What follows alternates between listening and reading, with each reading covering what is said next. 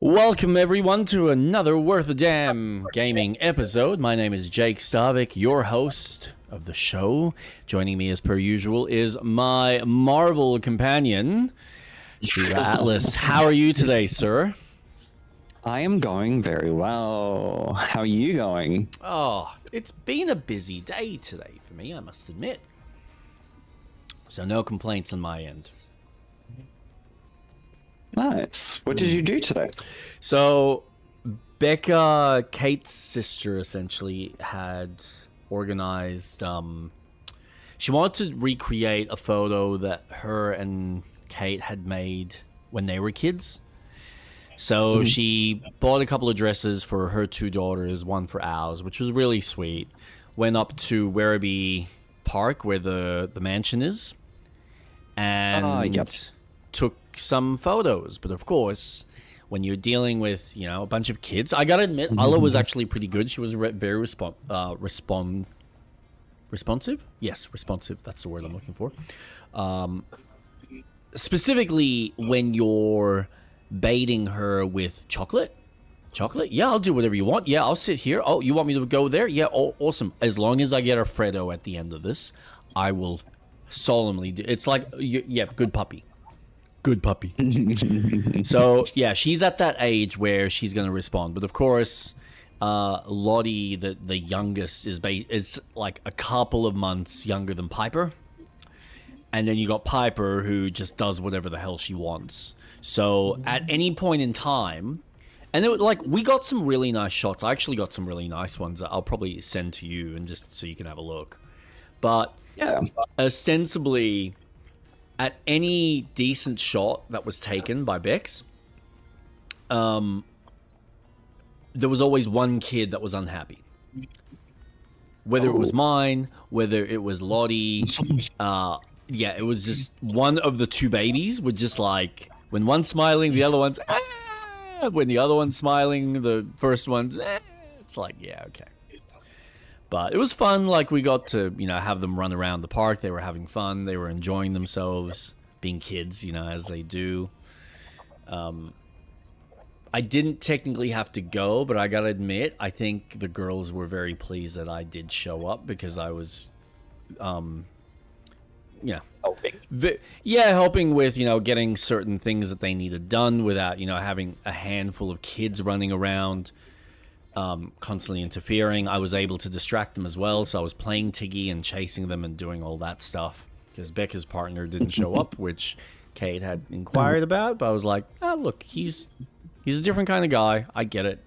He's gonna do what he's gonna do. He's probably wanting some time to himself. I want time to myself, but my brain just goes, I get to spend time with Piper? Yeah, let's spend time with Piper. So that's my attitude.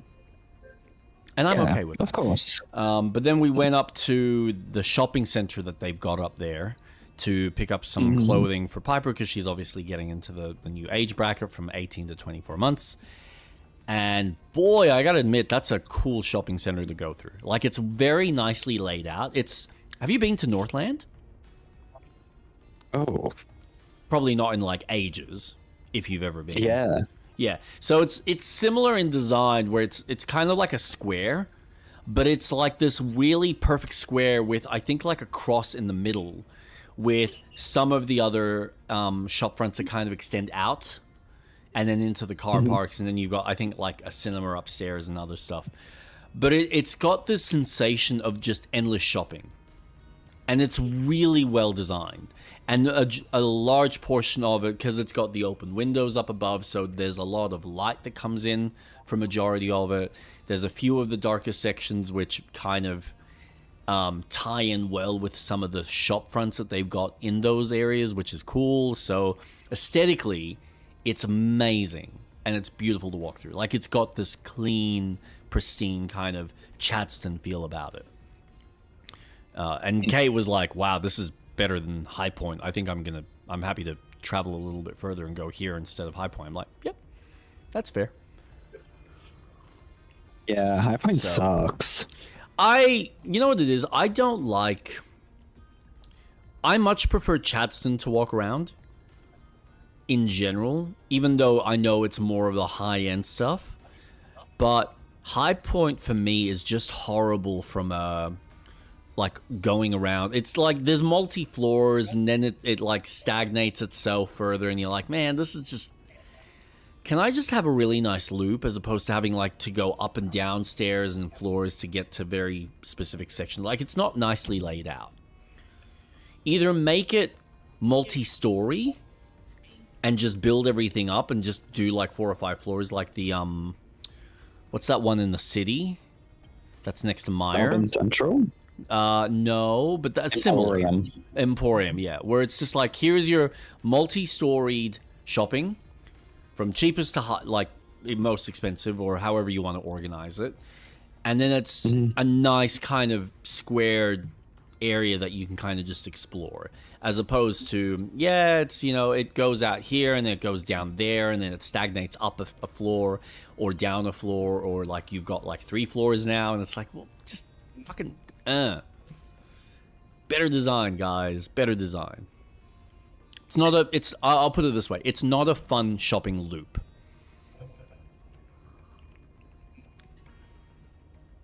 Because High Point runs on a network, like it's one side hub connected by a corridor that's then another hub that's connected to another corridor to another hub. That's exactly what it's designed for. Yeah, it's like a separation. transit. Yeah. That's actually, that is such a perfect description of it. 100%. 100%. Yeah. It's almost like in the video game sense, it's like, oh, they're little hub worlds. Yeah. And I just go down this linear corridor. Screen. Yep. Crazy, right? I know. That's whoa, gaming related for shopping? No. How did we like tie that back in? So yes, that was basically my day, and I'm like mentally exhausted. So that was fun. How about you? How are you going? Yeah, good. Today was really fun. I purchased a few things on Uniqlo, my favorite store brand. Okay. And got delivery to my parents. So I went over, hung out with them. Because I don't get it delivered to work, nor do I get it delivered to where I live, because I know that it would be with retirees who are home and have a secure sort of fair enough living. Yep. So yeah, I get it there, and it's a good excuse to go over. Yeah, no, nice. So I took Leo, hung out with primarily Mum, because Dad was watching football. 2 teams that he doesn't give a shit about. And I'm like, why are you watching this? And he's like, I'm waiting for the rugby to come on. I was like, oh, okay. So Sure. you're like, let's just, avoid a conversation with my son, and I'm just, because I'm waiting. It's going to be 4 hours, but I'm going to wait here for 4 hours, Rugby's on. I've actually grown to really appreciate hanging out with my dad when we do. Yeah. Because me and my dad sit next to each other when we go over for lunch on weekends. And me and my dad cause so much chaos. We just stir each other up and give each other so much shit. That's good. That now my mum has to sit between us. Oh no! Oh my god, that's adorable. That's cool. She's like, you guys can't behave. Like I have to sit here and stop. So now we give my mum shit. It's really fun. So we do have moments together. But if I'm going over and football's on, fuck it. Like, dude. Yeah, go. Yeah, like you do your what thing. you do. Yeah. Like, this is your house. Like, I don't want your attention. Like, live. I don't know. Fuck off. Like, I don't want anything to do with you. Mean to my kid. Yeah. Yeah, no, that's awesome, really man. nice. That's awesome. It sounds like you guys have you've developed a really good relationship. Yeah, it's not that you haven't really had one, but you know, it's almost like you found that spark again as adults. Yeah, 100%. That's good. That's good. So yeah, did that. And then that's about it. Yeah. That's as exciting as my life gets. No, I get it. I can assure you, talking about work is so fucking boring. Well, like I don't really have much to even say about my work. I've got one of the guys, he's off for the next week. So it's been the last couple of days without him, which is weird because he's probably the most knowledgeable in the shop. Like I've got my boss that's got a lot of knowledge, but his head's in like, you know, multiple places because he's managing the branch. He's dealing with all the like back end emails and other stuff. He's trying to communicate and liaison with customers to get other extra sales and stuff. So there's a lot of plates he's already spinning versus Ian that he's literally just one of us, but he's an experienced version and has a lot of knowledge around the business because he's been around the block in this business for quite some time. Like he actually worked for one of these air conditioning places, a company called Matterhorn for a bit, managing their staff and sending them out on, you know, whatever job sites that they needed to do and work on. So he has a lot of understanding about most of like the bits, the fittings, the pieces, what a lot of the fridgies are kind of after when they're asking for very specific things.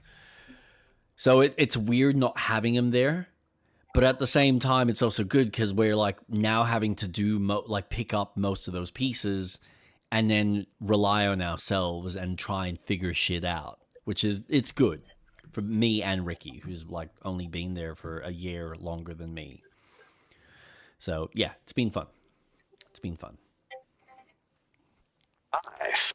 Yeah. Are you still finding new things?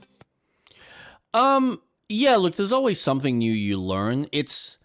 But I've gotten to the point where I think I have a good understanding of the basics down packed. So like I can like there are so many like simple things when it comes to like transfers or looking for stock.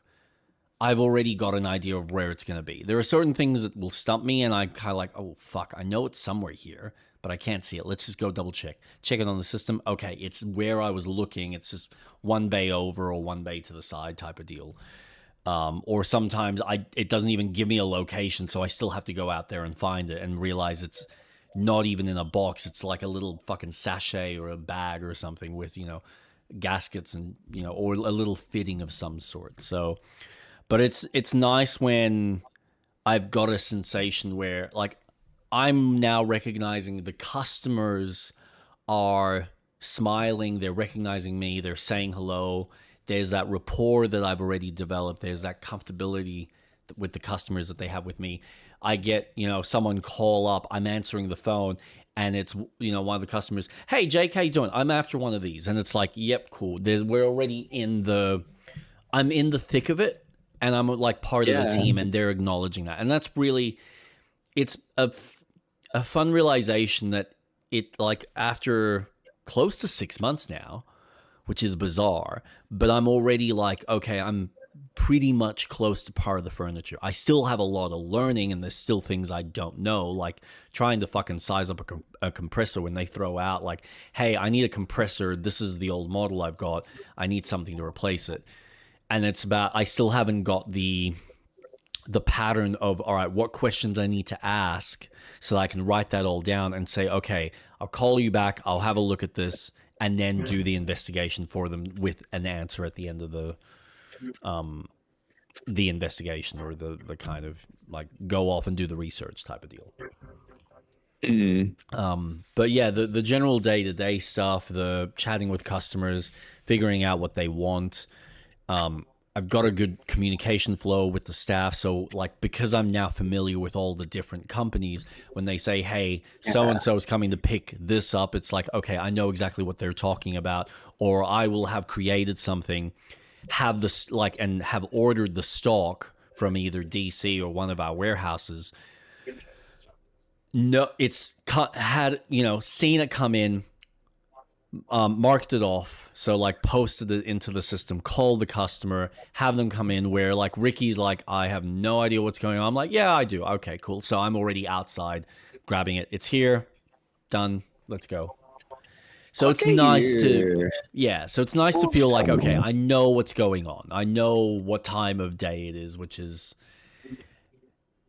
for the fact that I walked into this job with no fucking knowledge to 6 months later, it's like, yeah, I kind of got this.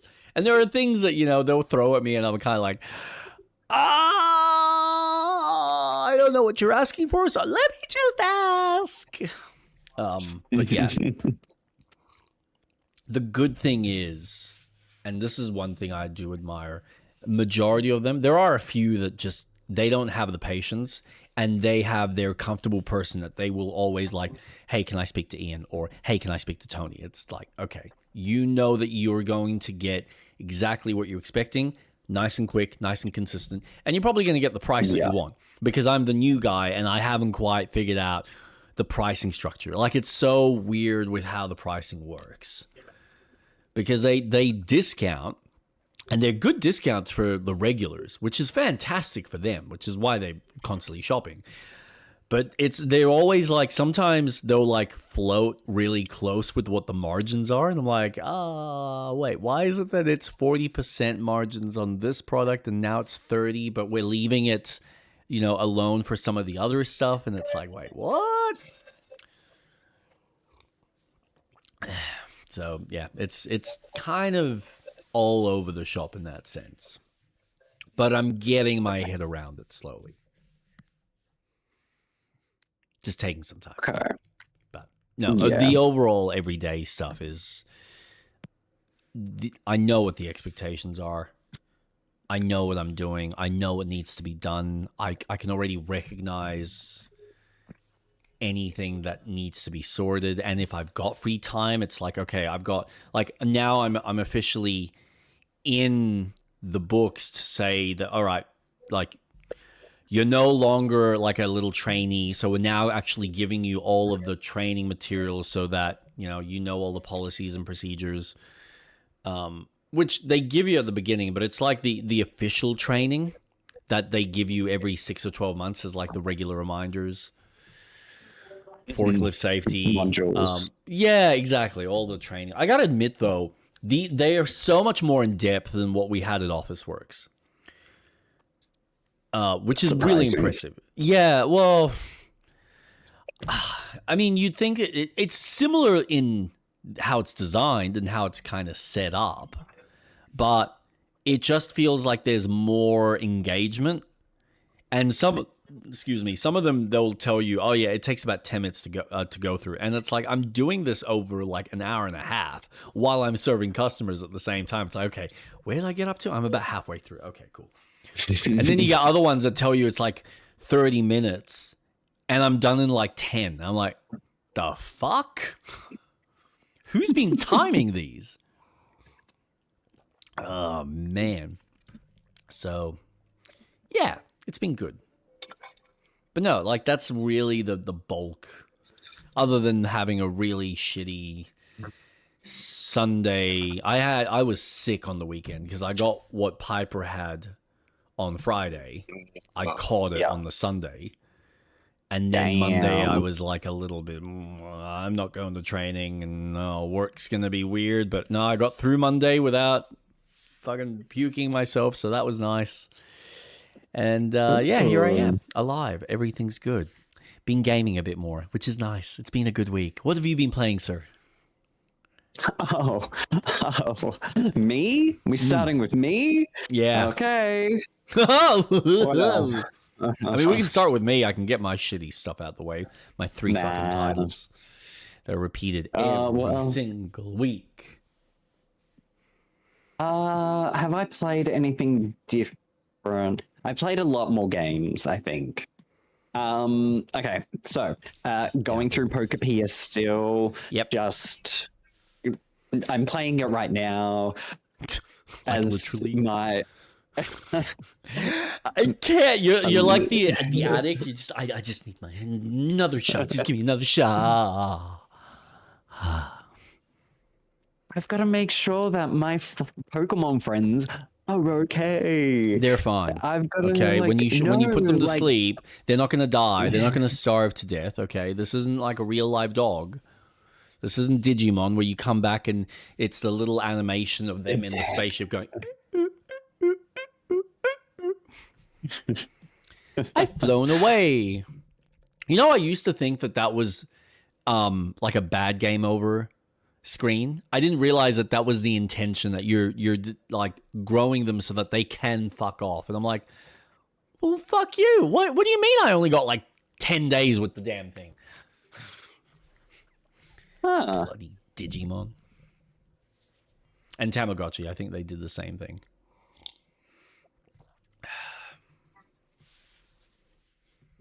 Interesting. Yeah, just a little fun fact. Because if they were to die, there was a completely different screen, like a really sad one where I think they just fuck off. Whereas, yeah, if it's like the good game over, then they're in their little spaceship and they're like, bye-bye.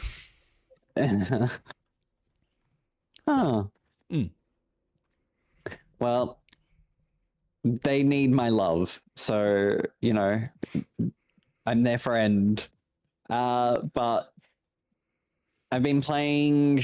Yeah, actually, I've been playing a new title. Okay. Dusk Fade. Oh, how is it? I've been tempted to, like, give it a go. But I've got... I'm, like, juggling too much at the moment. But yeah, tell me. It is so nostalgic. Mm-hmm. It's crazy. It is what I want in modern fucking platforming video games. Like, just refine what we used to have to modern standards. And this does it. Yeah. And does my sword look like a fucking Keyblade from Kingdom? There you go. Yeah, it fucking does. No fucking shit. I was gonna pop that. As soon as I got it, I was like, yep. Yeah. It is so enjoyable. I'm loving it. Do I really know what's happening in the story? Kind of. It has the story of an early 2000s. It plays like a game that Sony used to make with Ratchet and Clanks, like Koopa, Jak and Daxter. The combat sure kind of feels like Kingdom Hearts, not really. Yeah, it doesn't have the same far more arcadey. Yeah. Which is not a bad thing. No, not at all. It's just exactly what it says it is. It is just really fucking fun and really cool. When you find a secret, you feel rewarded. It's fun. I'm enjoying it. I'm up to my second biome. Yep, like the second world. Yes. So it's good. It's fun. I'm just going through waterfalls and discovering secrets. It's great. Man, even the life HUD feels like it's almost ripped out of Kingdom Hearts. Yeah, that's probably the closest, the icon and the health bar. Yep. But no, like it looks like a fun game. There's just something, when I was watching it, there was something about the platforming that I was like, this looks good, but you've made it feel too reliant on the, like from a movement perspective, the jump, double jump, dash. And it feels like it's something that's already there from the onset as opposed to something that you unlock. Which I was a bit like, that's a bit disappointing. But okay, like if that's how you're designing the game, that's probably the first time these guys are making something like this, which is still really fucking impressive. Yeah. I think overall... the game does offer new mobility skills as you progress. So this I appreciate. One thing I really disliked about Kingdom Hearts was how late you would get some of the like double jump, high jump into the game. And it's like, but it was the Metroidvania style. They kind of fixed it in the third one where he jumps a little bit higher now. It's not so much of a fresh start. But the first one, taking all the way to Neverland to get Glide. Yeah, I gotta admit, that was, you know what? It's funny that you mentioned that because I still remember the first time I ever played Kingdom Hearts, I'd played like obviously a later save file that my mate had. So I'm used to, oh wow, he like has all these mechanics and he moves. This is actually a really cool game. And I remember when I played it the first time, I'm like, why does this character feel so stiff? He can't do anything. And I didn't realize that as I was playing it, you're unlocking shit. I'm like, oh, I need to level him up so he gains these abilities. And all of a sudden you get to halfway and you're like, now I feel like I've got a proper movement system. Now it feels like a fun game to play. But that first beginning, you're like clunky as you're just like, even your attacks are just like, I can't do anything. I can't move. Which like, kind of does feel fitting for a game where you're just starting out. Oh, absolutely. An intro game. From a mechanic standpoint, yeah, it's the same feeling that you get when you play Kingdom Come Deliverance. It operates in the exact same way. You start off and everything you do feels clunky, it feels stiff. You know, when you're doing your like bow and arrow stuff, you don't have the level of control. And as you develop those skills, you get better and it becomes easier and it becomes more rewarding because of that. It's still not, completely easy. It doesn't negate the problem, but it makes it more manageable where now you've got a better upper hand. And then it just comes down to your general awareness of the situation or what you need to do, which I'll go into that later. But yeah, no, it looks, I think more than anything, I'm just glad to see that there are still some developers trying to do platformers because I feel like so many have walked away from it in favor of these open world style of games. And I get it, but it's nice to have something that's a bit more linear in structure. Yeah. I think you will enjoy it. And it's a game that I think you could get through pretty quickly. I don't think it is a very long game unless you do want to find every little secret. Yeah, that sounds about right. But it is very Metroidvania because there are things in the first level that I just couldn't do. Until you unlocked a few things later. Correct. Yeah, nice. That's fine. Well, I'm enjoying that. I am going through Power World. I've committed to my new base. Nice. In the middle of the water. Good. So that's nice. I have continued going through Marvel Spider-Man 2. Mm-hmm. I have done a lot more of the little side stuff. I haven't really continued on with the main story. Okay. So I've done all the EMF missions. I'm now, the only thing I have left before the last little collectible is unlocked is the Mysterium challenges. That's the only thing I have left on the map. So I'm reluctantly going through that. They're fun, and I gotta admit, they're look, I've never. I'm the same. I'm the same. I think there was one that was giving me grief. I don't remember what it was, but there was one or two that I was like, I don't want to do this, but it's kind of worth it. Just at least get through, even if you get like not the perfect ranking. As long as I pass. Yeah. If I go back, I go back. I doubt it, unless I really need the extra hero coins. Yeah, which is really only for the cosmetics and shit. The upgrades. There you go.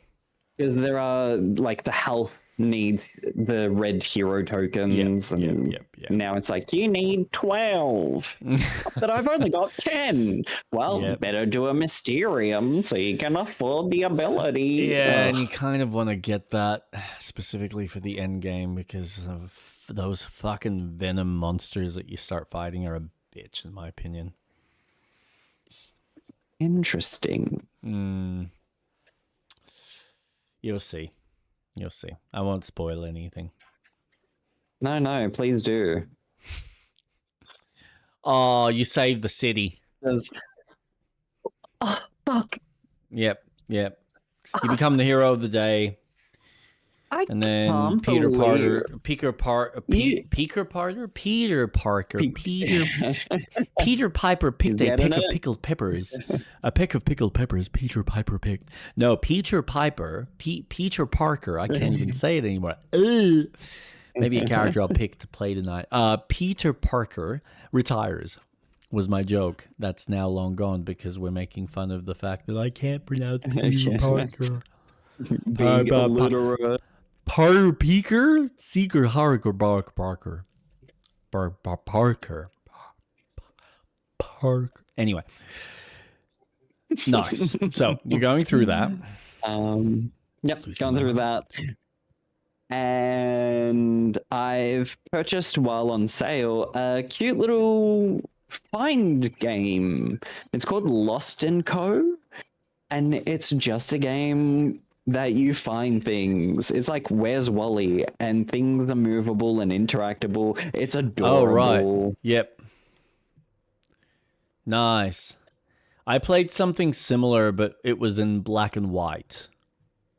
Oh, cool. Yeah, let's see. Hold on. Just trying to remember what it was called now.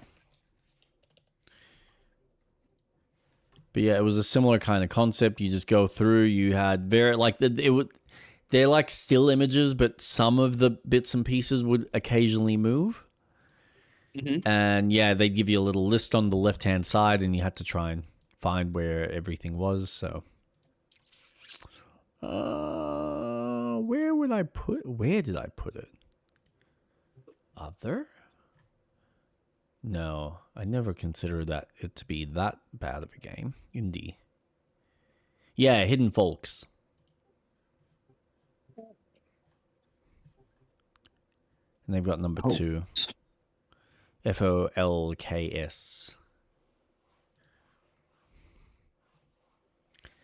But yeah, this is the same type of deal. So, and they start off really simple.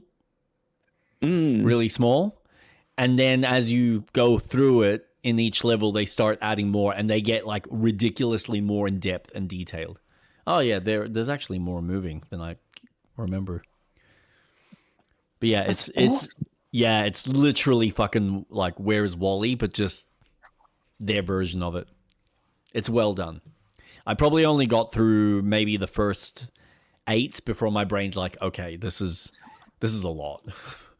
Like a massive page and everything's moving and you're trying to find like the one small thing and like it's really impressive because you're zooming in and out, so you can zoom in really close and kind of look at all the characters and details. I think there's some stuff that you press and they kind of react and whatnot, but yeah, you're just scouring left and right trying to find, some small character that's like behind a tree somewhere, and you're like, where the fuck? Oh, you're there, you fucker.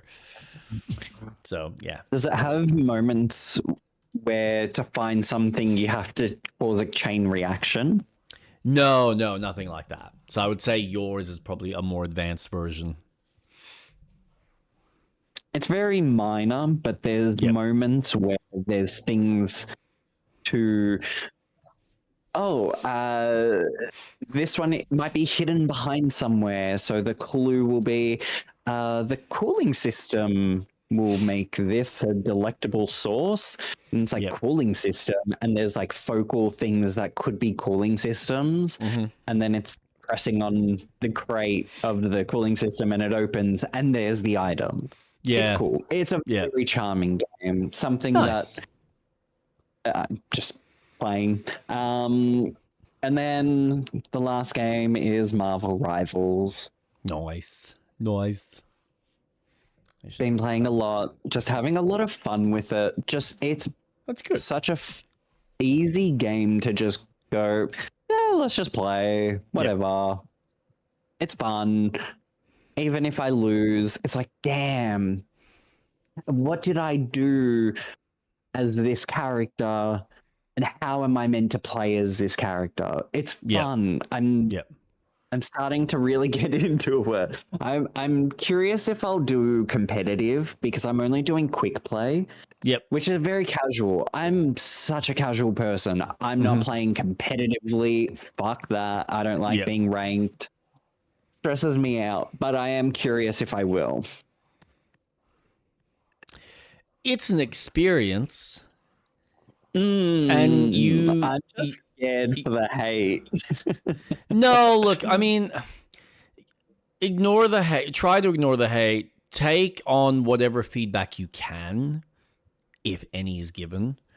But a lot of it just comes down to you really kind of honing in on the character that you're choosing to master, or a handful, like whatever the team kind of requires. Because I'm assuming you're always trying to find the synergy that's needed for the match.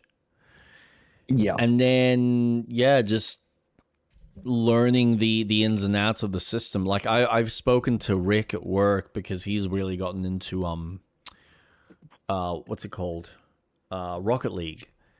And he's telling me about this specific move that you need to master and use for the ranked matches, because otherwise you're just going to get fucked over. And these guys have they've broken the game where apparently when you do your jump in the air, if you can tilt your car and touch the underneath of the ball, it resets your boost or your jump, so you can keep doing this and do this endless fucking movement in the air in order to bounce the ball directly where you need. And people have mastered this where they just, once they get access to the ball, that's it. You're just hoping that you've got a good enough goalie that can time himself and get in the way of the ball. Jesus. Yeah, but it's like high level play that you have such control over your character that now it's just anticipating other players' movements and trying to get ahead, and then making sure that you've got the synergy with other players. And he said the stressful thing is the games get so serious that they go on longer. So instead of it just being a quick couple of minute match, it ends up going into overtime, and then you're waiting for someone to score, and if no one scored, you're like, fuck, the game keeps going. So it becomes a far more tenser experience. You're probably not going to have the same issue with Marvel Rivals typically, because it's a different style of game, but it's all that tension rampens up because you want to be the best that you can potentially be. And that's kind of where you learn the real core of the systems. You start to really understand the pros and cons of everything, how to break certain things in the game, which is where people take advantage of certain characters. You start to understand which ones are the better characters to use, generally speaking, versus which ones to avoid, which can ruin the fun, but... It's finding the meta. Yeah, pretty much. Not fun. It's fun for a certain type of person. Yeah. That's why I don't play a lot of multiplayer games, which we'll talk about one that's had some previews. Oh, today? Are you talking about the one from today? Is it today or yesterday? I thought it was from yesterday. Today. Yesterday got cancelled. Really? Are we talking about a Nintendo Switch 2? Yes. Yeah, that got cancelled. So the second one. So there was 2 days. Yesterday got cancelled. Today's went ahead. Okay. Oh, okay. All right, cool. Yeah. So maybe it was today's. I don't know. I've been watching the footage. But no, you see, this is the thing. I saw there was now. Oh, we can talk about it now. It's fine. Let's go through our games. But yeah, I had watched Oh, yeah.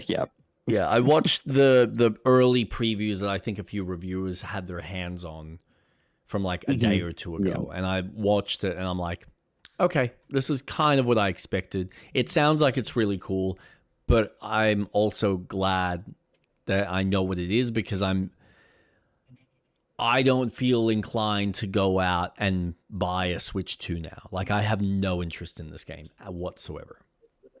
Yeah. But yeah, have you been playing anything else? That's all I've been playing, but I'm looking forward to playing Duskbloods. Nice. Have you got access to that? Or no? No, I didn't want to. Oh, that's fair. That's fair. I was like, I'm gonna get it. Just let me play the game. Let it be refined. Let them work all on the a few mechanics be things there. that they need to. Yeah. That was the one thing I did hear about, that there's a lot of mechanics that they don't have access to at the moment in this early build, and I'm like, okay, cool. There's stuff that's still locked at the moment. There's probably modes that they haven't fully released for like the end game content, but conceptually, sounds like it's interesting. So, but what have you been playing? So it's still the same three: Holy Trinity, Tomb Raider, Kingdom Come Deliverance 2, and Gothic 1 Remake. Gothic 1 Remake is progressing pretty well. There was a couple of missions that I did where I basically had to go and take a couple of guys from the old camp, a couple of miners, and go protect like the next shipment that came in so that I could actually get the approval from the old camp. So, which was awesome because now I have access to much better armor. Like, I actually went and bought. Ooh. Yeah, and it's funny because I still haven't got the full kit. It's when you go into it, it's a weird system because you've got your normal armor that you just equipped, but this specific type of armor is upgradable. And so you're basically decking yourself out with 3 components. So you have your chest, you have your leggings, and I think it's like your arms. And there's kind of a mid-max to the kind of play style that you choose to go with, whether you need something that's going to be more magic orientated while having certain defenses, or you're needing something that's going to be more beneficial from a long range or a close range. And then what defenses that you want, whether you just want it to be more defensive against your general kind of attacks, like your, it's not so much dark arts. It's more like your elements. So you've got your fire, lightning. Really? No, no. Yes, we give you 99% defense against Avada Kedavra. What about the other 1%? No. Mate, sometimes it's a 50-50. It's 50-50 of 99%. How does that work? You'll find out. We can only cover you for so much. We can't guarantee that it'll actually save you. But what about the boy who lived? That's my point. He was the lucky one. He was the 99. No, the 99%. Yeah, 9%. Yep. Yeah, he got through scot-free. So, yes, okay, so playing through that, I tried my hands at a Shadow Beast that I think I did. I think I tempted him about 30, 40 times before I went, no. And I swear, man, I had one really good run early on where I got his health down just below half, and I'm like, fuck, I can do it. And it's what gave me the confidence to keep going. And then I just got worse and worse and worse. And I'm like, I'm going to walk away now. Yeah. Tail behind my legs, I'll walk away. I have cheated, not in the traditional sense of, hey, pop in a code or, like use a trainer or anything. No, I didn't do none of that. No, I got annoyed by 2 locks in the game because even though you level up your lockpicking, like I've mastered my lockpicking, and it's supposed to make the lock picking easier, where it's supposed to typically give you, if you've got like a bunch of locks, it's a cool mini game, right? Because they're all puzzles. It's probably the first lockpick game that I've gone, you've actually put in effort into this. This isn't a basic system where you're sitting there and you're fucking wiggling and moving and just... No, there's an actual fucking puzzle element to it. And so you will typically have anywhere between like 4 up to 6 of these moving pins. And the idea is that you're essentially trying to match them all so that they all align in the middle. Because there's like, you've got they're like 6 rows or 4 rows of holes, and there's 6 holes in each of them, right? And so what you're doing is you're moving these like long rods across in order to get all the pins in the middle one. Sorry, it's 7 holes, not 6. My bad. Maths. Very good. But the trouble is that depending on how they're set up, because they're set up at like different points. So like number 1 might be set up in like hole 2, number 3 might be set up on hole 7, and like they all match. But then you start moving them, and they don't like move individually. So like you might have 1 row that'll like move another 2 rows. But 1 row might be moving in the same direction as the one you're moving, and another one might be moving in an opposite direction. And then you'll get to the second row, and that moves a completely different set of rows. And then the third one might move by itself. And so you're then trying to figure out which ones and what order to move them so that they don't hit the edges, because if they hit an edge, that's considered you actually potentially breaking a lock. And if you haven't got any mastery, you only get like 2 mistakes like that before you break a lock and you get caught. But when you start developing your mastery, then you can make up to 4 and then 6 mistakes. But then the idea is that with the mastery, it's supposed to give you 2 of the rows typically that are free and encumbered from any connection from any of the other rows, so that they just move independently. And majority of them function under that rule, except for 2 puzzles that I've come across that do not have that rule. And so I'm trying to figure out the puzzle, and I'm like, my head's just breaking. I don't want to sit here for hours and hours and hours just to try and figure out these 2 locks. And I know that what's inside is not worth my time. And I was 100% right. It's general fucking gear. It does not need to be this difficult. Especially when it tells you what the difficulty ranking is, and they are lower than the other higher based ones that I've been able to solve in seconds. So I just go, this is inconsistent. This is fucked.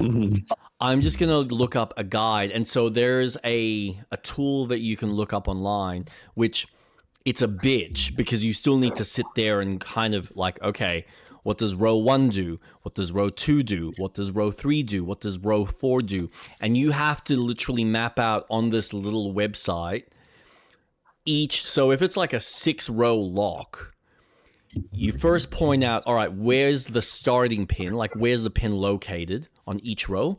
And then you're like having to pay attention to, all right, what row 1, what other rows does that affect? And in which direction? Is it the same direction? Is it the opposite direction? And then you do the same thing for row 2, row 3, row 4, all the way to however many rows the lock has. And then you tell it to solve it, and then it gives you, okay, move this row X amount of pins to the left. Move this row X amount of pins to the right. You follow that, and you can solve it. So I've done this twice. For 2 locks. Okay. Technically 3 in the total game, because I did one just to test it out last time. But for the most part, anytime I come up to these locks, I at least give it a go. I give it a college go. I'm sitting there, I'm trying to figure it out. I'm like, sometimes I reset it because I might have used up like 15 locks, just breaking them, trying to fuck around with them, before my brain kind of goes, okay, I figured out the puzzle.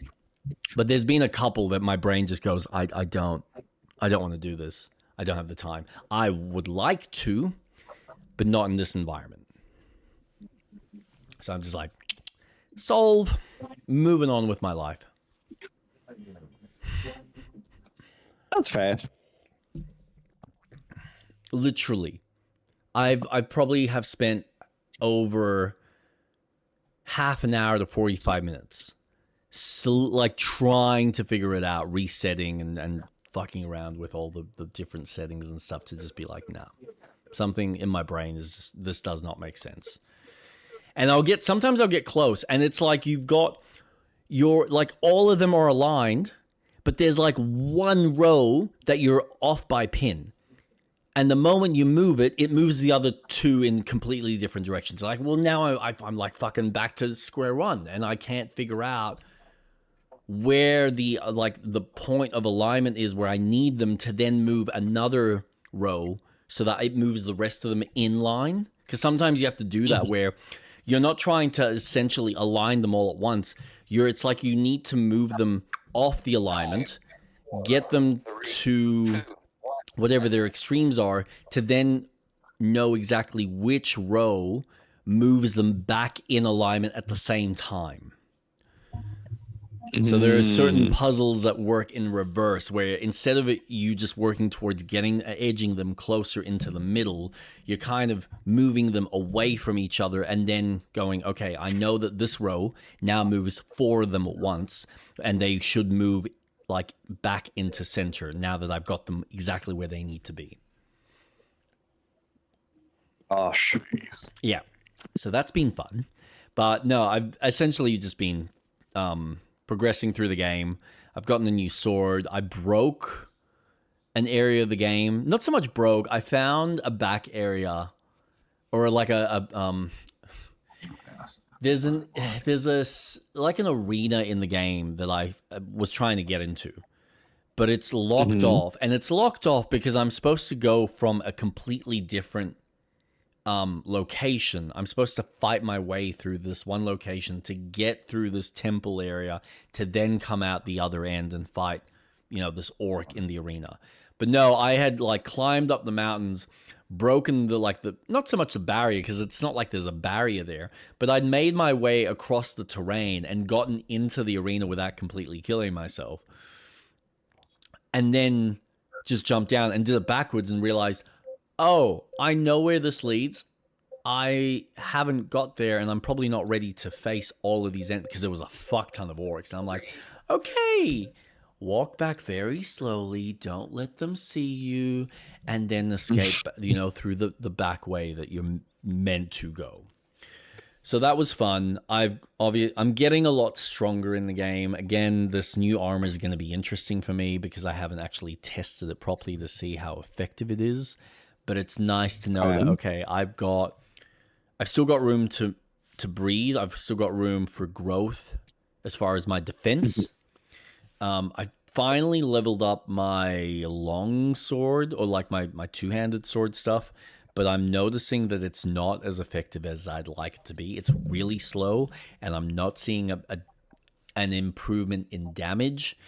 But it might also be a case of I think I need to level it up to its max level, which might still be a while. So we'll see how that goes.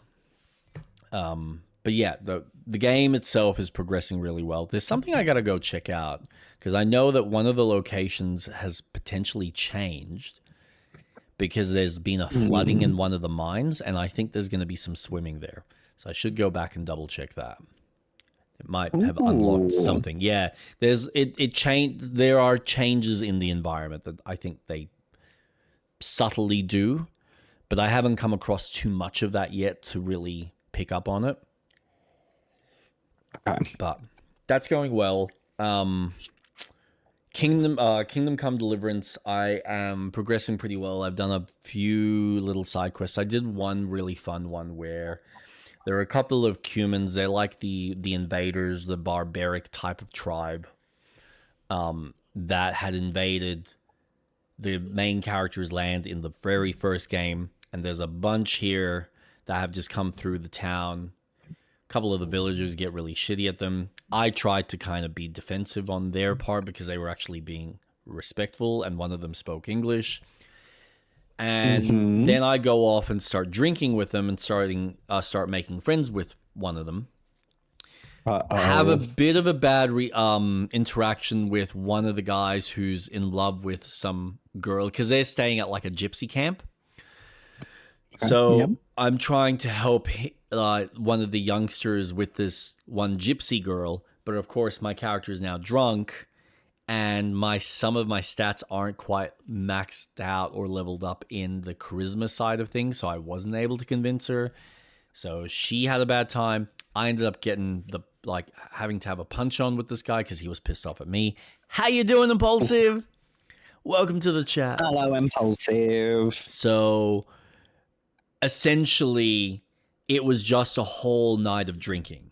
And what was fun, so for a little bit of context, as you play through a game, there are moments where if there's like a time progression, that they will kind of black screen and say, when the race finish, or, after many hours, and then it like fades back to wherever, you were in the game. So I'm doing this, like I'm drinking with these guys. We're having these stories. I'm telling my stories. I'm asking them questions on some of his stories and whatnot. And at a certain point, Henry gets so fucking wasted that he's now speaking in their language and like responding to them and understanding them. And they're freaking the fuck out. And then it goes to black screen and it's written in the cumin language. And I'm pissing myself. I'm like, oh my God, he is fucking wasted. He is gone. So, and there's like a sequence where you're going off to get more alcohol. And so you're walking with this guy through the fucking middle of the forest.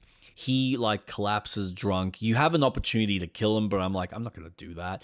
But then all of a sudden I'm having a conversation with a dog, and the dog's like trying to talk to me that, yeah, you're on the right track. You're not far from your goal.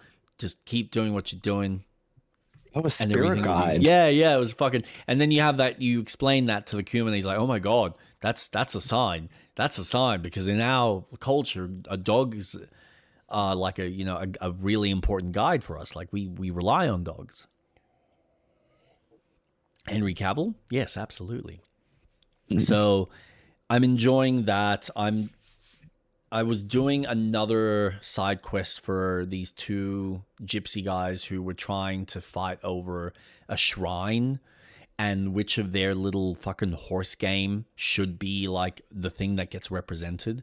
So I essentially had to do these two mini games. One that's horse racing, which is really cool. Like the way they design it is really neat, because they kind of give you a marker that you have to go and like run to, but depending on how you've leveled up your horse will determine how efficient you're going to be on certain types of terrain. So my horse has been leveled up so that he's more efficient on a path, whereas there's another level up that's designed to give you more off-road type of deal, where the stamina doesn't wear out as quickly type of deal. But yeah, it gives you a lot of freedom as far as there's your marker. You have to find and navigate your own way through the environment in order to get to the marker, and then go find the next marker, and then the next marker, and then come back and then make your way while you're managing your stamina. I honestly think the way the stamina works in this game is actually really impressive. And it's probably the best horse racing I've kind of done in the game, where it's like, yeah, this is actually challenging and fun, where you're managing. There's a lot that you have to manage. It's like in a simplistic kind of standpoint, but you're making sure that you're looking at the environment while you're managing the stamina, because the last thing you want to be doing is you decide, well, I'm not going to go around because I want to cut through the trees. But if the trees are quite low, you get hung, and then suddenly you're off the horse. Now you're slowing yourself down, and the other racers can get to the finish line before you do.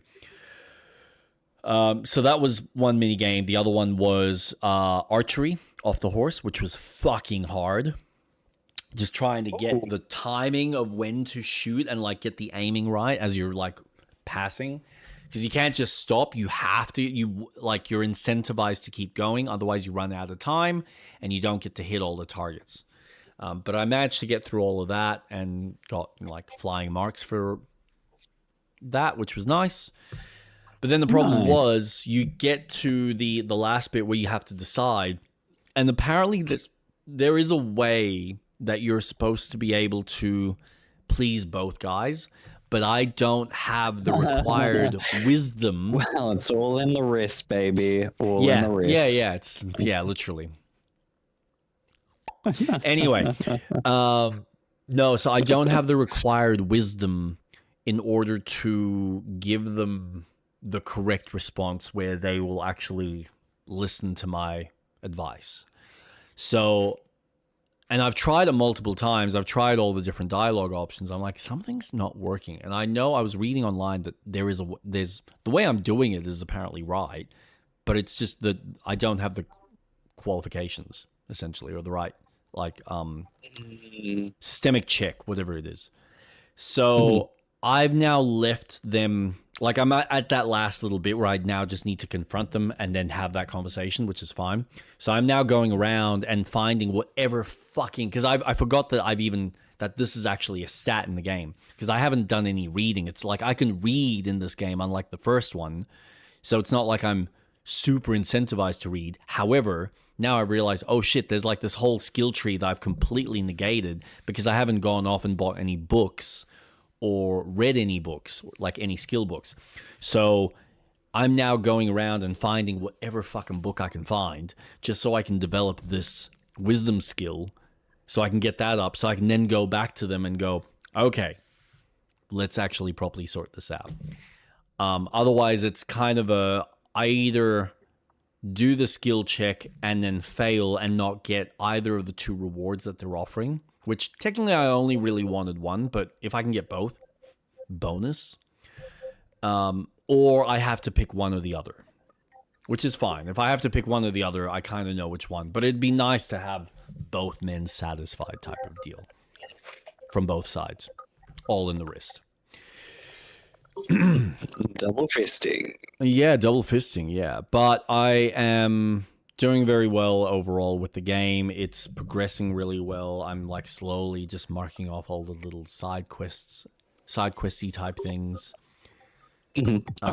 Combat's doing great. Like it's amazing how quickly you can get fucked over if you're not paying attention and you're being really slack and lazy. But it's nice to be competent enough and have the right gear on now where I'm like, yeah, I can kind of handle myself. This is fine. No issues here.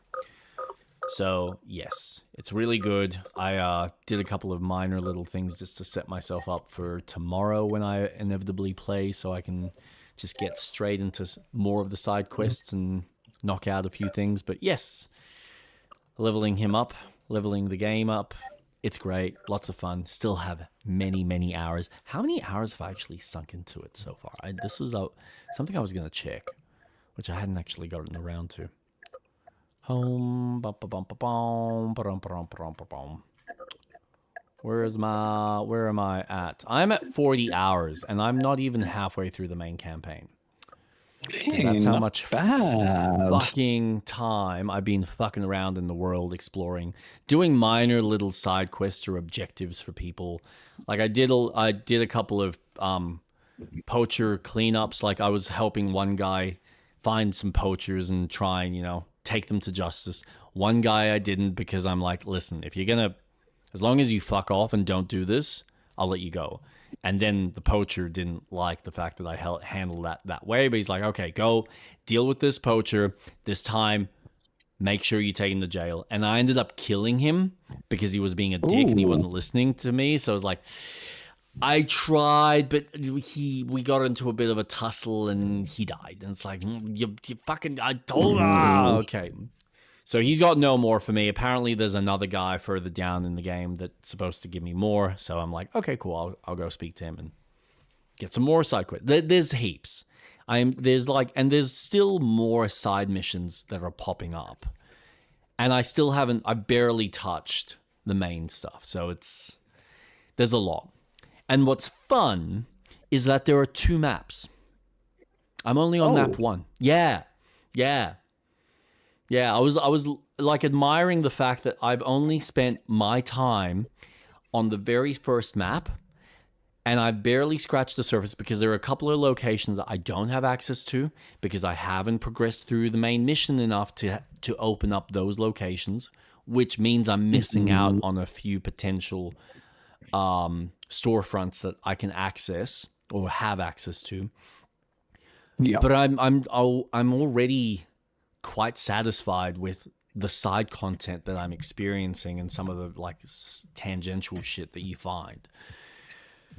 And there's still so much. Like, I haven't even gotten into some of the blacksmithing stuff, which there's still more of, which will be fun because then I can actually make my own nice high quality sword, which will be cool. So there's heaps. But that's going really well. And then the last game is Tomb Raider, which I'm up to the second stage of London, exploring the subway. First off, the last boss of what was it, South Pacific? The skeleton thing. A skeleton. Oh, whatever. He's like a necromancer or something that he's like keeps turning around, and you can only kill him or do damage to him when he's firing his laser or his lightning. That's not. No, I'm thinking of India with the guy with the hole in his chest. Yeah. No. So there's a boss. There's like a final boss battle that you have with this like fucking necromancer that you go up to the shrine. The shrine turns around because the actual the crystal that you're there for is behind him, and you have to deal with him. And he'll try and shoot you with his like instant kill lightning bolt, which fucking got me a few times, which was annoying. But then I figured out the pattern to deal with him, so that was fine. And then he keeps spawning his little like toad that poisons you, and I'm like, for fuck's sake. But that was the biggest load of fucking wank. Honestly, he had way too much health. I hated the fact that I like couldn't do anything to him while his shield was up because he had to be doing something. And I'm like, you fucking cunt. I really hate this boss battle. The first part of London is also, in my opinion, such a poorly designed level. Visually, it's really cool, and like areas of it are neat to explore. Like, I love the whole concept and the idea of being on top of London and kind of coming down into the streets and stuff. But there are a few bits that I had no idea I could jump up and behind or get to in order to get specific switches. Like, there's a lot to it. And I got so lost, I was like, no, I have to use a fucking guide. But the subway section is really cool. Like, I'm actually having fun with that so far. So no issues there. It's weird. Like, the games, I get that. I think at this point they're experimenting and they're trying and they're trying to do more things and hide things in very interesting ways. But because of the even with the modern graphics, you can't tell whether something is necessarily interactable or is like behind something unless you're the kind of person that you're happy to fuck around and break the game only to realize, oh no, there's a whole nother section there that I can go down to, and there's like items over here and items over there. So there's like a few moments like that in London where I was like, you fucks. And then what was fun was figuring out, and I figured it out by the end. But man, the workaround was such a bitch. So there was there's a section where you've got 2 shotgun shells that are tucked away in the little grooves that you can either jump to or, and I didn't know this until I watched the video, that, oh no, you can actually jump up to one of these ledges and then shimmy across. It's like the first time that I'm like, how? There's nothing to indicate that that is a shimmyable section.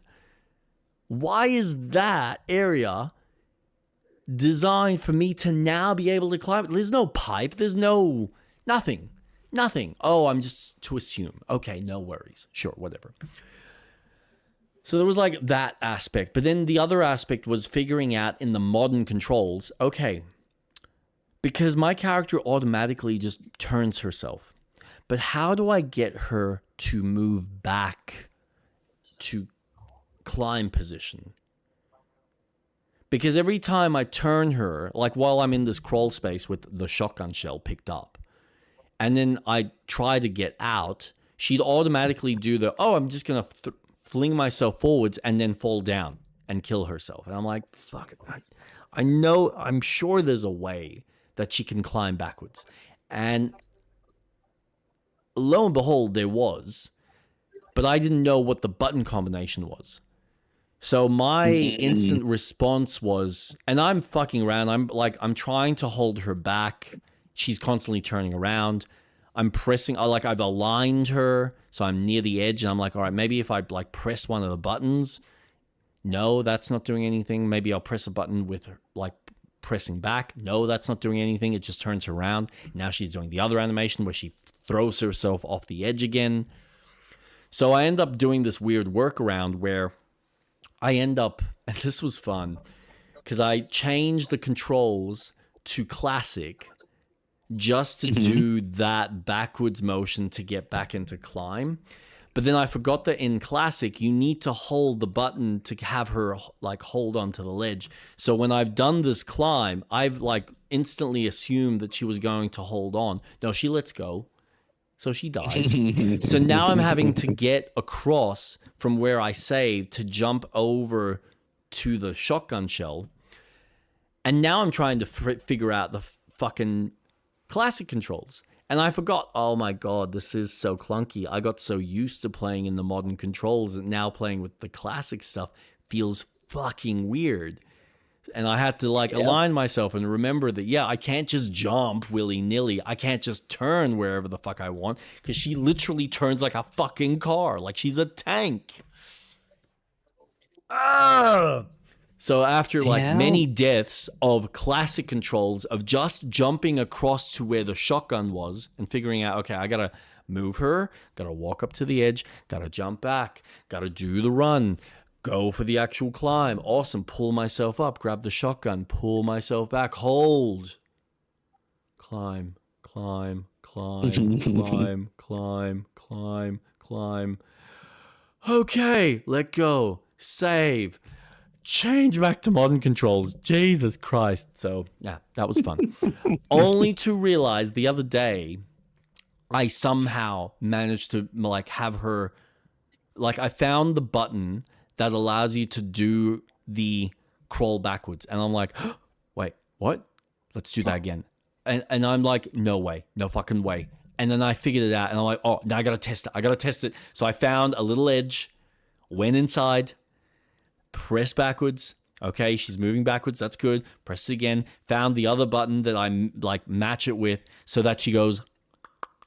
I'm like, oh, I did it. Oh my god. So, yeah, it's like so rewarding. Yeah, it is when you fucking figure it out. Hey, imagine. Oh man. 8-year-old me playing that and discovering when I was playing Tomb Raider 2 that I could dive. That was life-changing. Yeah. Yeah. Or even just doing the handstand where you're like, wait, you can do that? What? Yeah, the game rewards you for fucking around and trying things. It's so fucking cool. Yeah. Yeah, no, it's it's funny. I have a love-hate relationship with this game. I can see there is so much ambition that they're pushing on this old engine. But at the same time, there are just moments that I go, it's like you guys just went a bit too far. And there's an inconsistency in the level design, and it gets really infuriating. So, and even down to ammo. I find it so funny that maybe because of the order that I've done it in, I have lacked so much ammunition for some of the guns, and I haven't had certain weapons. I've only had the Deagle, which I've chosen not to use because I'm saving it like a retard, but it's not like I've got any more It's not like I found any more ammo for it. It's almost like I found all the ammo I could find in the desert, and that was it. And then there's no other signs of it anywhere else. And then I also got the assault rifle, which is great if you're standing still, but it's the same issue as the assault rifle in 2. I'm like, fuck. But useful against some of the SWAT team because they've got ridiculous amounts of health, or even some of the natives in Asia, in the South Pacific. Yeah. Where I'm like, I don't want to keep getting shot by these darts that poison me. This is fucking cheap. I'm not using one medipack for one guy that just happened to hit me just so I can fucking keep myself from dying. No, I'm going to reload. I'm going to pound a small little and now you're dead, as opposed to sitting there going pop, pop, pop, pop, pop, pop, pop, pop. I'm like, fucking hell. Why won't you die? Why like this? Hell, fucking sponges. Just sponges. And yet, I'm in London, and like, when you get down into the subway, the guys go down nice and quick. The dogs go down nice and quick. I'm like, well, where the fuck was this difficulty at the very beginning of the game? Why was everything so tough? Why did the velociraptors require 50,000 bullets while I'm running around behind them in circles? Fun times. Fun times. It is. It is fun. But yeah, I know I still got a bit more. Obviously, I think London's 4 sections, I think, and then I hit the ice caps, and I'm onto the end game, as it were. So we're getting there. We're getting there. Antarctica. Yeah. Which is nice. I am liking the fact that I'm getting closer to the end.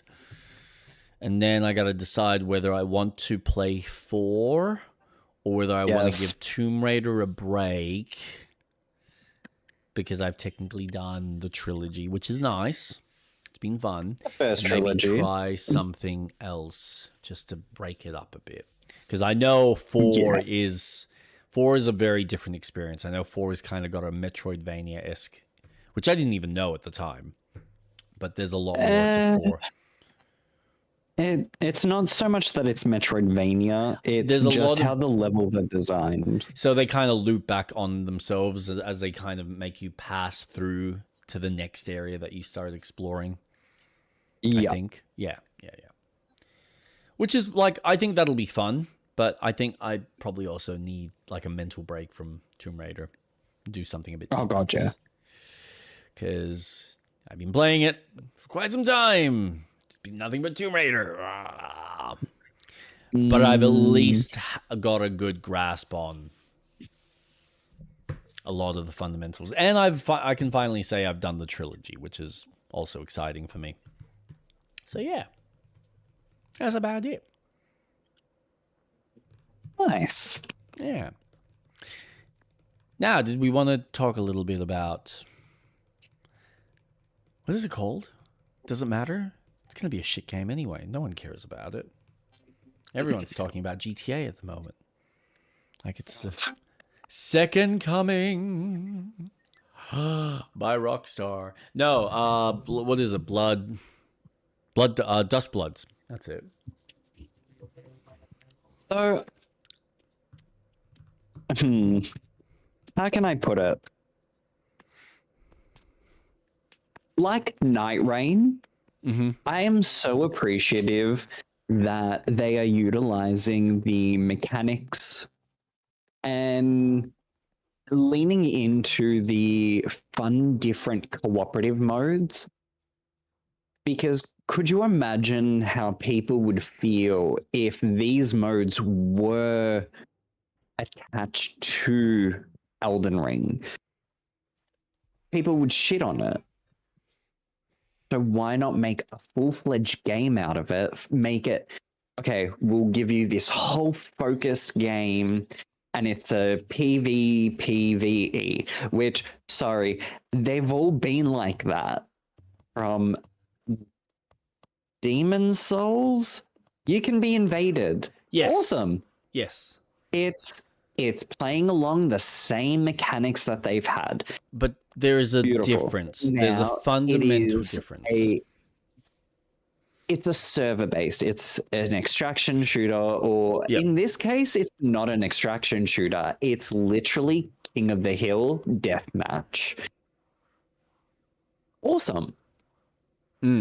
Let's fucking play with that. Whereas Night Rain was, let's do a it's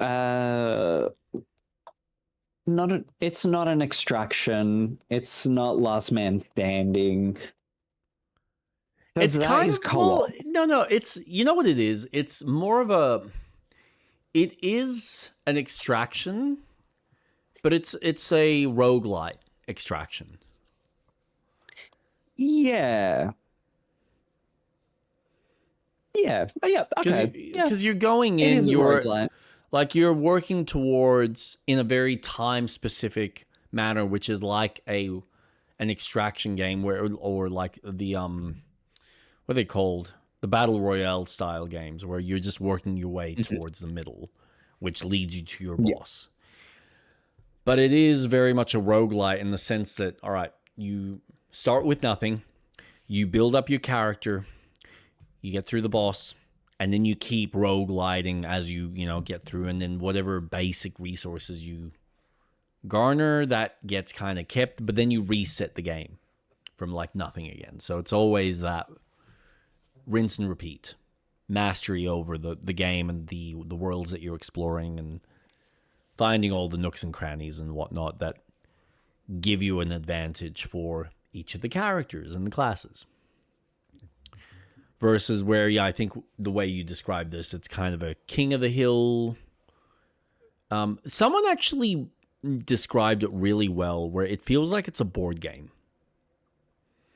Where you're all working in tandem with each other to some degree to then get to the very end, like a Mario Party, and then like duke it out. Fucking sign me up. That sounds sick. Yeah, and I think there's a place for that. I think they have earned the renown from their audience as far as the kind of world building that's on offer, so that people that love the lore, people that love the way they kind of deliver their storytelling, there'll be a lot there for people to pull at and, pull apart and sink their teeth into, while having this, really fun, repetitive kind of game, whether you're playing it with other people or playing it against other people. Yeah. But there is a fundamental difference in the fact that, at least with all of their other previous games, yes, you had the multiplayer element, and you're right, there was a PvP element to it, but it was still on your terms. If you didn't want to engage in that, you could just be offline, and you could still go through and level up your character how you chose to level up your character, and have a proper RPG experience that allowed you to feel that sense of growth, and you got to keep that growth and master all the bosses in your own time. Versus this, where it's very much you're playing it within the mode. If you fuck up, well, then you have to restart and then go through that whole experience from nothing again to build up. Because again, it's meant to be short, quick. It's multiplayer. That's how it's designed. And whether it's multiplayer in a roguelike sense where you're playing with other people and working cooperatively, or this is more...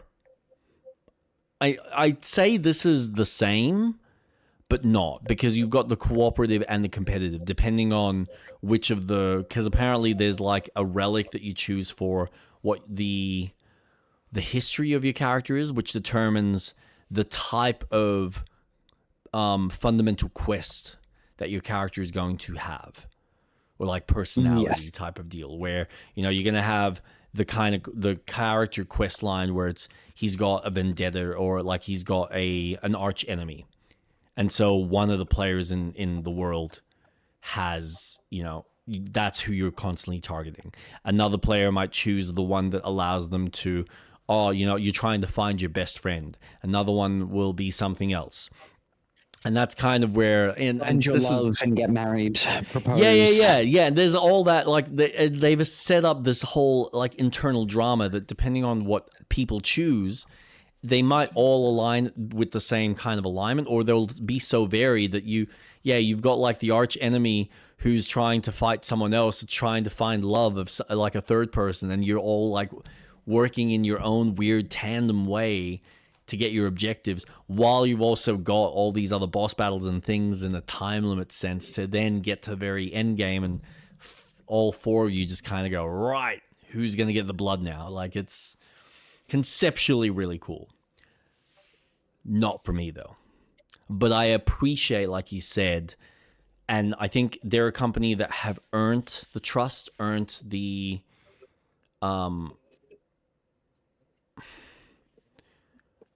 renown, very much the way Rockstar has earned theirs, where you might not like it, you might not appreciate the decisions that they're making, but they're trying to they're playing with some interesting ideas, and they are doing it in their own game, which is, I think that's really neat, while utilizing all of the existing tech and all of the existing animations that they've got, because a lot of it you look at and you go, that all looks familiar, that all plays familiar, it's all the same game. We're just giving it a different coat of paint and giving it a completely different design. Power to them. Like, if you can do it in a cost-effective manner, why the fuck not? While playing with the design, which is really fucking impressive. So, no, I'm excited for people to get their hands on it, see what they think. But I have no interest in this game anymore. Now that I know what it is, if I try it once in my life or a couple of times, it's like, yeah, that's awesome. But what is sad is, unlike Night Rain, that you could technically have that run by itself, one day this game's not going to be running. Like, the servers are going to die. That's just a reality. And so no one will ever get to experience it unless people have their own private servers set up. If such a thing but you will can exist. play solo. Can you? Yeah. Like, without anyone else? So without anyone else? I'm pretty sure I read an article that said that there was a solo mode. Interesting. Let me see. Because I didn't actually read anything about that.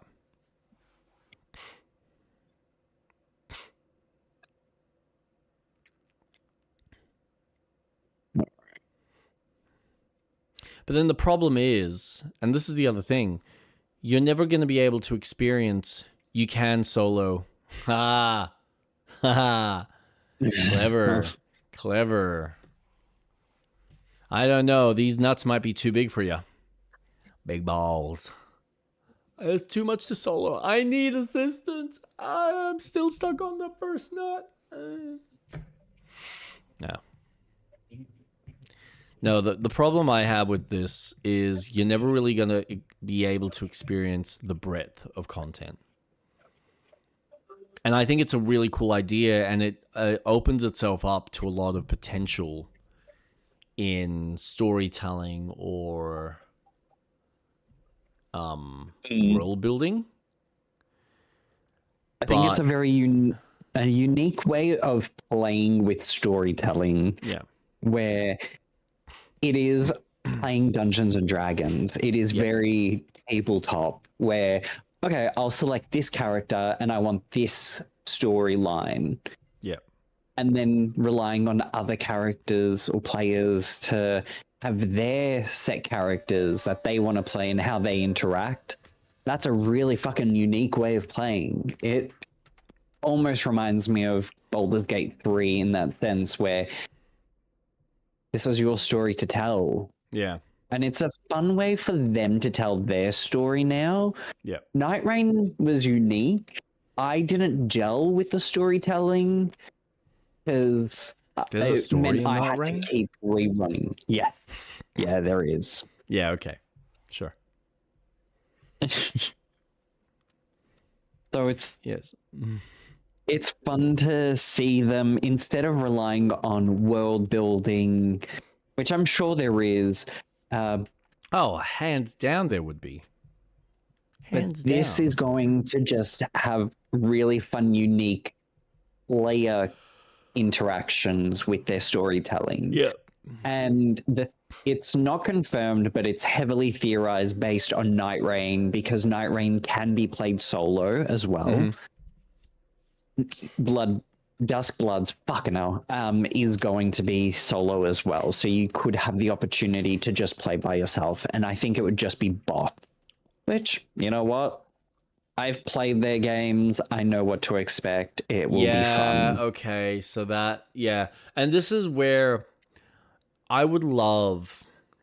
It's a hard thing to really do. And you'd almost have to accept the fact that players are just going to fuck around with the system however they want. But I would almost love for there to be almost this private match type of thing where you could have it just be, say, you, me, Nick, and my wife, or like just the three of us, or, you know, however many people, and we can just experience whatever the content is for ourselves without any association or connection with the main server in that sense. Yeah. To then also be able to play with, hey, let's add bots to this if we want the extra interaction and the extra kind of enemies to add to this.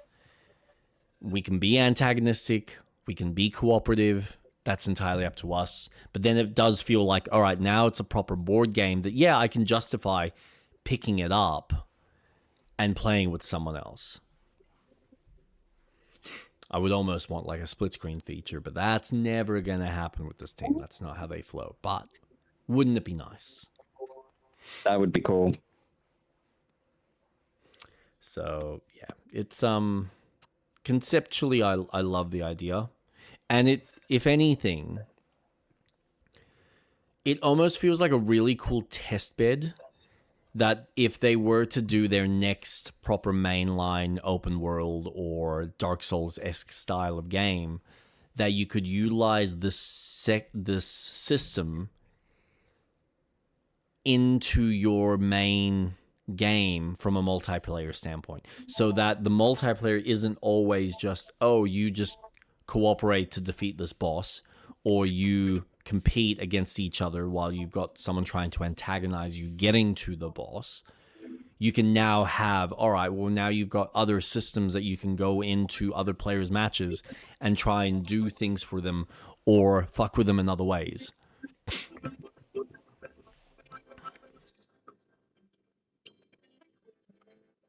Fun. Like, I would love for there to be, like, it would be cool, and you've had this character, this archetype of the trickster in their games. Trying to remember what his name is. Patches? Yeah, Patches. That's it. I would love if, okay, on top of the standard, all right, you're going to call for help and have someone help you with a boss battle or with like a section that you're going through. You can have an engagement with another player who's trying to be antagonistic. Wouldn't it be cool if you had a player that's coming in trying to be the trickster? And you might see him, you might not. He's not going to be antagonistic. He's not necessarily directly trying to kill you, but he is trying to make your life harder. And so he might be able to release some monsters. Like, he might be able to press a switch and release some extra monsters in your area, or cause, you know, something to fall down on you, or cause you to fall into a ravine or a gap. Like that style of gameplay that kind of transcends the standard messages, where you're no longer just tricking someone by saying treasure down here. No, you're now engaging with the player and almost like, yeah, I'll guide you over into this. Haha, bye. And they actually kick them into ravines or like fuck with them in other ways. Gosh, that would be cool. Yeah, which now adds to the drama and then adds to some of the storytelling, so it makes it engaging from a community standpoint, which would be cool. And then also adds more story flair because now that you've got quests that engage those players with that specific faction's, tasks. So I think I would like to assume that what they're doing with Duskbloods is something that they might bring into their existing franchises. So, or existing style of game design. Wouldn't it be nice? That would be cool. I'm looking forward to experiencing the game once it's out. Good. I will let you know how it is. I look forward to hearing about it. And I'm sure you will try it out as well. I'm sure. Yeah.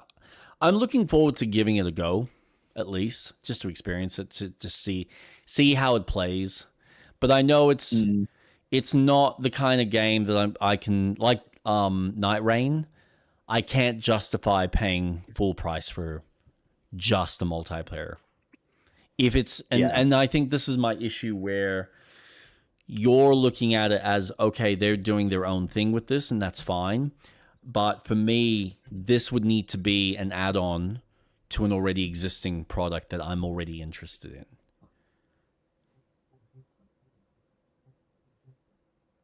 Like, I would never buy this on its own unless I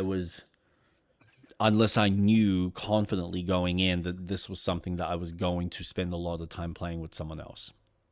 But for the most part, it's got to be, I need something that's more story-driven, that is more cooperative first, with an actual engaging narrative or world to explore, as opposed to, no, these are just short half an hour, 45-minute sessions, which, yay. And especially when it's on a system that I have no real intention of buying. Like, I'm not going to buy a whole system just for one game. That's just ludicrous. You know what's sad, though? Apparently it was supposed to... They were designing it initially for the Switch 1. Like, I'm actually annoyed. Crazy. Yeah, but I'm actually annoyed that's not a thing, because then I could almost justify going and picking up a copy. Just for the shits and gigs. But that ain't happening. That Switch, man, it's too much of a potato. Even though it can perfectly play Hogwarts and The Witcher, but whatever. Let's not worry about that. No. What are your thoughts on the whole GTA? I know we were talking about it previously. Look. It's horrible. It's horrible, A multi-billion-dollar company having free marketing for a game. Crazy. It almost feels planned. Almost feels Marvel-like. Look, regardless of what I think, look at me being edgy and cool. I'm the one who doesn't care about GTA 6. I saw the footage of the game. Yes, absolutely. Does it look stunning? Yeah. Absolutely. But just seeing... Oh, fuck, what's his name? Carlos? No, that's not his name. The main character. Like Bolt? Yeah, I know it's Lucia and someone else, but... Yeah. Just seeing him jump from the ledge, vaulting and falling down, it's like, where's the craziness? Like, where's Area 51 where I can get a jetpack and just fucking fly around and get 5 stars and just shoot shit? Well, like, we haven't seen that? Yeah, we haven't seen that stuff yet. That's... Yeah. It's so... It plays like GTA 5. Yep. Cool. Awesome. I know what to expect, like I did previously. It's fine. Am I gonna get it when it eventually comes out on PC? Absolutely. Am I in a rush to? Absolutely fucking not. Yeah, it is you're not a console seller for me. I am looking forward to so many other games. To the level that people are excited for GTA 6, I'm excited for all these other games. And there's just so much. I have Final Fantasy VII Revelations and Kingdom Hearts 4 in 1 year. Yeah. I have Tomb Raider. I have Fable. No Rest for the Wicked for however fucking long they add content for. There's just so much. Pokemon Winds and Waves. The Pokepedia DLC that's coming out at the end of the year and next year. Who knows if they're going to release the Tomb Raider trilogy for Legends Anniversary and Underworld as a remaster before they release Catalyst. Not to mention Tomb Raider Catalyst in 2028. There's just so much that I am so far more excited for because it is just leaning so hard into not being realistic and just a game that that's my time to fuck around and feel like an absolute fucking god. I want to play as Tifa, as a black mage who fucking annihilates with Thundergar. Fucking give me that. Sure. Once GTA 6 comes out on PC, I will then have my fun with it then. Where I will just gladly spend more time driving around, getting the lay of the land stuck in my head, discovering shit, just like how I used to in all the other ones, and then play the game and go, the story was okay. Yeah. Comparing, and I know I'm probably judging it too quickly, but the story just doesn't seem to grab my attention as much as what Vice City did, because the story in Vice City is just playing Scarface, and that is such a fucking awesome movie. It's Scarface and Carlito's Way, like, mashed into one game, plus a couple of other fucking references from that time period of movies in Hollywood. Like, it's just... And I think I relate to you in this, where it feels like such a love letter to Hollywood that you enjoy it as that kind of period piece, which is beautiful. It's also a smaller, tighter game in that aspect, so yeah. Yeah. It doesn't fuck around. It just gets the shit done. Yeah. Man, Vice City was next level. Yep. Yeah, I agree. We kind of like I appreciate and admire San Andreas for what it's done. And then I appreciate some of the stuff in GTA 4, but I can't help but look back and go, man, I just feel like you had a formula that worked really well in Vice City, and you've kind of walked away from it in favor of like very different goals. But it's working, it's selling, people are interested. But I honestly feel like there was a far better freedom in Vice City and some of its level design and some of its mission structure, where I'm like, this was fun and exhilarating, and there was a level of freedom that was enjoyable. And you've kind of gone more for the linear structured missions with a variety of tangential stuff that you can discover and find, which is rewarding in its own sense. But I don't think the missions have lost something in the process, because it's like they are now designing it for the mass market, as opposed to making it a game that's like, here's your toolkit. You know what the mission is. How you choose to solve it is entirely up to you, which I'd like for this game to offer, but I just, based on the last 2 Rockstar Games, I know that's not going to be the case. Yeah. And this is it's funny. So I'll speak to my mindset on this. I don't know what I was expecting. I knew it was going to be more GTA, but some part of me was kind of expecting a little bit more in some of the system side of things. And all of these leaks have just shown me that, okay, the traffic feels exactly the same. I thought there'd be more cars on the road. I thought there'd be a little bit more engagement with the traffic system. There isn't. It looks like GTA 5. It's the same rinse and repeat. When he's flying up in the air, I thought there would have been maybe more happening. It's like, yeah, it looks pretty. It looks like there's a lot more depth and detail. The systems from a back-end programming standpoint are fucking impressive. But I'm not sold on that because it's about how is it really engaging in my experience with playing the game? What are the random events that might happen while I'm in the air? Nothing. Can I fly into a bird and have it affect my engine? Probably not. Doubt it. That would be cool, but that would be sick. Yeah, but it's those kind of things that I'm looking for of the engagement with the world. And the one time when I was looking at the footage where he's driving around and then he gets into some, I'm assuming it's maybe some sort of quest where that main character, which mind you, he looks massive. And for a moment I thought, is he fat or is he just that fucking big? Because it's hard to tell with whatever he was wearing.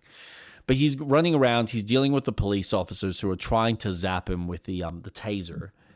And he's then tasering them. And I'm like, okay, cool. So you've got a tasering system. Awesome.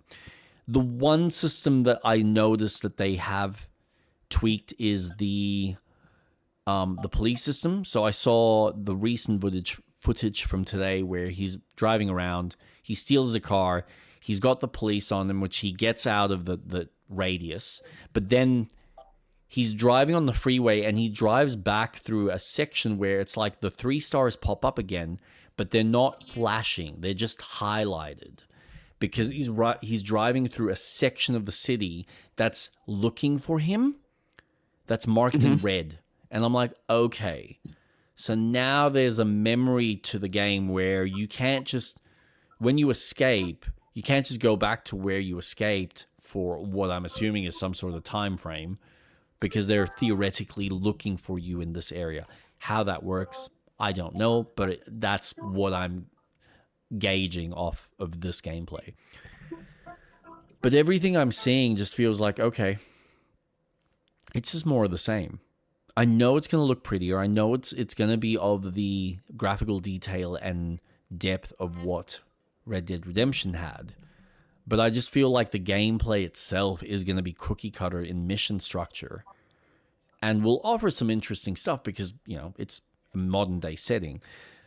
But there was something in my brain that I'm looking at this footage and I'm like, I'm not excited for this now.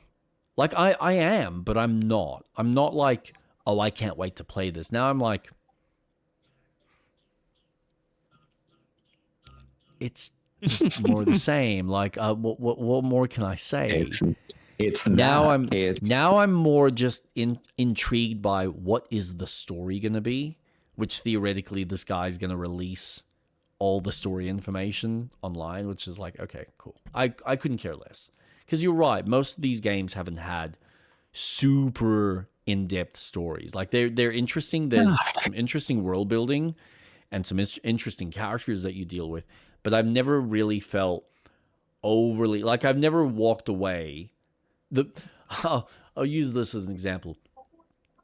The fact that I've had to replay GTA 5 recently and go, oh, these are the story beats. This is how everything leads, like how one character's motivations lead into another, and this is how they all get together. None of that. I knew that they were doing shit. I knew that they were robbing banks. They were trying to get money. What the motivations were and why escaped me.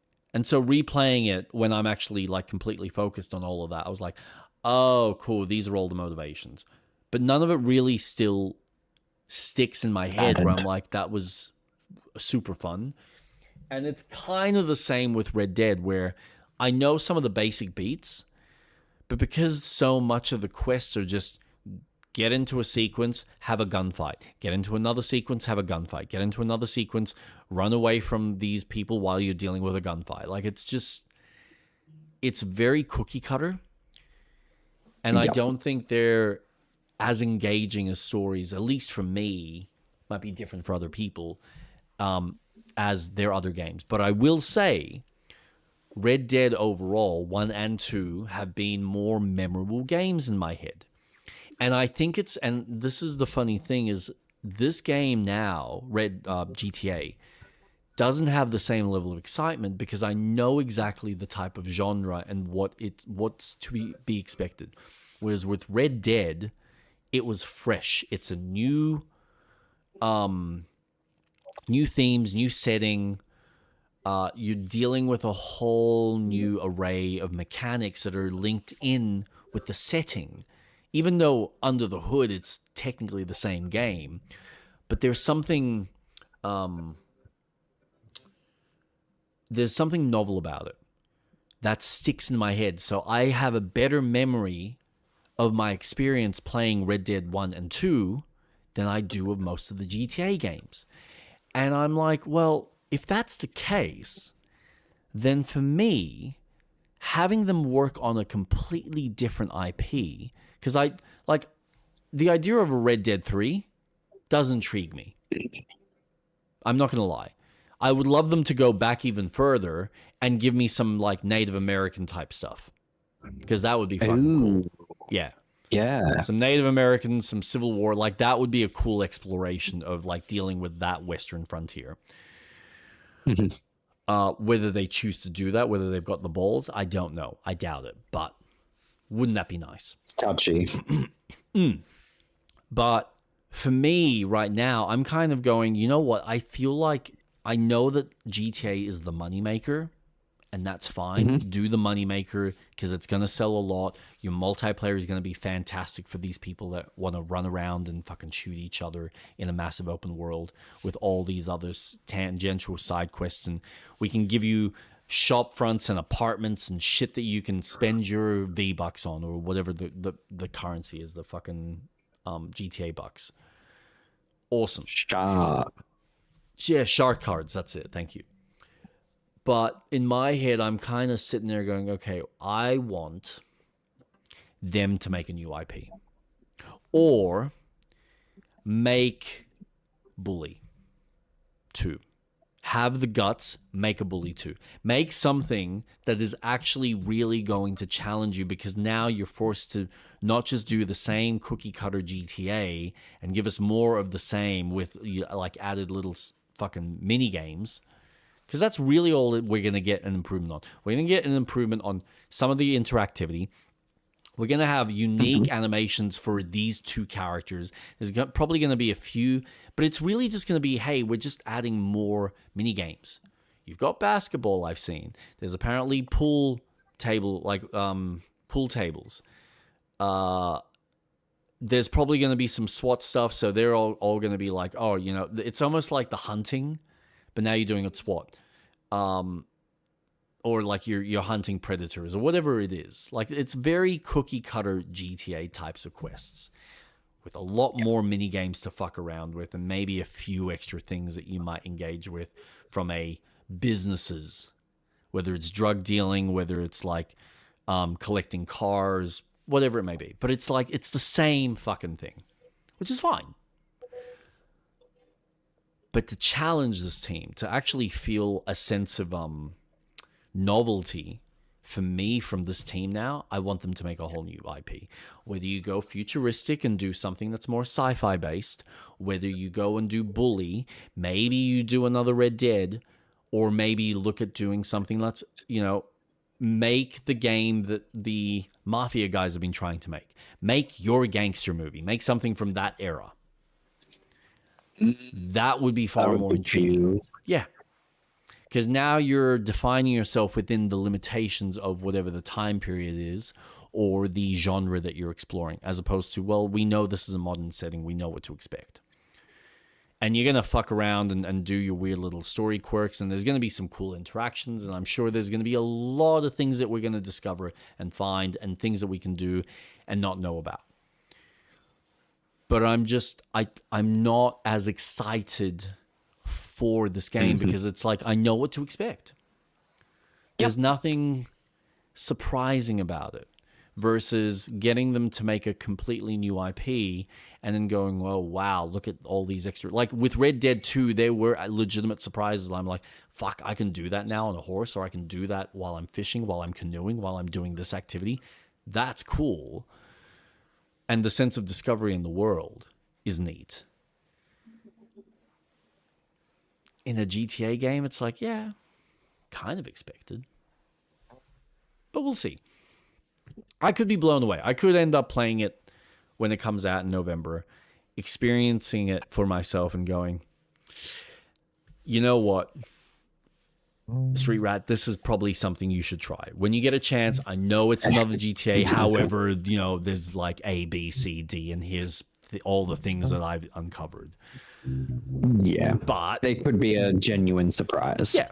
But I think us having low expectations, you're right. I think we've got other things that I think are more interesting to us that are you like legitimate. Hey, this is actually you playing. Like Control Resonance is a game that's taking a left turn because it's now exploring New York as opposed to inside the house in a very unique way, in a very fucking Inception style. That's close combat, and it's the first time this team has ever done close combat stuff. So I'm like, fuck, that's awesome. Or finally getting a new Fable, which, you know, we're getting like all of the life systems with an adventure game. That's fucking cool. Playing a Tomb Raider game that, you know, brings back the classic platforming with puzzles in a fun, you know, go off and discover, you know, like unique treasures and whatnot. We've got in my opinion, of like an evolution of the top-down isometric games in fucking No Rest for the Wicked, where we've got a Diablo-like, but it's like a From Souls-like type of game. I'm like, fuck, yeah, give me some of that. Like, these are unique experiences that we've got coming around the corner. And GTA is just going to be a better GTA. And I think for anyone who likes to just play that one game, that's great. And I think you're going to have so much fucking fun if you're just buying that one game this year and you know that you love GTA games and that's all you want to play. Man, by the sounds of it, there's a bigger game there, and it seems like they're packing it full of shit.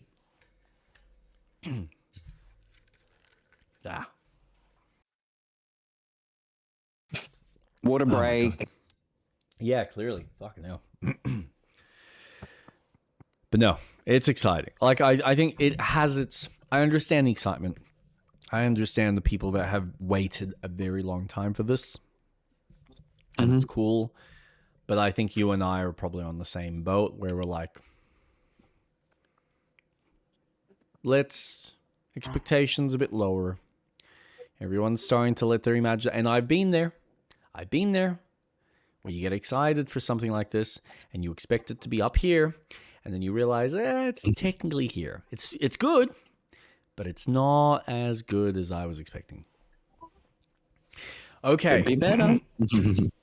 Blood of the Dawnwalker is an interesting one, Impulsive. So I was marking down all the games that I'm wanting to try out and play, and then ranking them on like most important in my head to least important. And I found it strange that out of all the games that I've kind of got, Blood of the Dawnwalker is pricing itself in the premium. Like it's 110 or 120. Let me just have a quick look. Zero Company should be interesting. Blood. Yeah, so it's 110. And I found the fact that it's $110 interesting.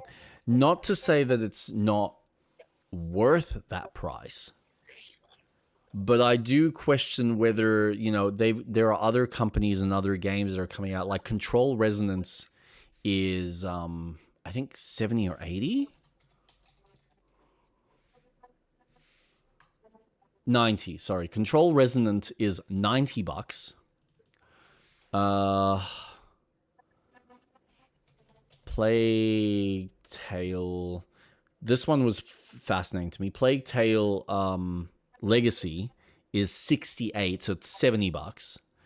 Now, I know that there's a bigger fleshed out RPG for Blood of the Dawnwalker, but being a relatively new studio and their first game, I'm curious whether a lot of people are like going to be lining up to play this for that price point. I almost feel like they should have put the price at like that 10 or $20 lower, but who knows?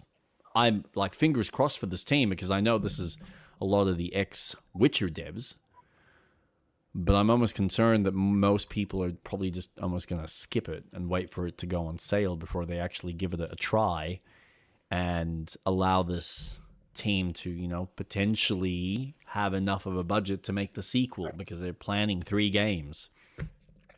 Ooh. Yeah. But we'll see.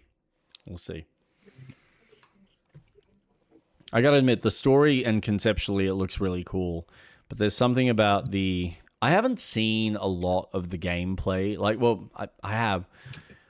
Let me rephrase myself. It doesn't feel like there's much to the game. Like, you've got the choice aspect throughout the story, which I'm sure will play a big part. But then the gameplay is literally just you riding from location to location and having these 1-on-1 or 1-on-2 or 1-on-3 battles. And you're either doing it at night when you're in your vampiric form, or you're doing it with a sword. But maybe I'm underselling it. So we'll see. I'm really fascinated to see how this game sells. I want it to do well because I love vampire mythos, anything to do with vampires. But there's just something about it that I'm not sold on the price.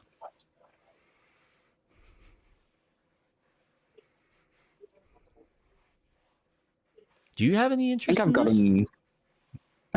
Nah.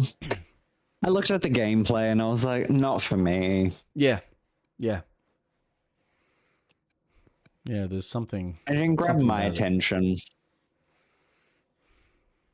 I was interested at the start. But then I kind of just zoned out, really. Look, I will admit, it's nice to have more of this dark gothic fantasy. And again, we don't get a lot of stuff around vampires, so the fact that we've got a team that's trying, and they're trying to make a really big role-playing game out of it, I think that's really cool. And it looks like there's a lot of animation work and storytelling, and it's going to be a really cool world to explore and a really cool narrative to delve into, especially when you pick at the various choices that you have to make. Because, of course, it's like every choice, every quest that you do limits how much time you've got in order to save your family. So there's only so many things that you can kind of complete before the game. Like, you can do everything in the game, but then you're at risk of obviously losing the people that you love. So there's like there would be ideal ways to play it. And then I think trying it again and again and finding, well, all right, what's the most optimized way, or what's the best way to get certain outcomes, or what outcomes do you want, or how do you want to experience the game? I think that's going to be exciting for people who want the varied narrative choice, which if they nail that down and give people some real cool consequences, that could open up something really fucking wild and interesting, especially if they then carry that save file over to the second and the third game, which, man, that would be a bitch to manage to some degree. So yeah.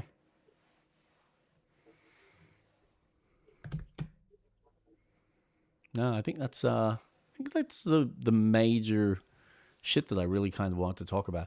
Oh yeah, other than Sony kind of fucking up another live service and having to reset their Horizon game. God. Oh no. No, can I just say their how live pissed service model isn't working? Can I just say how pissed off I am? And some part of me is like, man, I knew this was going to bite you in the fucking ass. And I'm annoyed that now you are potentially going to cut the budget of your third and final fucking Horizon game. This really pisses me off to no end. Because now, everything that Schreier has apparently announced, I didn't even realize it was Schreier that had gotten the information, that gotten the scoop. But essentially, they're resetting the whole scope. They've got till the end of the year, I think November or December, to prove to the execs that they've got something. They're essentially going to redesign it so it's got more of a cooperative single-player focus. And I'm like, right, so we're basically going to do a Suicide Squad and try and get, like, whatever we can out of the 4 years of development that we fucking wasted on this fucking piece of shit, instead of just making the game that was a sequel that you knew you had an already established fan base and brought that out. No, we had to dedicate the whole team on this fucking live service piece of shit. As opposed to, and this is what drives me nuts, because I will say, this is the one area that I feel like Sucker Punch got right. They made the single player game. And what did they do? With a little bit of extra money and a smaller team, they added this interstitial, hey, we're giving you a multiplayer. It's 4 players. You can go in, do these little missions. You can do these like single play, like these multiplayer, like very story-driven missions, or you've got like this, 10 waves survive, like Mass Effect 3 style of multiplayer. We just added it in. Or what they did with Uncharted back in the day, where they gave you this, standard multiplayer suite. And if they had just gone and built what's it called? Horizon 3, added all of the systems, actually done what they should have, in my opinion, with 2, and actually gave you, hey, you don't just have to use a bow. You've got a bow, you've got a short sword, you've got a long sword, you've got a sword and shield if you want. Like, actually make the Monster Hunter game in and put that's like your version of a Monster Hunter game in Horizon, and then go, here's your multiplayer to it that you can now, we can give you more things to sell so that you can enjoy this with your friends. But it's additive to an already existing franchise and a really cool story that we've actually delivered. Almost like the way Rockstar has been handling their Red Dead Redemption series. No, stop.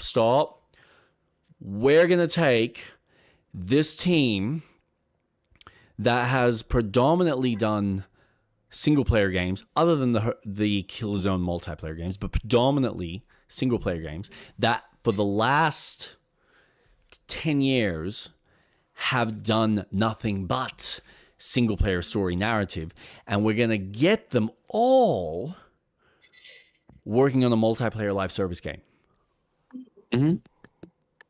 Let's just change all the architecture, redesign, like have this team just shift gears. We're going and making this game. No one's enjoying it. Why? Well, because it's not technically what people wanted. And if you'd seen the other fucking monster type of games that have come out, other than Monster Hunter, that honestly haven't sold as well, maybe you guys would have hit the brakes and gone, hold on, let's not spend all our money here and actually probably release our sequel. But now we're going to get this half-assed, very similar to the second game sequel for Horizon 3. With the story that maybe kind of concludes everything.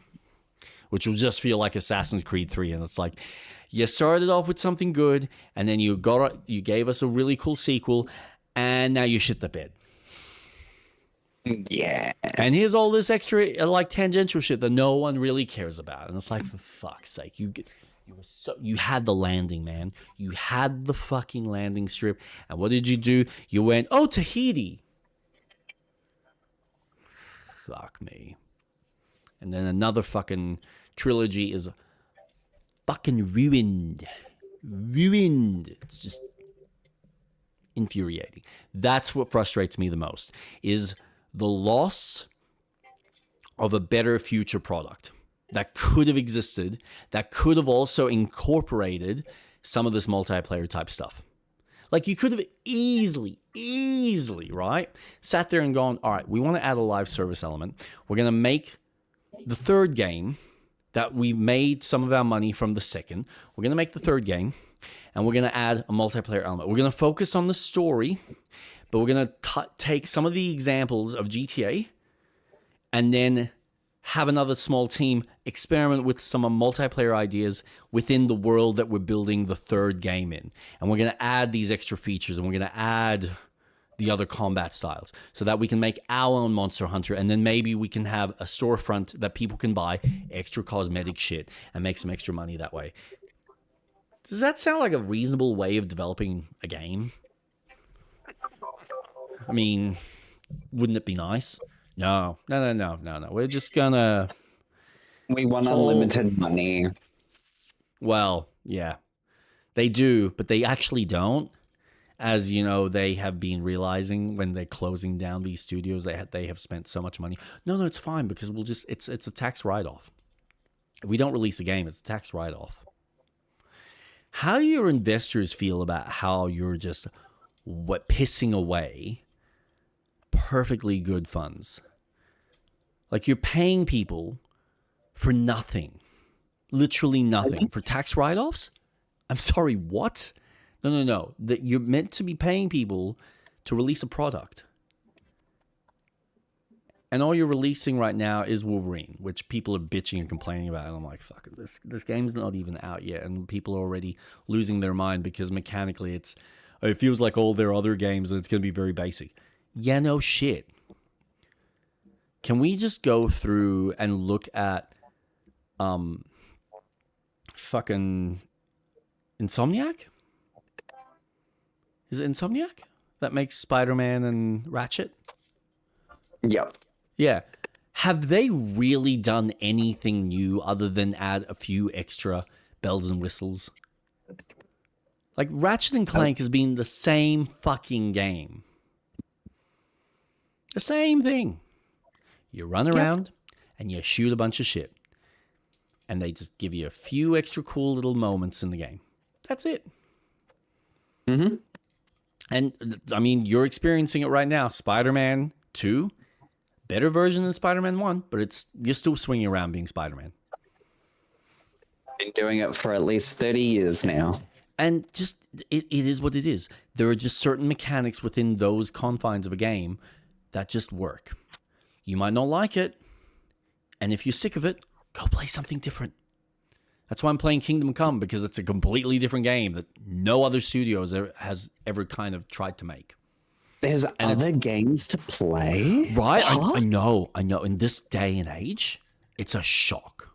I was blown away. Hey. So, yeah, it's...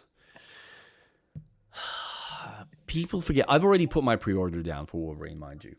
But I think people forget that... Because, like, I'm a Wolverine fan. I always have been. I'm curious what Insomniac's going to do. I know it's not going to be the type of Wolverine that I'd like, but I am a fan of what they're doing with it. I am curious to see where they take the whole X-Men franchise, which I'm also a big fan of, and see how Insomniac handles that whole IP. So I want them to succeed. And I know Wolverine in general has had some development problems. So the fact that this game maybe feels a little bit, how's it going? might show in the final product. We don't know. I don't know. We'll see.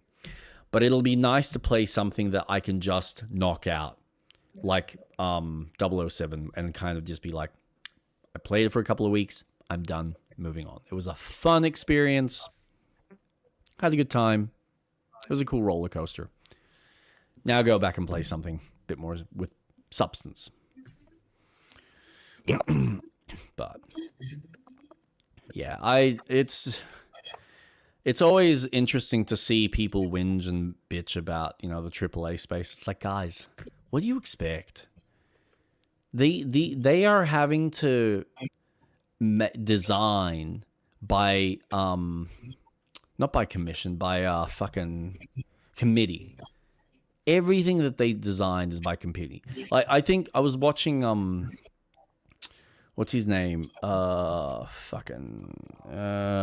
I can't even think of his freaking name. Let me just look it up. Kyle Bosman. That's who it is. Kyle Bosman. I was watching his video today, and he said it really perfectly with Horizon Hunter Gatherers, where the executives, at some point during the development, before they started, player testing the beta, they sat there and they went, oh, this is going to be fun. This is going to go really well. This is awesome. So they played a version and they said, this is great. Keep it up, guys. The executives. To then get the data and then realize, oh, no, this isn't. No, you guys are doing really bad. You need to fix this. This is shit. I'm sorry. Hold on. You're the ones that approved it. So who are the executives that are fucking approving these games? Why are they not getting someone with actual gaming experience, actual knowledge from the outside and going, okay, based on this really basic demo, without spending the money on all the animations and sounds and everything, this design, what do you actually think? And get a real proper fucking feedback. No, you've got executives who are making assumptions based on what they're seeing is making money, and then going, yeah, make that. Why is no one buying this? Looking at the market. That's all they're looking at and relying on. And then spending more money trying to outbest what already exists. It's like, guys, no, it doesn't work like that. You just, You're hoping if you throw more money at the problem that you're going to be able to, suddenly solve and like almost market your way out of the situation. Yeah. But you haven't built that fan base. At least not enough, in my opinion. Like, I don't think... I like Horizon. I like the world building. I've never sat there and looked at it and gone, oh, this is there's a massive market for this. It has as much of a market share, in my mind, as what the Avatar series does. And that's probably hard for them to hear, but that's the reality. It's fun, it's unique, it's cool, and I think in my opinion, I think the storytelling is better than the Avatar movies and has some really far more unique character exploration and world building and environmental type stuff, which I think is great, as well as the whole sci-fi element and the whole technology discussion. But I also recognize that it's still not a mass market type appeal. Not the same way that GTA is. There isn't the same level of relatability. It's not Marvel, it's not superheroes, it's not Lord of the Rings, it's Horizon. But I don't sit there and listen to people like go, oh my God, like we want more Horizon. I don't see people constantly dressing up or like seeing all of this merchandise everywhere on Horizon. We want more Horizon. No one's sitting there doing that. No one cares. Only the people that have played it, who are the fans, give a shit. Probably not even that big of a fan base. No. But they sat there and they assumed it's big enough that we can justify having a team work on a Lego game. It's big enough that we can justify making a VR game. It's big enough that we can justify making a live service Horizon game, as opposed to adding that into an already existing product, which is what they should have done. It's almost like what they should have done with The Last of Us Online, made Last of Us Part 3 and added the multiplayer. Or, maybe add the multiplayer into Last of Us Part 2, the way you did for number 1. You remember that, right? No? Oh no, we're going to release it as its own product because we want to make money. As opposed to, well, it's a live service type of thing. So if we just add it into already existing product that you've spent money on, in your hands it goes, and we make money off microtransactions in multiplayer store. Kind of like what you did with Uncharted.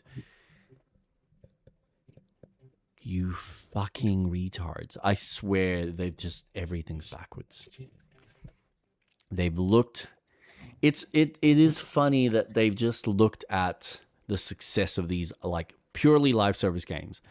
These teams that have garnered success over, hey, we're just making a game that's multiplayer, that relies on dailies and weeklies and monthlies and constant daily user activity where people are incentivized to get battle passes and buy cosmetics.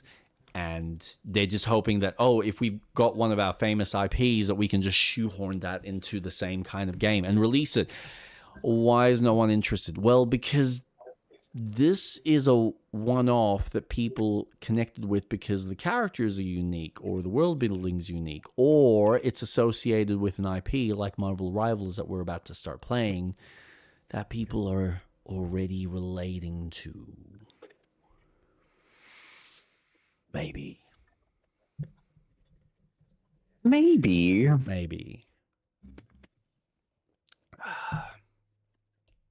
I do wonder what Sony will be like in 5 years. I'm curious to see. That's a scary thought. Well, you know what's really terrifying? Street Rap. It's terrifying for me because I feel like Intergalactic could very well be the very last Sony style, like of the era game that we ever get. And that whatever we get after that is going to be a whole new regime, different budgets, different expectations on the types of experiences that we get. Or it'll be less on the single player experiences and it'll just be we need to keep servicing the third parties. I don't know. But it's a scary thought. It's a very scary thought. And we still don't even know when Intergalactic's going to show off its fucking gameplay. We've seen one trailer and nothing since. And they're still working on it. And it's supposed to be a really big title. Yeah, I don't know. It's concerning. And from one of my recent podcast listens with Colin Moriarty, there seems to be some hinting that there's some issues in the back end with the game. They haven't said what that is. They haven't said how that looks. But there seems to be something that I wouldn't be surprised will come out at some point. So, yeah, it's not looking good for Sony. Overall, I reckon by the end of the year, like once... this is fucked. Once we get to, like, God of War Laufey, which is, I think, Feb, then we're probably going to have... And maybe by that point they announce... Intergalactic. Maybe by that point they have. Which if they have, cool, then I would say that Sony's probably got another solid year of some level of moniker of like interest and success. But after that, I am very concerned for what their future holds as far as like their exclusive IP, and whether there really will be any justification in the all digital future for a company that honestly doesn't have much pull to their box. Like, I find it funny that right now, provided Asha Sharma continues down her trajectory, she could very well turn the Xbox around, where there'll be more of an incentive for people to go and buy an Xbox because there's more unique titles and it's your cheapest entry to a console versus buying a whole PC. Or people that have the disposable cash just go and build or buy a PC and stick with Steam.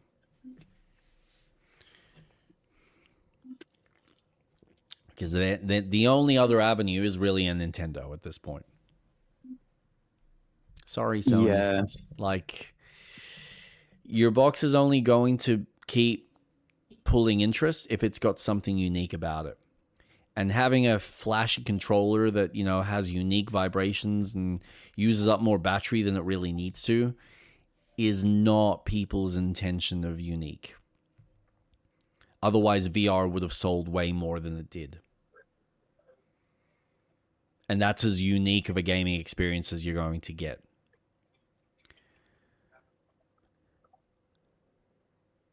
But maybe their portable system will last longer than a year. Maybe. But again, if you don't have anything unique on the system, other than, oh, it's the most powerful system on the like to play, that gives you the best experience for the games, that's great. I get that. And that makes sense. But if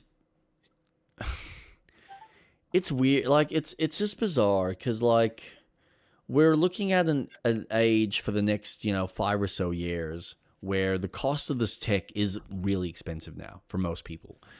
And they're going to be looking at, where can I get the most bang for my buck? So what's the cheapest entry point, and where am I going to be able to get the widest range of experiences? And it's looking more and more like it's going to be a toss-up for most people between Nintendo or Xbox. And this is all theoretical. This is all if we're to assume that Xbox is going to keep releasing good, solid exclusives.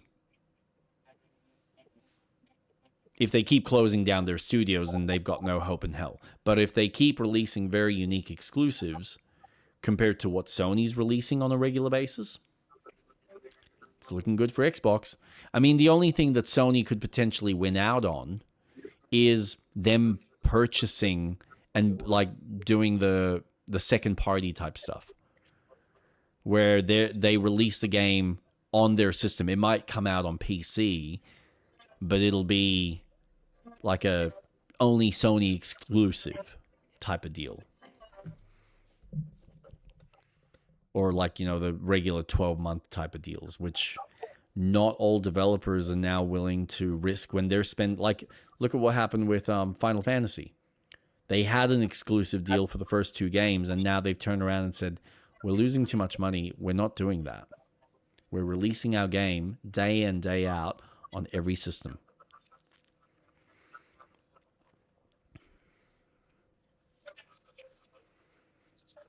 I think is a smarter choice to go through.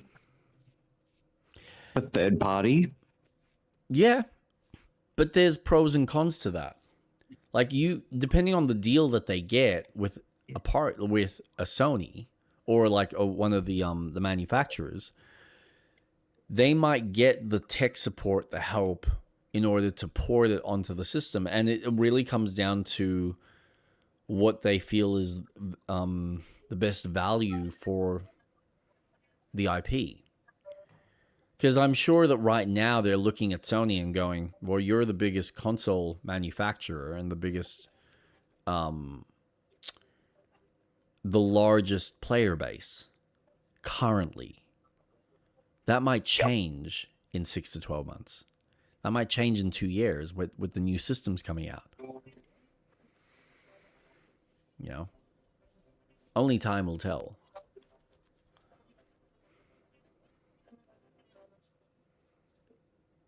Well, we shall see. Nintendo's just going to continue plodding along, doing what their business plan is now. Yep, working for them. Despite the fact that I hear people complaining about, Nintendo just keeps doing the same thing. Yeah, but it's working, man. Like I found it funny when I was listening to one of the podcasts and they're talking about Colin was talking about how Sony's, still the biggest company. And then the other guy that he was interviewing, he's like, yeah, but Nintendo's the most profitable.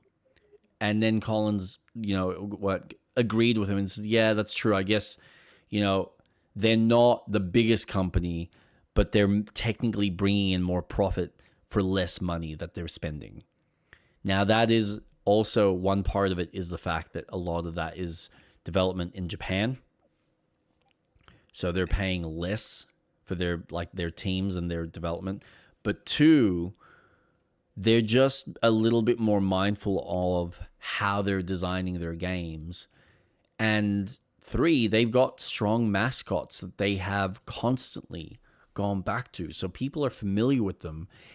And I get really frustrated when people overlook the simplistic fact that you may grow out of Nintendo. You may get to an age like any kid does where you're like, I want something more mature. I don't want to keep playing these kidsy-like games. That's fine.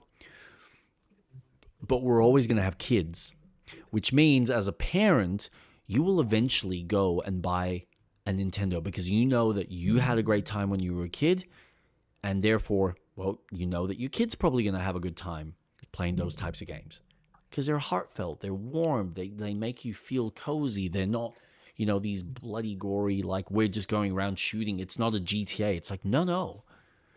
We're giving you that experience and it's fun. And we are trying to also add the kind of cooperative or competitive nature. So we've got stuff that you can do as a family. We're being considerate of the family dynamic. Gives you better value. On top of the fact that they then also are trying to get as much support from the third parties. Bang, you have a real fucking winner. Oh, did we mention it's portable? Awesome. The kid can take it on the car ride. Wonderful. Win-win for the whole family. It just sells itself. Now, Sony could potentially pull this off with their handheld, but that comes down to price point. At the end of the day, what's really going to save them is the price point. Because then if they make themselves more expensive by like $150, $200, now you're saying, well, this is a premium product, more geared towards an adult, which is fine. That's great.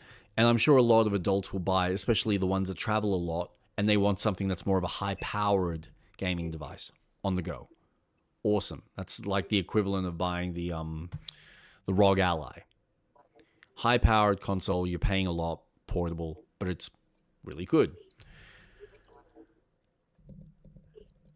The problem is you're not going to get the same wide range of buyers. And I don't think you're going to get the same level of market share that way. And the reality is that we're still competing with the mobile market, which is by far flatlining most of these console guys. Because at the end of the day, every kid, at least up until now, will have access to some sort of a tablet, which is the lowest common denominator, and it's the most accessible entry point for gaming. Because it costs you nothing to play Roblox. It costs you nothing, for the most part, to play Fortnite. And there's a whole bunch of other games. Genshin Impact. Like, there's just heaps of these titles that people will just have a really good experience. They eventually grind you to, spend money, but it's an entry point to play. Yeah. That every kid's going to have access because, of course, it's a school requirement. Shocker. A piece of tech that suddenly does everything, and we all use and we're all familiar with, and it's kind of required in our day-to-day life.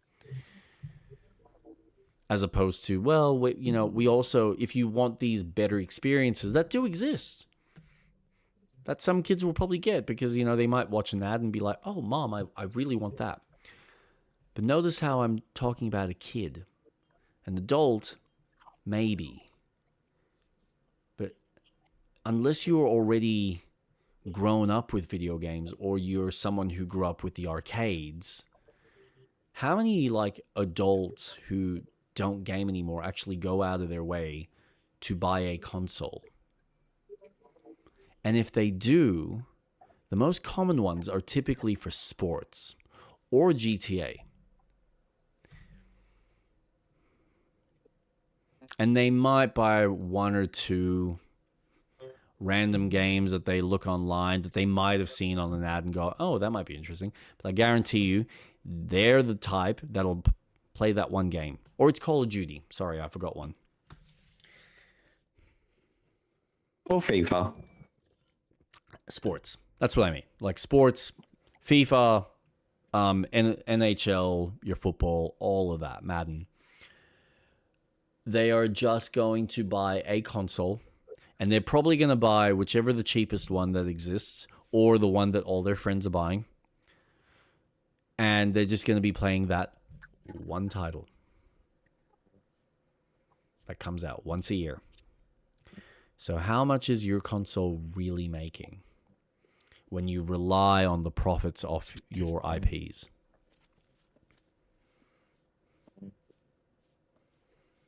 And if you don't have any exclusives to offer, then why is anyone buying your system? Because I can think of a handful of new consoles that had tried to come out, and let's be honest, they're not long for the world or don't exist anymore. Because, hey, surprise, surprise, there wasn't enough interesting IPs for a person to justify paying a lot of money and invest in a system just for a small handful of games. Sorry, ain't gonna work.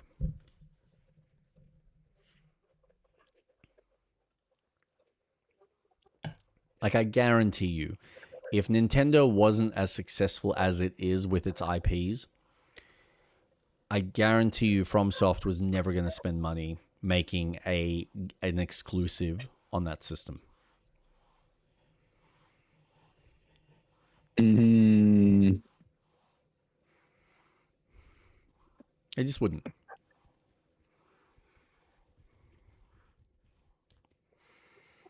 I think they did really well with the portability of playing, what was it, 8-bit to now having a computer. I think they were the only ones who took opportunity to have the ability to play really good games. And no one took that opportunity and gone, hey, they've actually got something.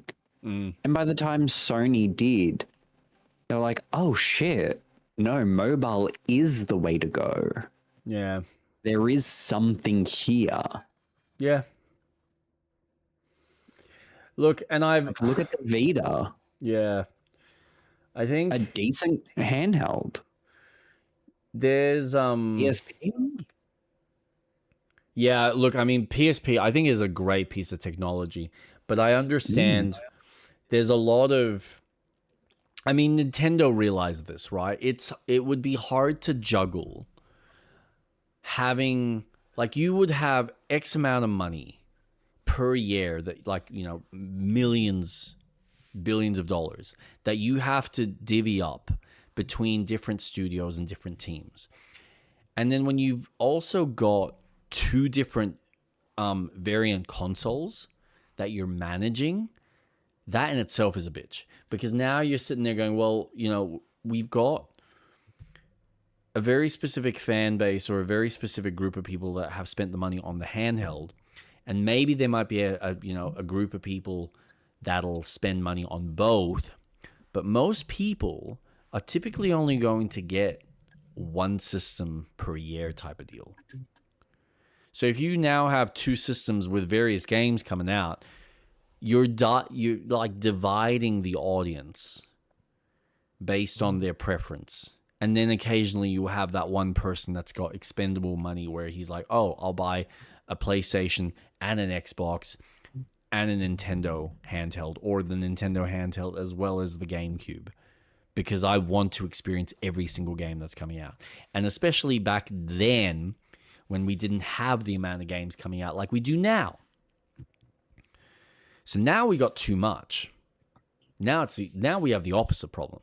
Regardless of which system you buy, you've got heaps of content to pick. There's no shortage. But it's now about who's got the likelihood of pulling in the audience. Who's got the nostalgia? Who's got the something that is interesting people from something that's relatable. Oh, I can only play this Marvel game over here. There's a Spider-Man game that I can play. Yeah, okay. I love Spider-Man. Yeah, okay. I'll probably go buy a PlayStation. I used to play Halo back in the day with my mates. Yeah, I'll go buy an Xbox because that's where all my mates have always played, and that's what we're used to. So there's like the association game, and then there's what titles and what IPs are you interested in.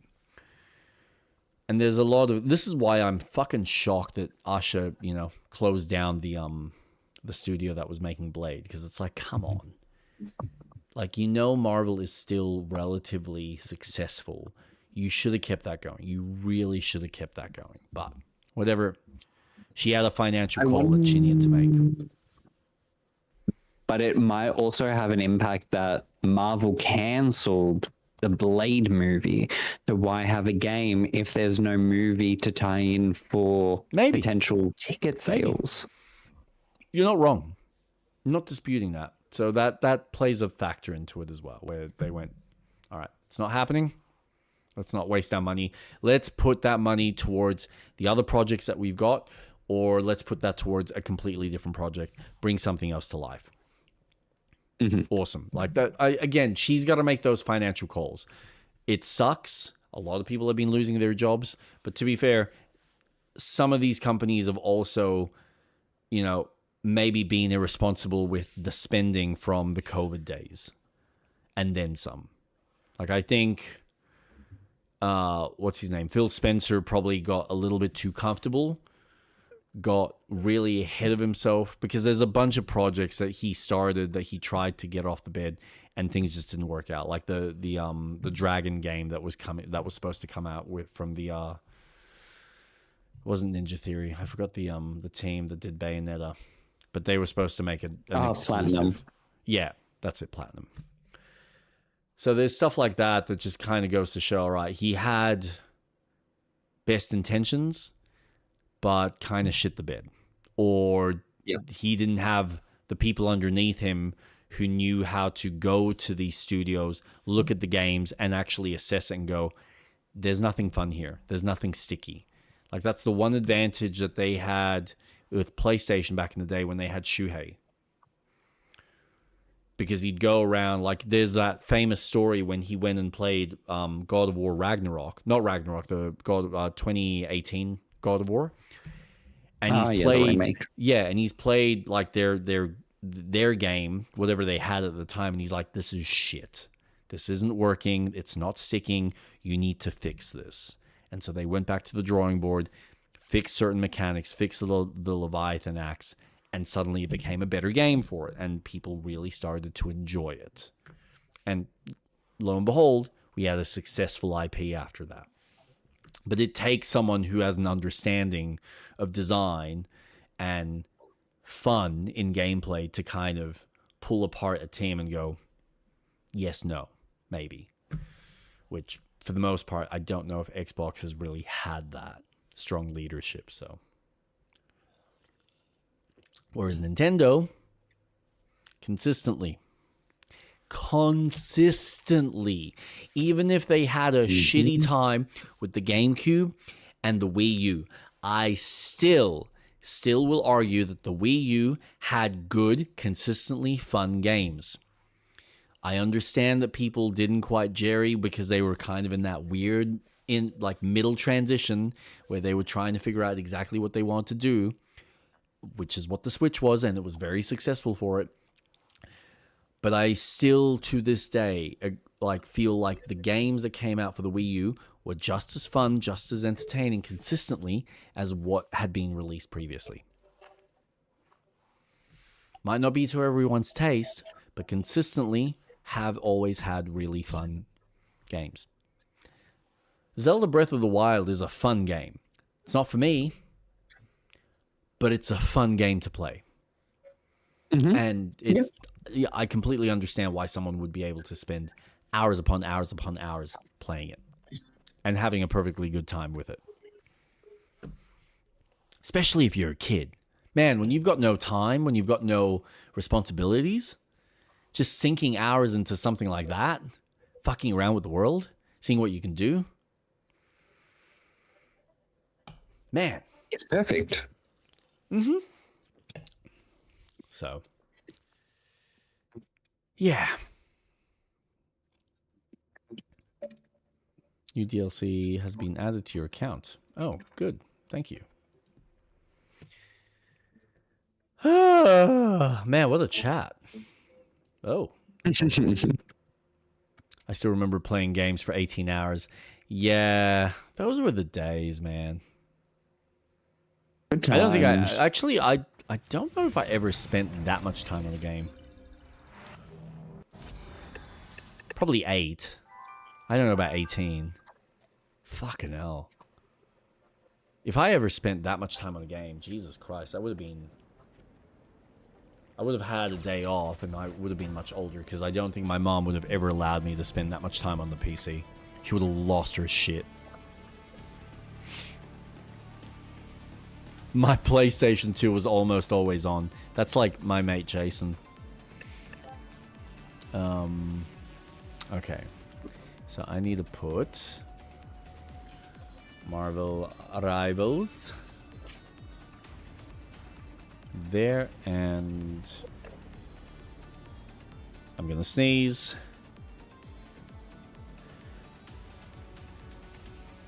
Salud. Thank you.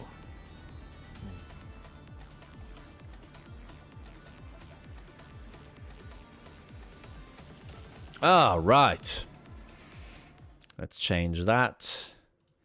Change this so you guys can see my horrible gameplay experience of Marvel Rivals.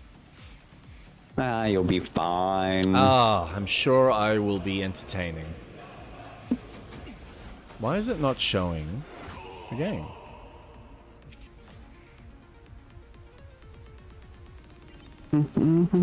That's very nice.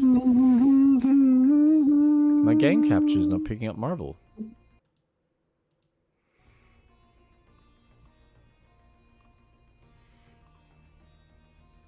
That's interesting.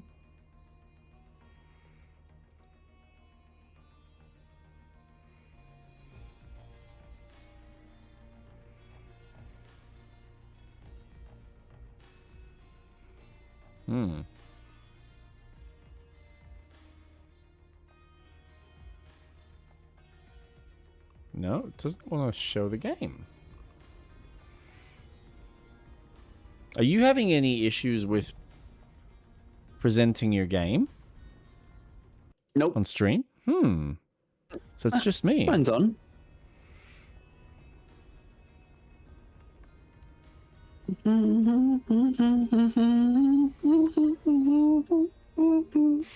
Maybe I need a reset. Let's try that again.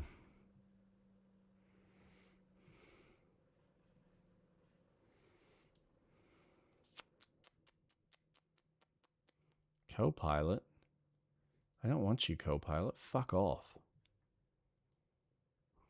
Jesus Christ. Microsoft. Giving me random shit that I don't need. Classic. Classic Microsoft. Yes, sirree.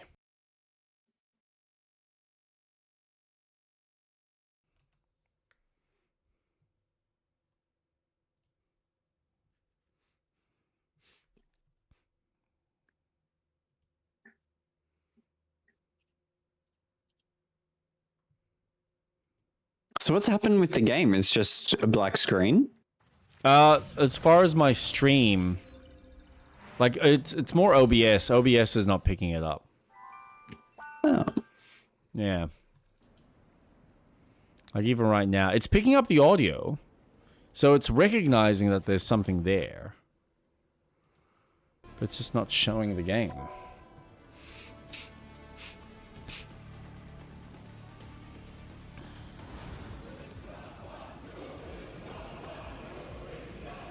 I don't know if I'm allowed to show this. That's nice. Hmm.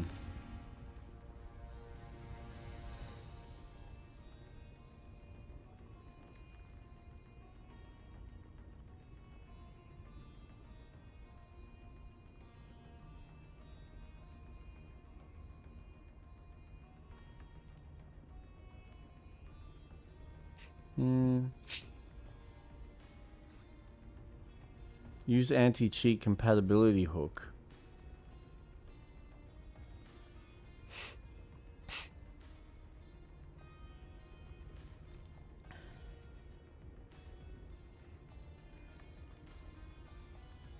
Marvel Rivals may require OBS to run as admin to use game capture.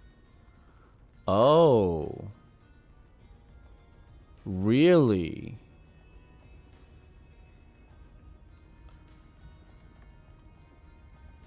So you're saying I might have to restart my stream? Well, that sucks. Oh. Fucking hell.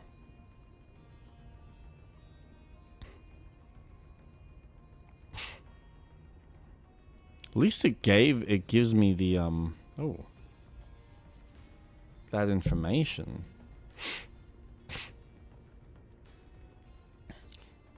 Use windowed borderless full screen or use window capture. So game capture. Run OBS as administrator. Oh no, that's for different games. Hold on. Where's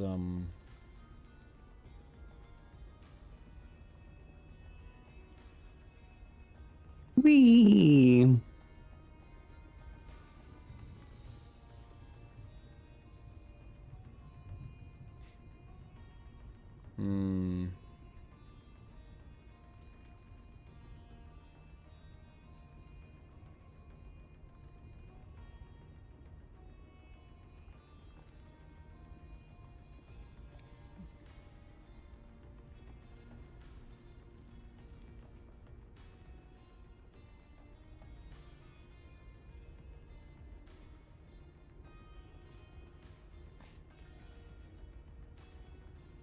Oh.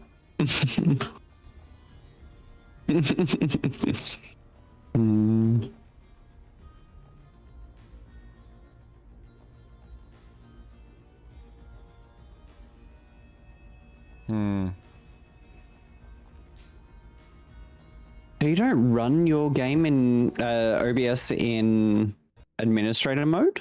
Man, I just run it. I don't go right click run in admin.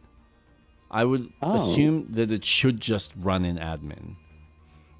You can set it to run in admin in the properties for the launch. Yeah, no, I've never done that.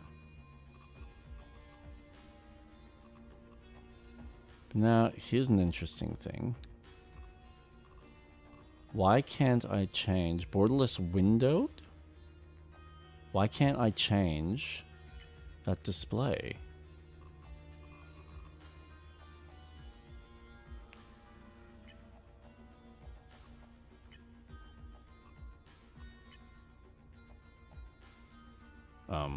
Quality, thank you very much.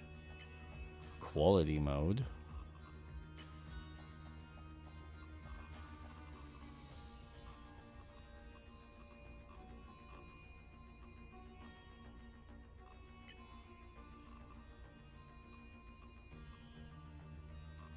Okay, I find it strange that I cannot... Running the game in full screen may cause instability on devices with 2 or more monitors. Really? So that's why you're not letting me run this? Fuck off. Seriously? You guys are weird. This is such a weird... Oh my god.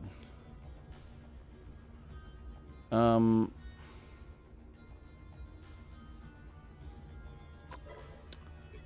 on. This is driving me nuts.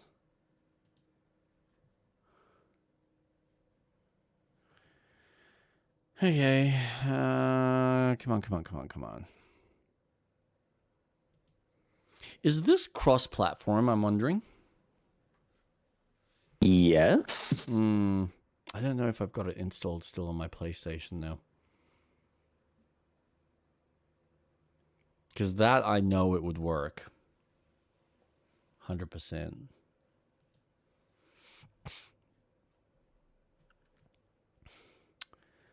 Oh my god, seriously, what is with...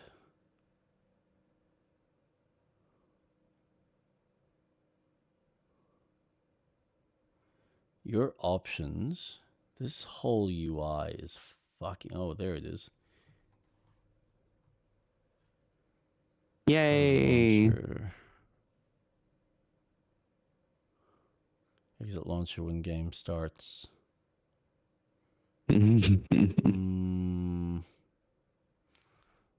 Launch options, set parameters. What? Well, I can't set parameters if I don't know what the fucking parameters are for me to set. Oh, man. So bizarre. I just don't want to fucking close my whole stream just to run it in admin just to show fucking gameplay. That's so bizarre.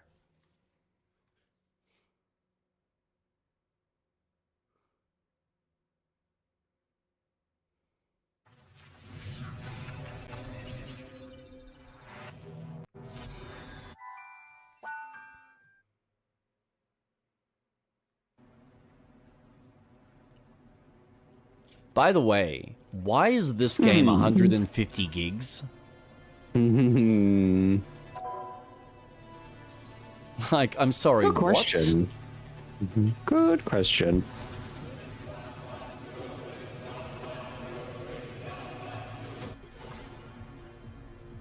Alright, so you keep giving me random shit. Or you keep telling me a random shit.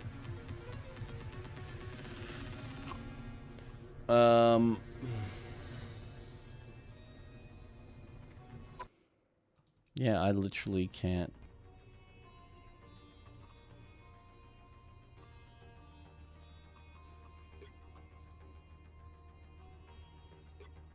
Start test.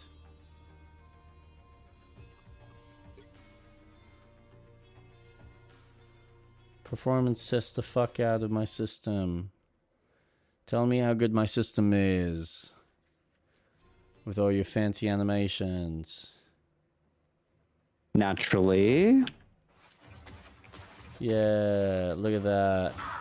Oh no, I'm getting an average of 130 frames. Oh no, that's too slow. I need 244.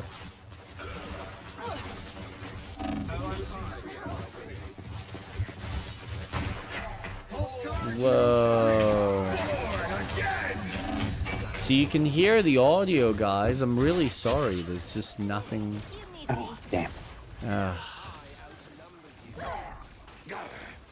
I died.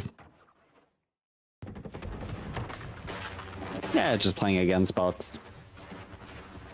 Wait, you can do that? Yeah. Oh.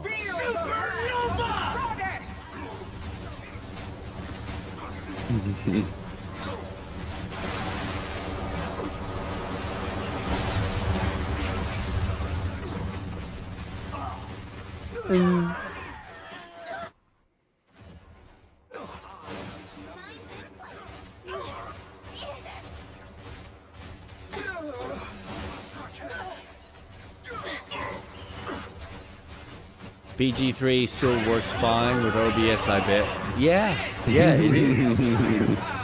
Because it's probably a better designed game. Even though it's broken in like half a dozen places. Oh wait, my average has gone down to 77. Oh, breaking the bank. So what's it recommending? My 1% lows are at 30 frames a second. Average frame generation time is 14 milliseconds. My average is 77 FPS. Oh dear, it's time to upgrade to a 5090. Spend $10,000.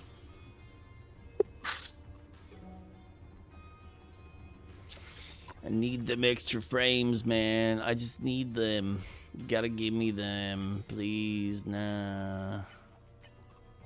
I cannot believe this won't let me change my display.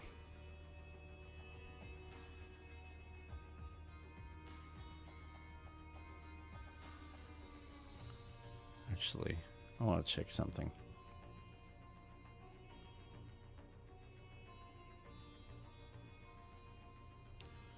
Does that pick up?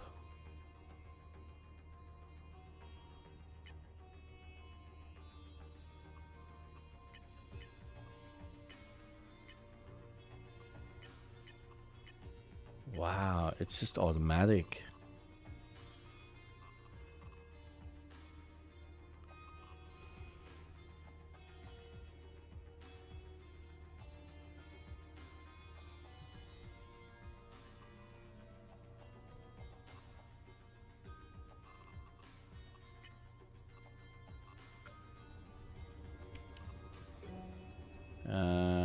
Crazy that there's so much configuration for you. What do you mean?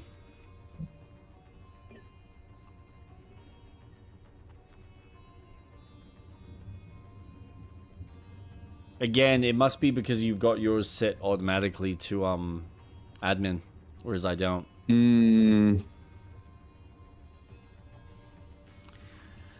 Alright, well, it means I'm gonna have to reset my YouTube channel, but I will do that. That's okay. Do you want to just play Far Far West? Yeah, well, I guess we can save the Marvel stuff for next time. Yeah. Alright. That's fucking stupid, though. That's so bizarre. I've never had a game be a bitch like that. Must be something about the piracy of it. What now? Now we jerk off. No, Far Far West. Wild Wild West. Take it wild. A Wild Wild West. When I roll into the Wild Wild West. When I bounce into the Wild Wild West. Game is compiling shaders. Oh, yay, I love my shaders. Gotta have that realistic sunlight. You betcha. Hey, now it's a full screen. Yeah. What's to come? Plans for early access. Is this early access? Yeah. No shit. Huh. I had no idea. Pretty beefy early access too. Is that working? Yeah. All right, cool. Content: new Zerker army, quests and secrets for every map, new weapons including melee weapons, new jokers, new spells, exploration events and gameplay, new main objectives, replayable system for late game progress, community goals and companies, high risk, high reward system, mission modifiers, punishing extraction, weekly challengers, skins for player and mounts, weapon skins. Cool. All right, am I jumping into one of your sessions or am I creating? You can create because I think that solo or with Steam friends. Steam friends. I have friends. Whoa.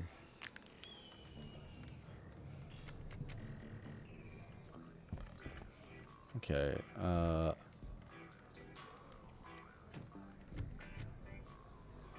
Is there? God, I haven't played around with this mouse.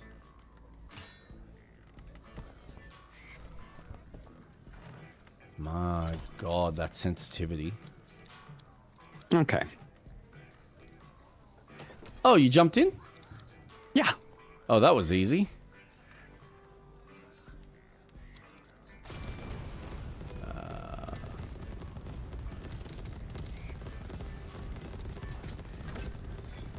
That's a bit better.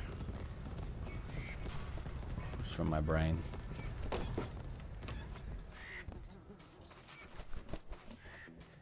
Emote.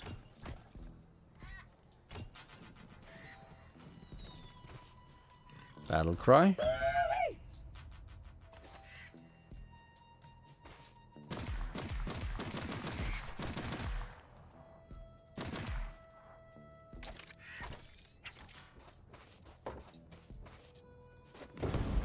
Whoa, dude, okay.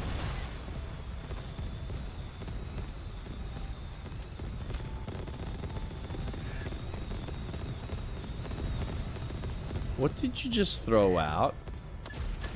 Wouldn't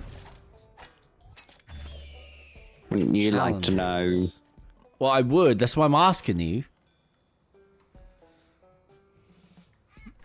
Fuck, there's like heaps of little challenges.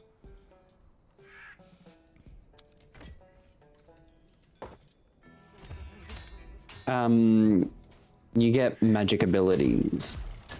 Really? I had no idea. So E and Q. Oh, and it's got a little cooldown. All right, cool. Talk to this little thing here to replenish. Yeah. Automatically. Yeah, cool. Okay.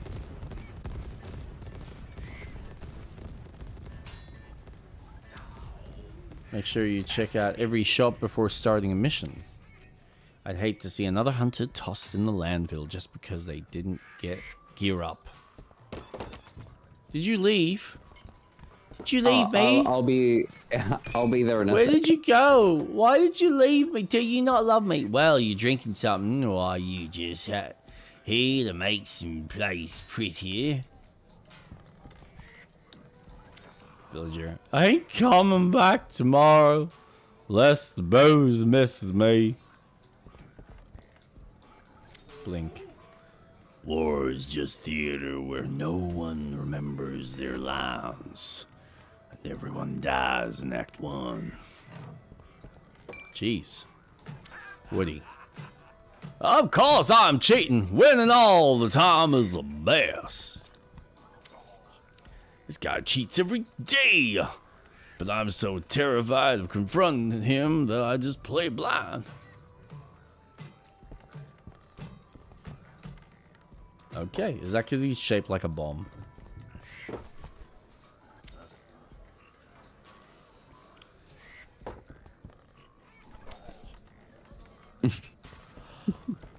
Okay. Ooh, welcome to the early access of 5 Hour West. Feel free to join that Discord and share clips, blah, blah, blah, blah, blah. Ow. What's shift? Is that like a dodge? Yeah, it's like a dash. By decree of Gabe Newbart, all cowboys are offered a free ride to the general store. Whatever you do once you get there ain't my jurisdiction. Oh, they've actually got like a proper store. Yeah.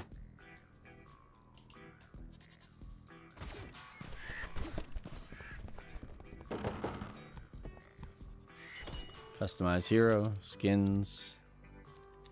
John Doe, Jane Doe. That's cute.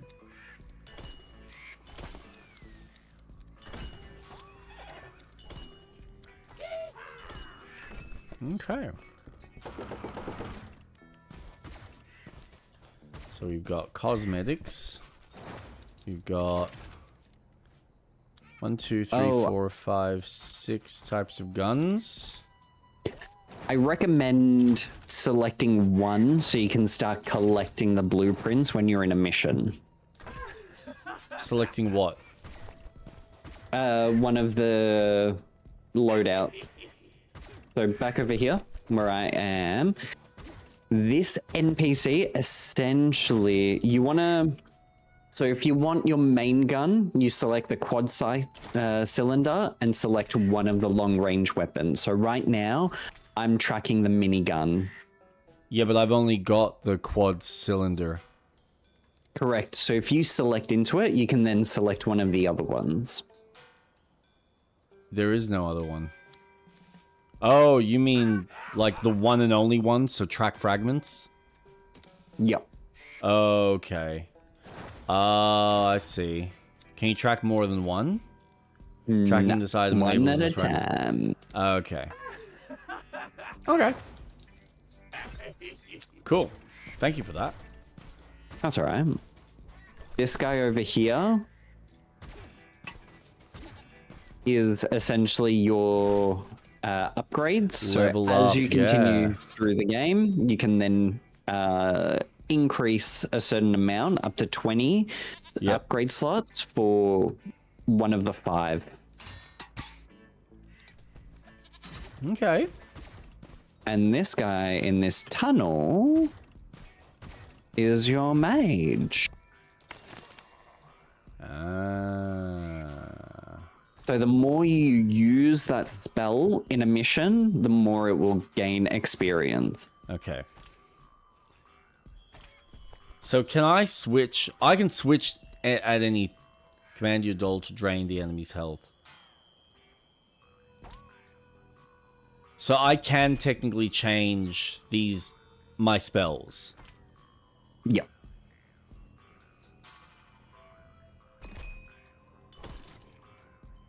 Right.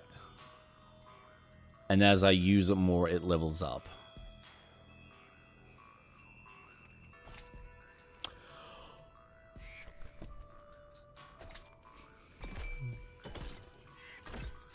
Alright. I'll give that a go.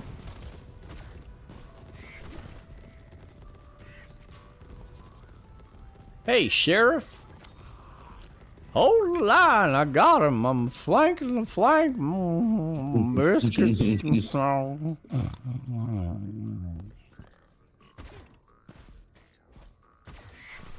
Alright. Did you select the mission? Nah, you're the host. Oh. So I suggest Far West. It's an easy map. You've got Desert, also an easy map. Canyon is a hard map. Yeah, I'm kind of recognizing that. And then Jungle, Hellfire, Woodlands. Willy Billy's quest line on Far West map. Okay. Craft a gas bomb. Yeah, let's try that.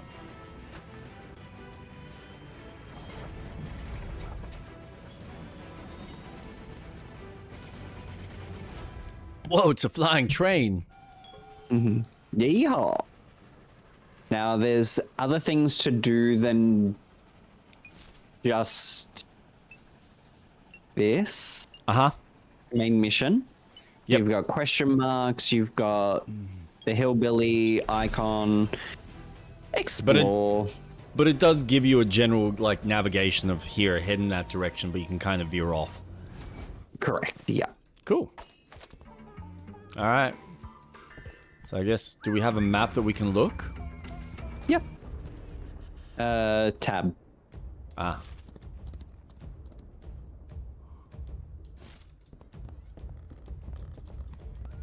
Are there things inside crates? No, back here you'll see a little chest. Oh, that's what you're going to be able to... Ow. And heal. Yeah, okay.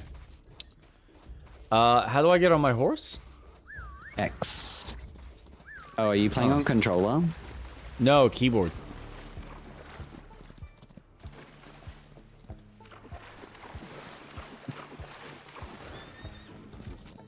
Ooh.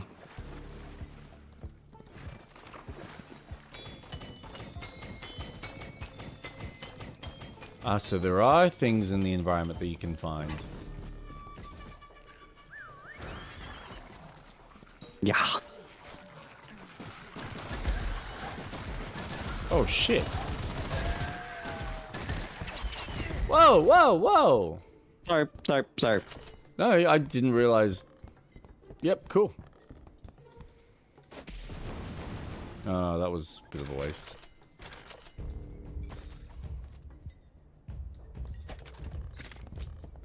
Cool.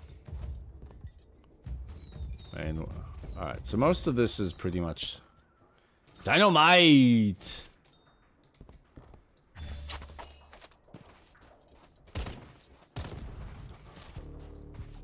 No fall damage either. Oh, thank God.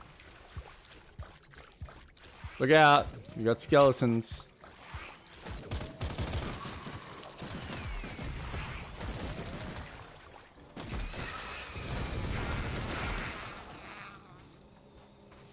This is going to take a little bit of getting used to.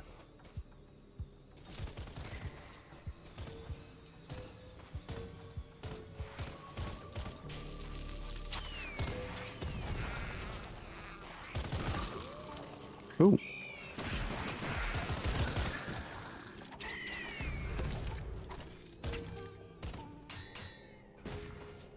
Oh. Ready for it.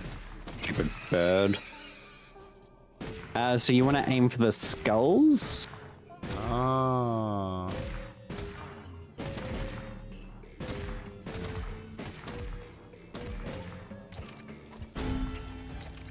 Nice. Cool. Pick that shit up.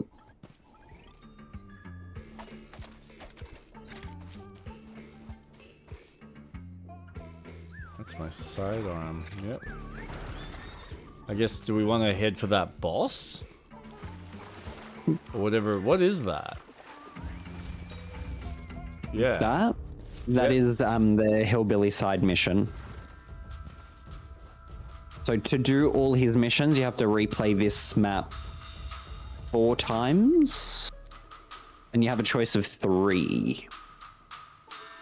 Gather the tools Willy Billy lost around the map. All right. So let's head to the... Oh, yeah, okay.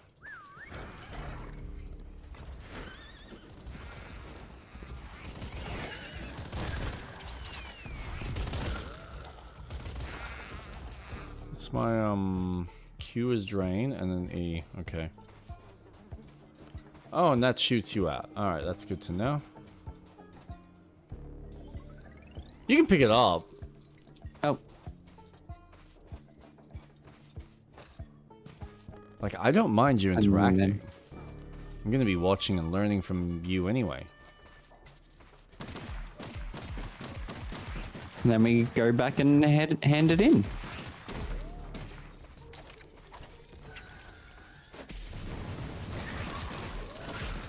Amazing. Life-changing. There is the roguelike element where you'll find cards in chests. Yep.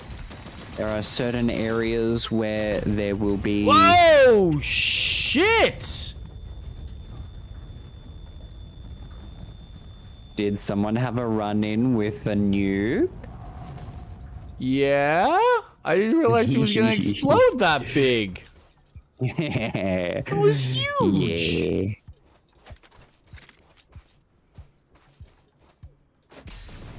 That was a waste. Alright.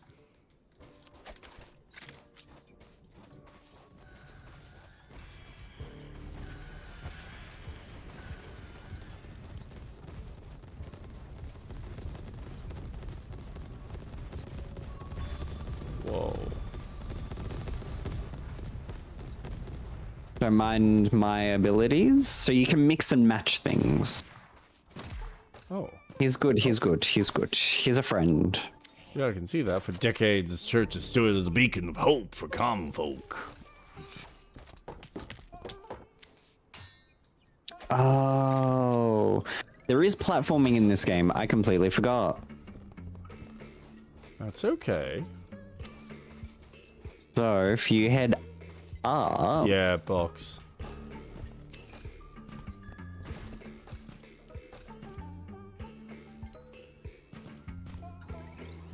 Sword the Great Bell. Nothing happens. Oh. Looks like we're gonna have to restore it. Oh, Guess God. we have to look around. Where I do think we there's find it? One there.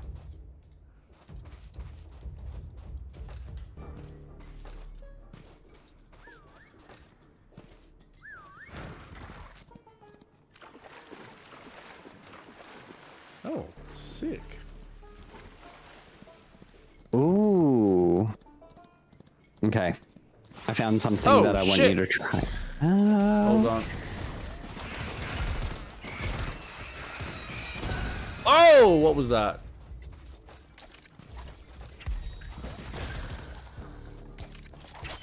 Okay. Ow! I didn't mean to do that. You son of a bitch. Alright, let's see. Okay, let's do that again. One.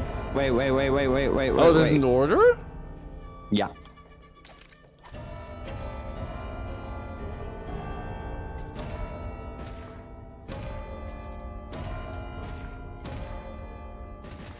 Ah. Nice. Main weapon. Yep. Because I need ammo.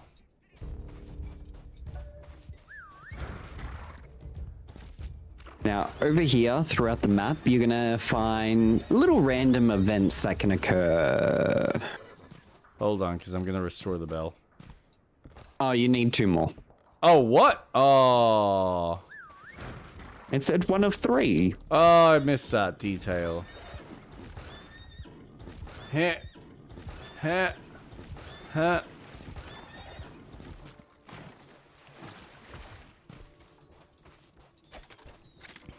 Okay. Toss gold into the wishing well and see what happens. Feeling lucky. I'm just gonna stand back just in case. Ooh. Fragments. Awesome. It isn't always that lucky, I'm telling you that now. I believe that. Beginner's luck.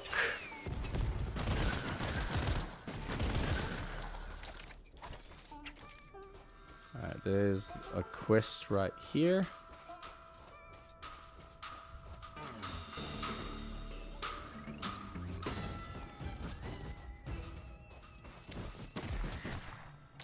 Oh.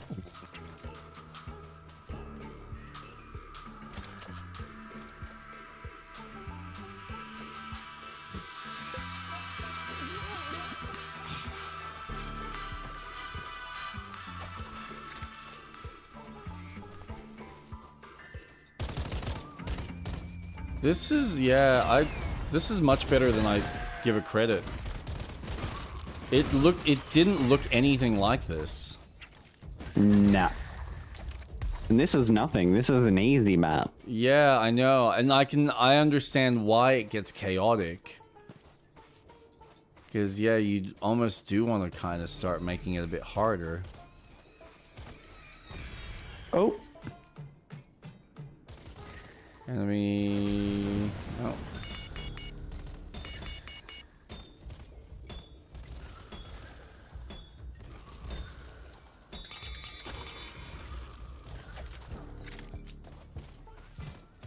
Start memory game.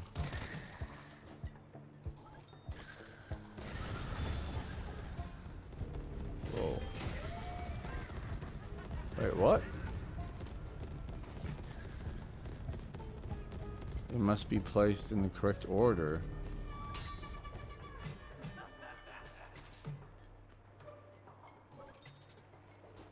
Memorize.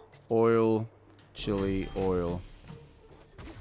Alright, I'll get the chili. Okay. Whoop.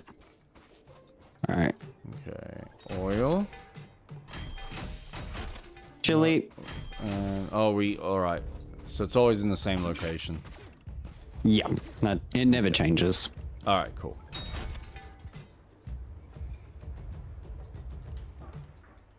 And now, start next sequence. Chili, chili, cog. Chili. I'll get the next chili. Chili. And cog. Salut. Ah, thank you. Shoe, chili, Blue. shoe, cog. Shoe, chili, shoe, cog.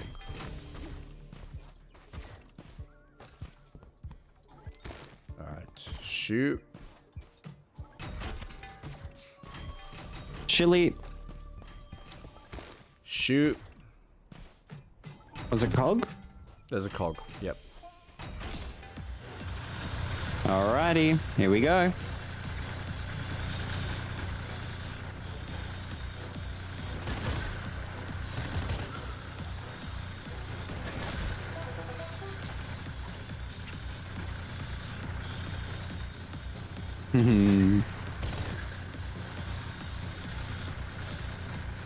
Ah, thank God.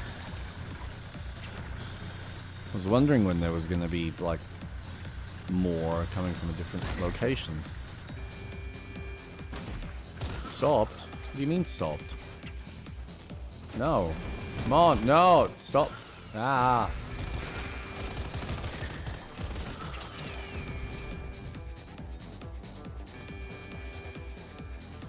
Oh, cog chili what? Cog chili... bottles. Bottles.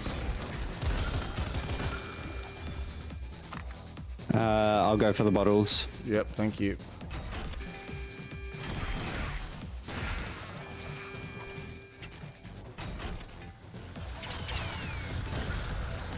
Ah! Is it melee? No. Oh, they're gonna add melee, that's right.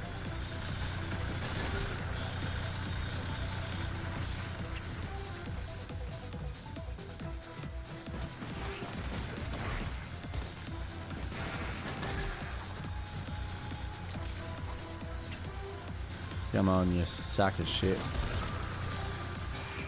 Gonna stop? Yeah. Cog chili bottles. Cog. Bottle. I'll get the chili. I'll get the bottles.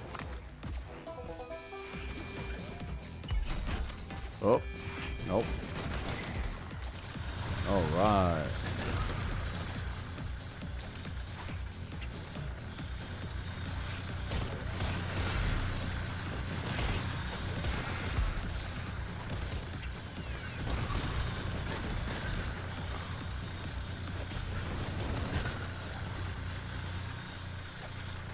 Yeah, that's it. Yay! And this is what activates the boss. Ah, cool. Do you need any ammo restock? No, I picked it up just before everything kind of ended. So where are we? Oh, fuck, we're all the way there.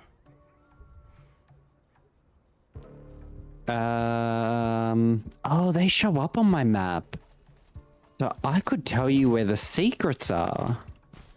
Oh, there's secrets. Go there. Yep. Oh, can you mark stuff on your map?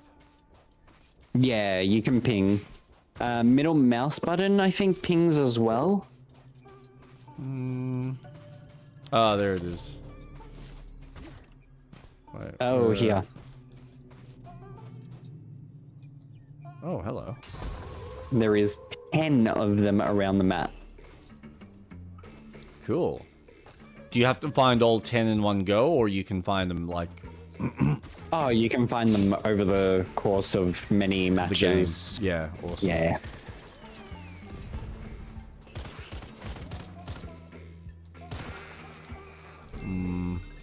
Oh god. Storm triggered. All so right. this is like a wave-based thing?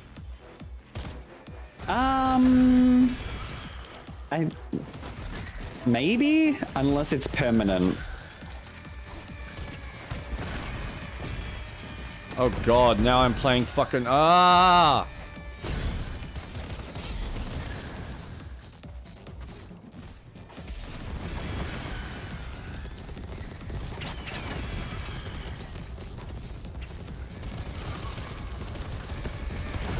Yeah, I think this is permanent. But they're just gonna keep coming. Surely not. Really? Mm-hmm. Not everything we get in that well is gonna be good. Wow. I see.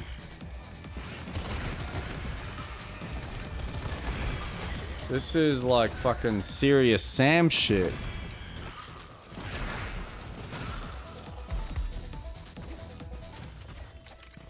No. Oh, it did. Yeah. Oh, it did finish. Oh. Shame the storm ahead makes this one look well, that's ominous. Yeah. Once you kill the boss, then it's a permanent storm. Yeah, that's the best time to level up. But you want to make it to the train, I gather. Yeah. Usually what I do is get to the station and then just fucking spend my time killing until I've got no ammo left. Yeah, kill the boss and extract to complete this quest.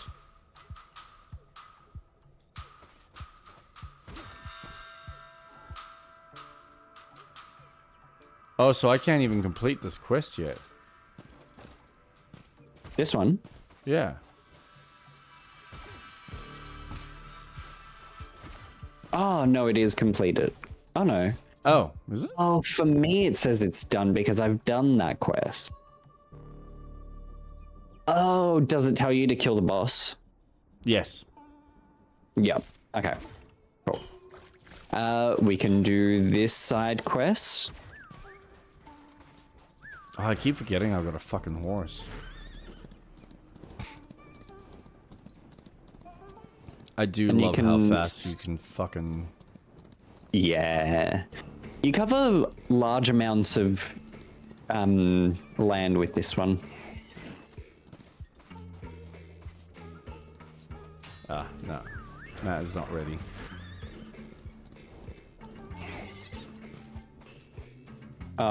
This one. Oh. I think I hear something. How do I get there? I know it's here. Oh. But I need to find the right... I need to get up there. Oh, this way.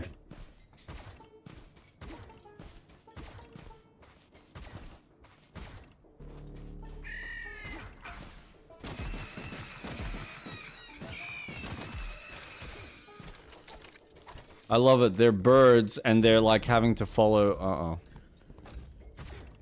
You can make them. Yeah, I know. I just didn't realize it as it's. I gotta use like the jump dodge.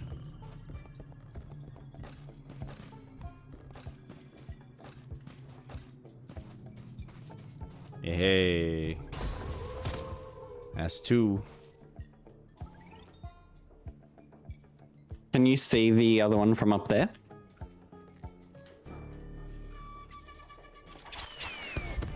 Ow. You talking about the blue down at the bottom? Or you where are you looking? Purple for the bells. But did you get the grave for this one? I got the grave, yeah. Nice. The purple? Like over in the distance there? That So this game does something interesting. Okay. You need to remember what's on that, because on another map you need to put 4 codes. Oh my god, you're joking.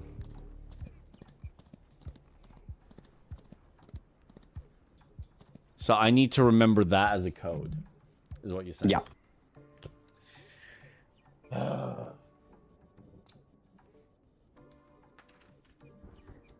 It's a good thing I have my trusty notebook. I'm not even up to that map.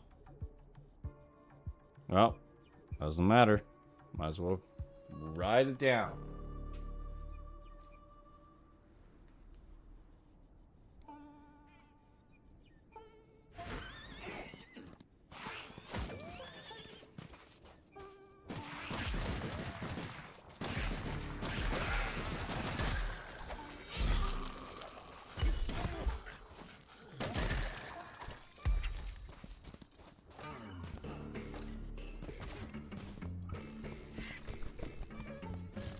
Where are you heading to? I am, like, just exploring right now. Nice. Well, at least that doesn't hurt me.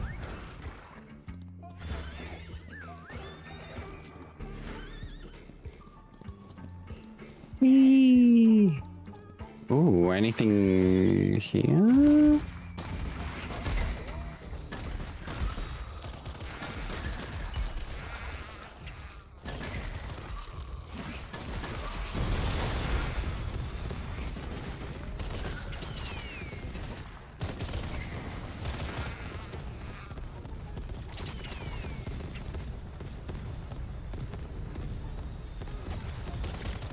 Well, at least the powers don't affect us, which is nice.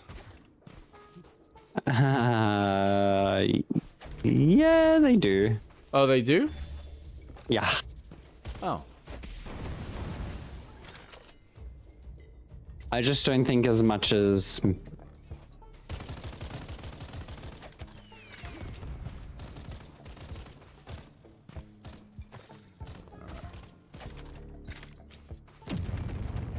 Oh, gee, thanks. That is huge, though.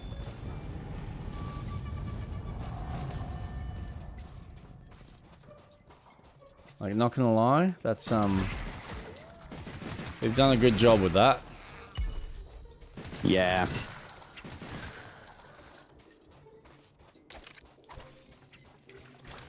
Oh, I hear it. That's 3.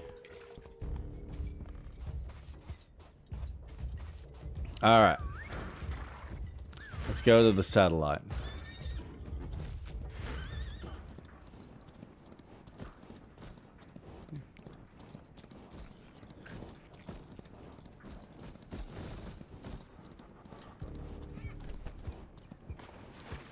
Do I hear any whispers?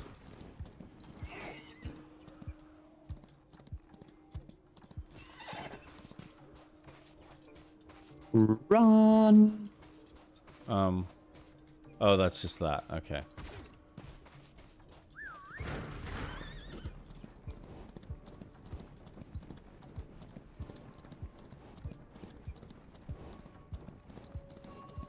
God, that's such a weird effect.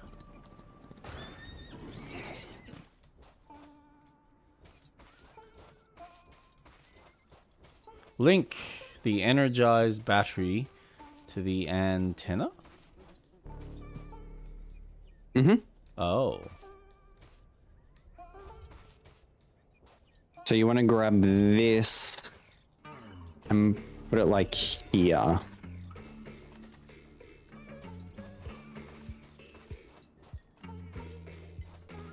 Oh, is there spares? Yep.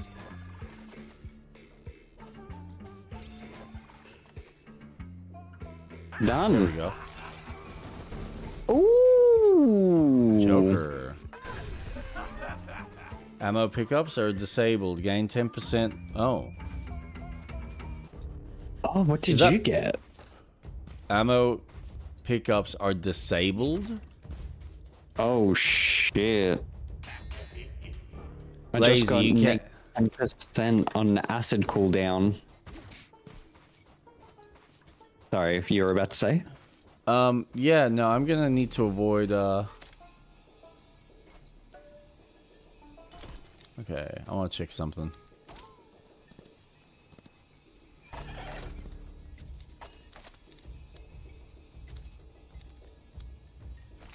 Alright. There is melee.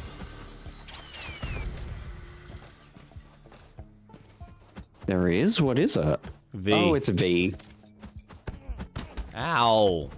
Dude. Stop it. Did that hurt? Yes! You lose health? Yes! I don't see your health going down, though. Well, just don't. It's annoying. Come back. No! Come back. Wait. I want to see if your health actually goes down. Here, you find out. Ow! Yeah, okay, that does fucking ass. Bitch tits. Okay.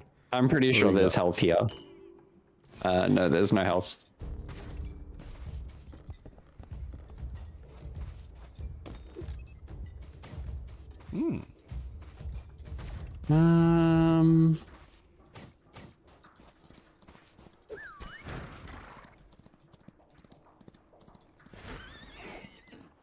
Oh, you might want to go there. Hold on. Let me heal myself. Butthead. Sorry, where am I going? There. My ping.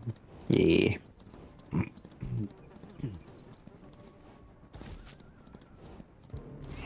Ah! Number 4.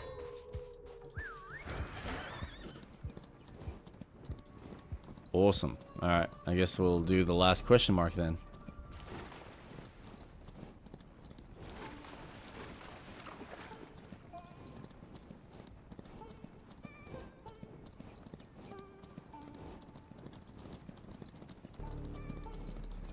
That FOV is so weird.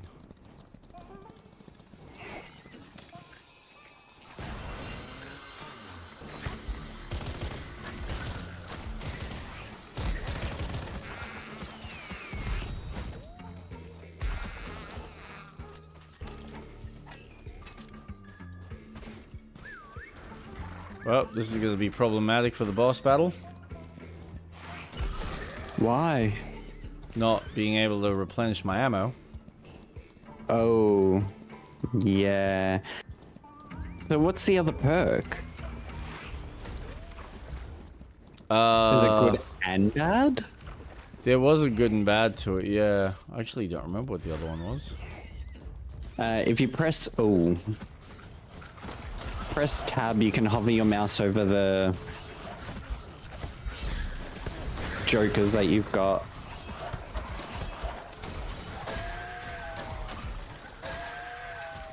Hold on. Oh, damn it.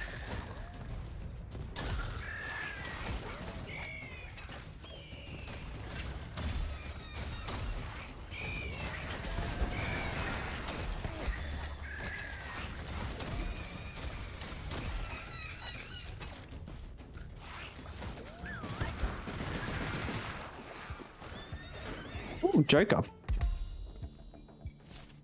Increase pickup range, yeah. Upon reaching 25% HP, release a wave that burns nearby enemies. Fuck yeah.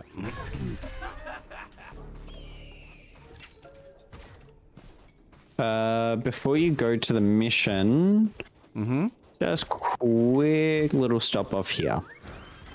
Sounds good. Number 5 is alive.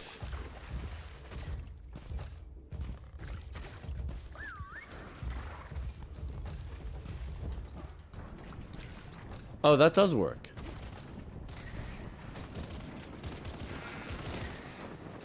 Hell yeah. Minecart.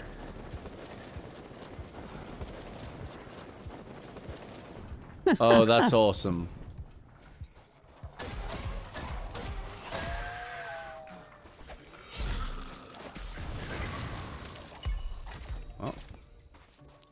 I have to do this without using my ammo. Although I seem to be gaining ammo, so something's obviously replenishing it. Wait, so how do I look at my... Press tab. And then in the top right corner, you'll see the different jokers. Ammo pickups are disabled. Gain 10% of max ammo every 12 seconds. Right, so it replenishes over time. That's good. Hmm. So what do we have to do here? Match him.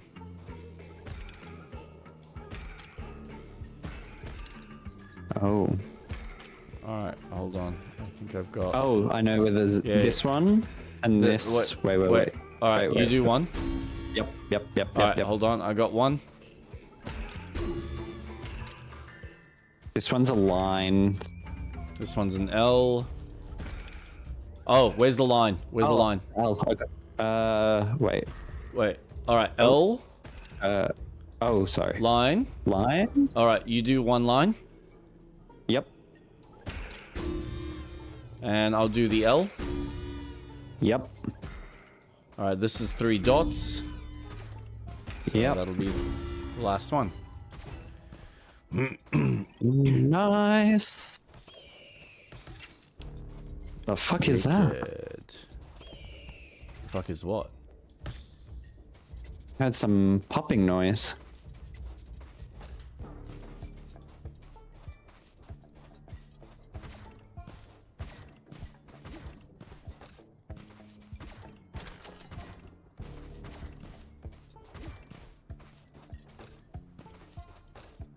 Oh god.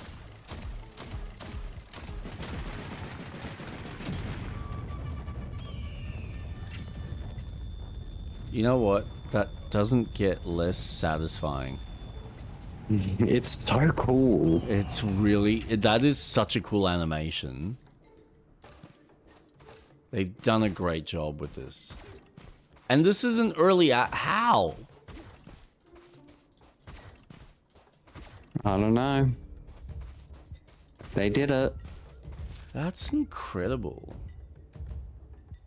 Alright, what's that arrow there? Is that where we started? Yes. Okay. So now we're just boss battle. Yep. What's that? Another grave. Oh. Do you know where all of them are in this? Yeah, it shows up on my map because I've collected them. Ah. Unless you... No, I mean, if you know them. I can hear it. That was a waste.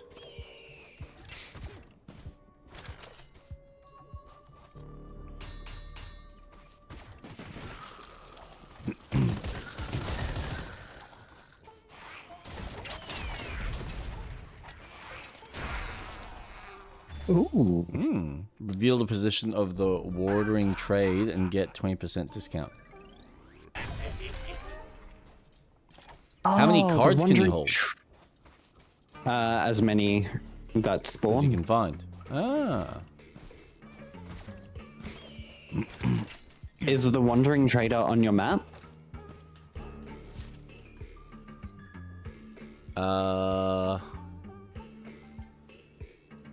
No. Damn. So he's not on here. He is. He could show up.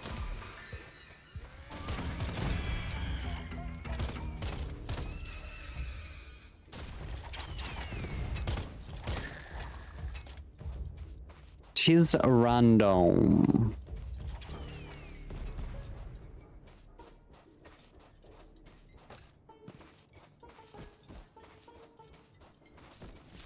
Might as well get the money. I do like that it's shared. That's good. Yeah, I much appreciate that. All right. Shall I? Oh, boss battle? Yeah. Unless there's something you feel we should do. Completely. Yeah, just do it. Yeah, because we can always go back and you can show me the rest of the other. Like, as we pass it.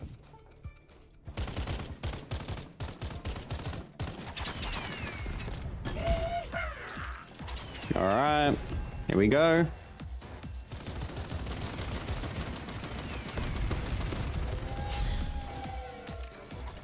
Oh. Holy shit. Whoa, whoa.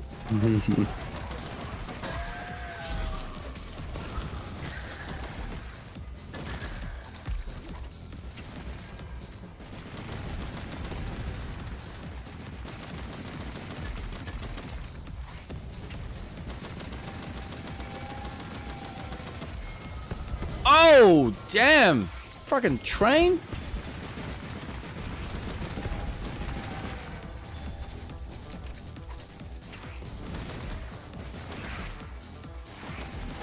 Oh, I need ammo.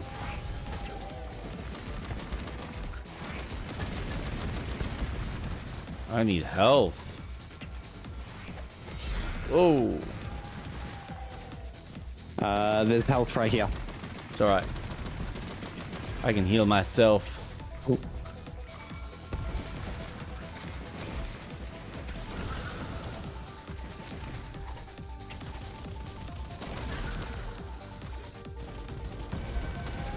Oh, nice.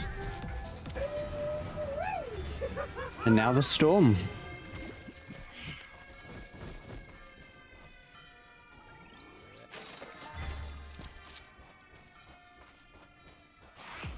Alright, I guess we run.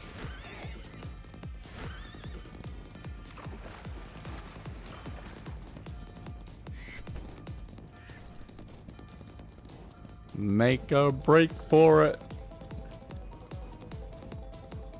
Run, bitch, run! Fucking run! I do like how you can run over enemies with the horse. A nice little detail. Yeah, I appreciate. Yeah, boys, I'm like right here. Why are you chasing him and not me? I see what you mean by XP for your gun. Yep. This is the time to do it. Do it, yeah. And use your abilities as much as you can. Oh yeah, because you level up as you use them, don't you? Oh, I don't know if there's a Joker card here.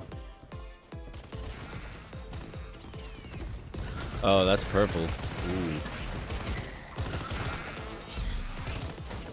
So, how long does it take for the train to come? Have you called it? No. Do you want me to call it? Oh, yeah. Might as well. And then we can just jump on when we're ready. 90 seconds. Okay. Joker only lasts for this mission. Whoa. Extra jump. Fuck yeah. Ooh, nice.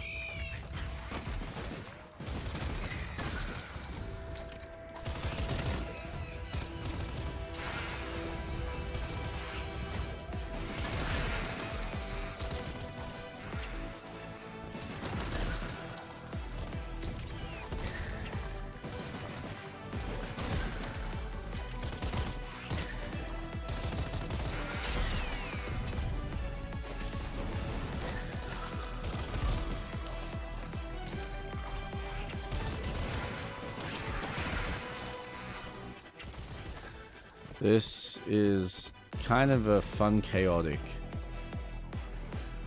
Yeah, and this is easy. Yeah, I believe you.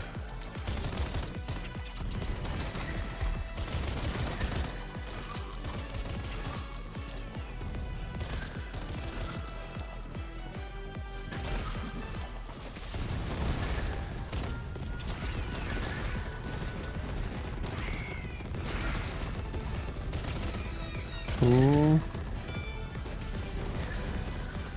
Oh, shit.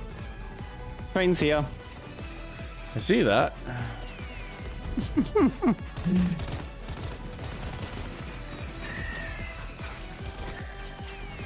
It's not like it's crazy though, like... Nah.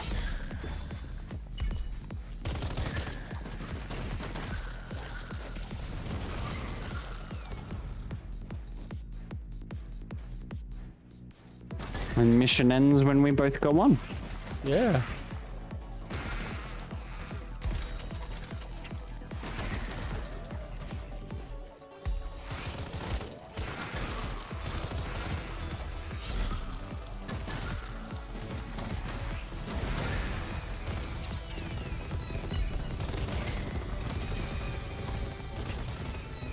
Jesus, man, your powers are ridiculous. One thing that I really enjoy is that they can mix and match different abilities.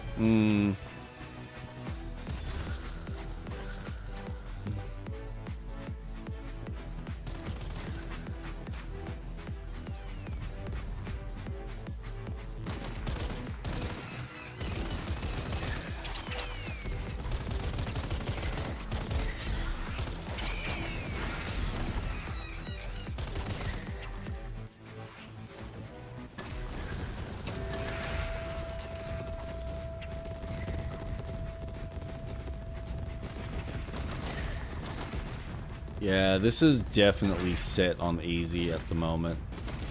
Yeah. Like, you can tell.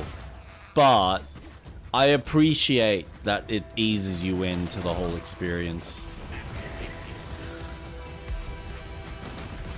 This is a very good taste of what is to come. Yeah.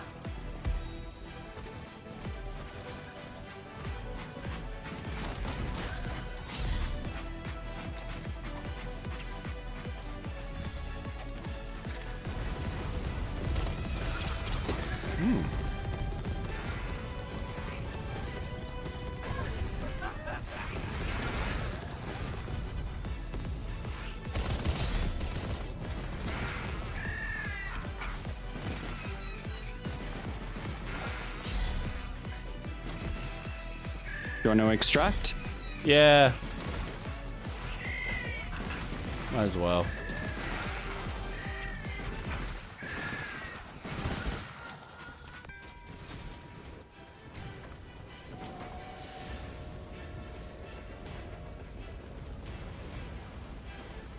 Yay! You did it!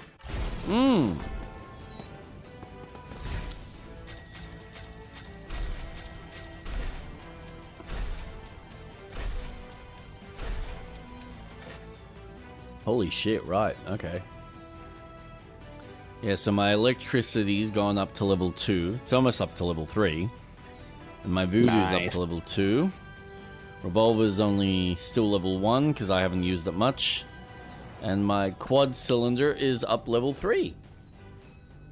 With my hero up to level 3. Shit.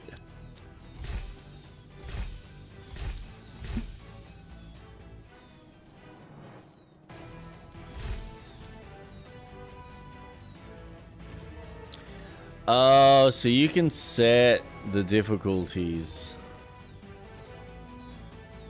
We can do normal. Wandering trade. Oh, wait, here we go. Okay, so easy doesn't give you the Wandering Trader. Only comes in on normal. Wandering Trader, increased Joker quality, 10% gold, 10% souls, new enemy types, increased enemy count, 1 danger zone.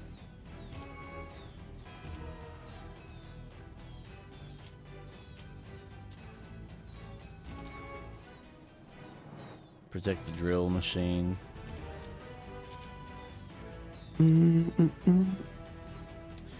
Huh. Right. So you can go from one mission to another. Yep. Okay. Alright. I want to see how this money's spent. And you always start off back at the bar. Naturally. Obtain after completing the challenge. Win the game on easy difficulty.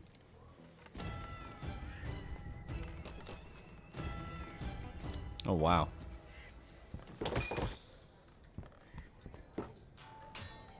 Oh, I need 2 more fragments. Whoa. Damn. Holy shit, they actually let you play the piano.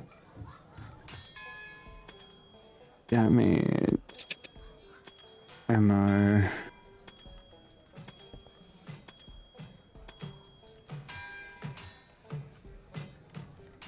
Oh, What? and you can give your guns elements as well.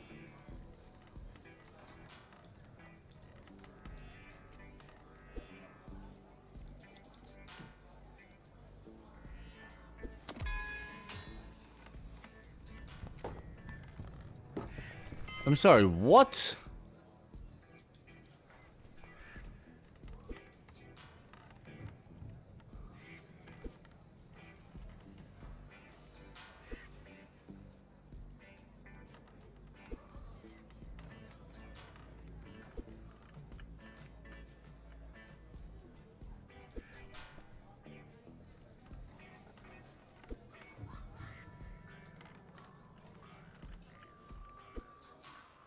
Damn it, I can't get my target. Have you played darts? Yeah. Fucking hell. Oh my god.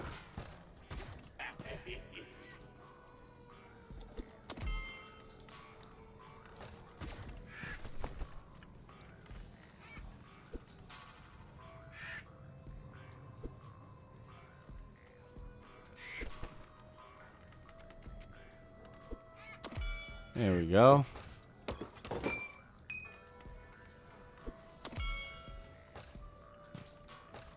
Damn it.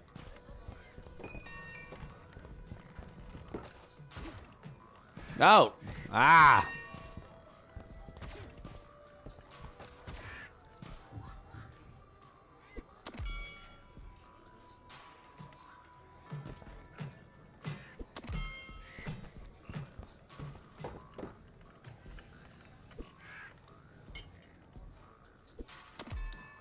This is ridiculous. This one's fucking hard from here.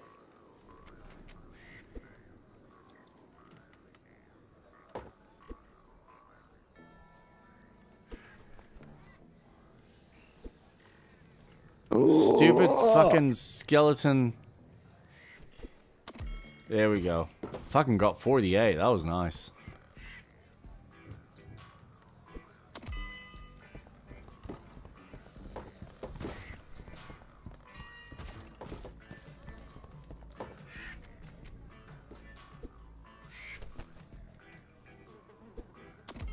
$50. Wow. Nice work. Oh, that was a horrible shot.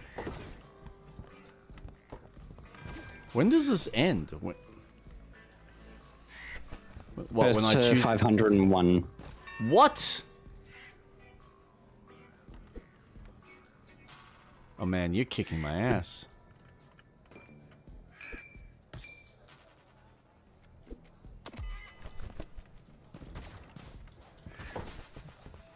And you are like catching up.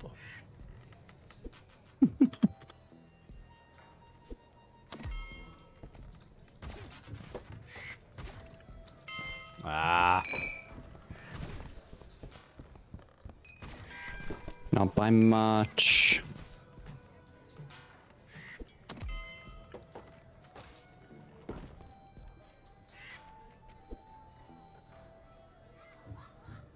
Damn. Oh. Oh.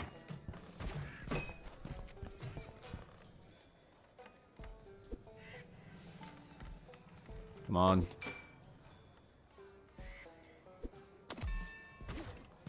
I hate that one. Ah, that was a waste. I do better from a distance. I'm getting shitty points.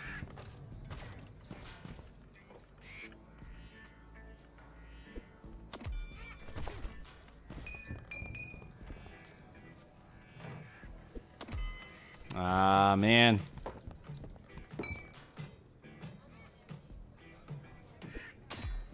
Ah. Nice.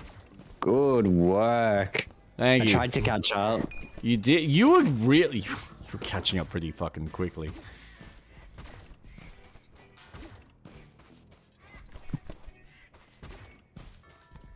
Alright, so.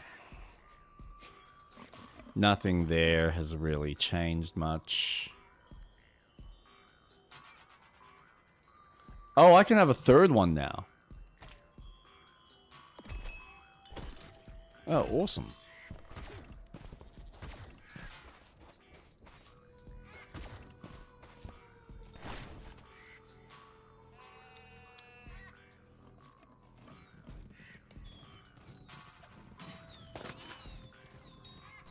Mmm.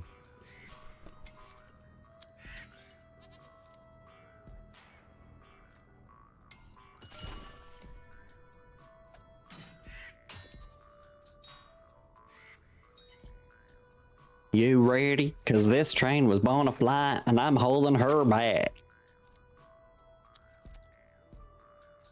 Use a ticket to gain levels. Ah.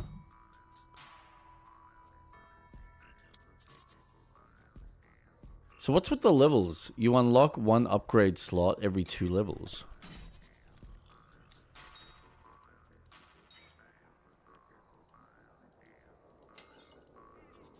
Yep. So every even number, you'll get a single point to put in. And you can always respec. Yeah, no, I gathered that. What do I spend the souls on? Souls is magic. No, souls is this. Oh. This will give you your random joker that you can then apply to either your gun or yourself. At the start of a match. No. It's like a permanent upgrade. Gain minus 30%.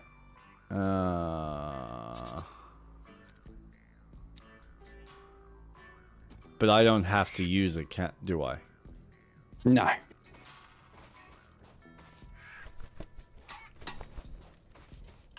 So is that like a further build type of thing?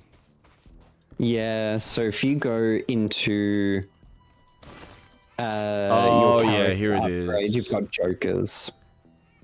And, oh, and I can actually get rid of it.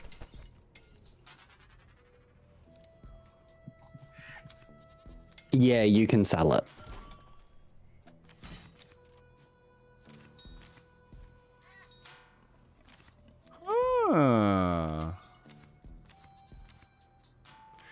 Interesting. Walking makes rubber duck noises. Useless. All right, you can do the same to your guns as well. I'm just gonna go to the bathroom. I'll be right back. Okay.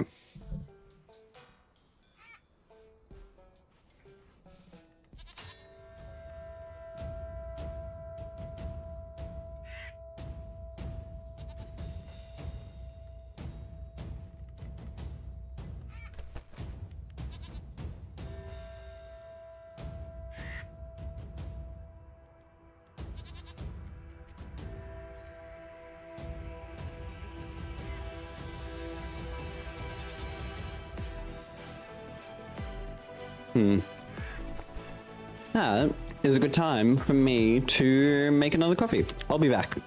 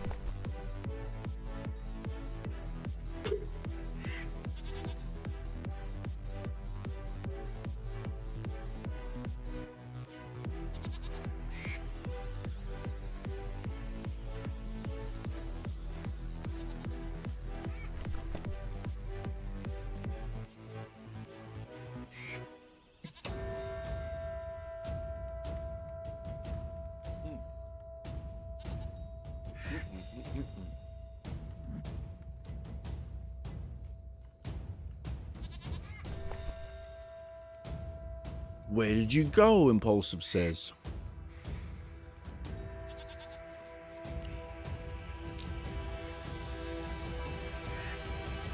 That's my bad. I should have put B right back.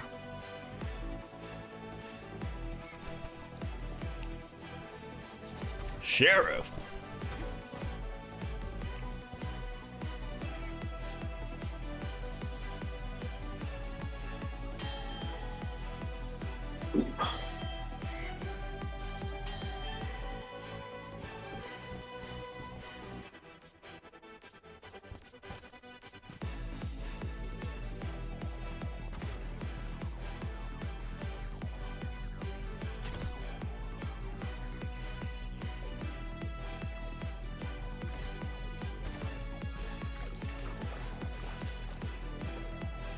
Oh, there is a boundary. Okay. I'm back.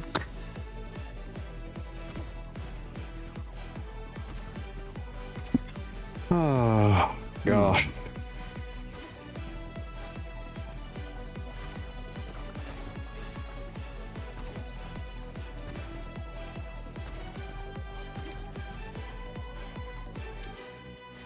Moo. All right.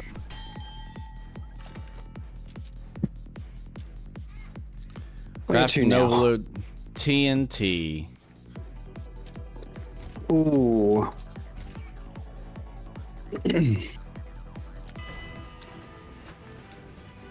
Oh, I chucked it on normal, just to see how we go. Yeah. Yeah. If it's too You'll hard, be fine on normal. No, we'll drop. Trust me, normal is fine.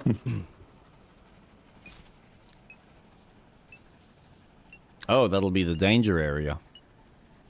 Yep. So there's a mission in there. Oh, there's a weapon fragment too. Yes. Awesome.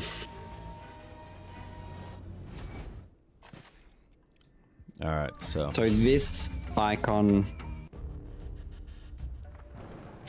Oh, that? Okay. That will give you a weapon fragment. Well, I guess we'll that is your traveling merchant, but kind of useless because we have no gold. Yeah.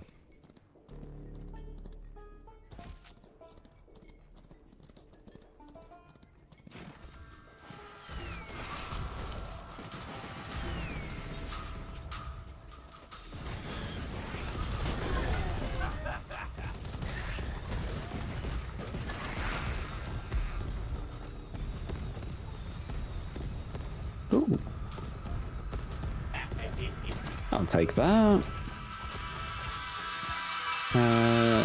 Chest. Far Far West main theme fragment collected. Oh, nice.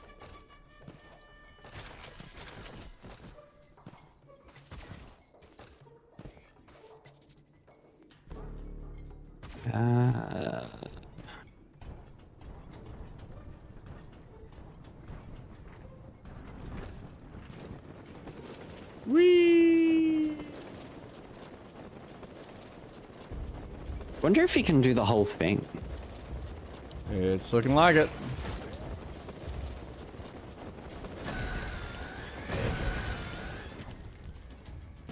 Whee! Oh, he's pretty close.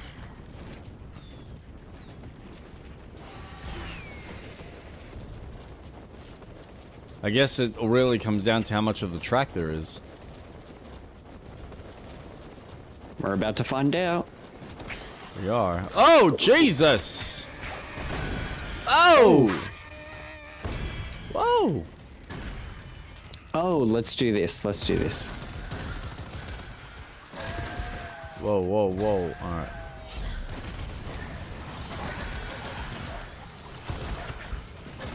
Dude! I think we pissed off way too many of these assholes.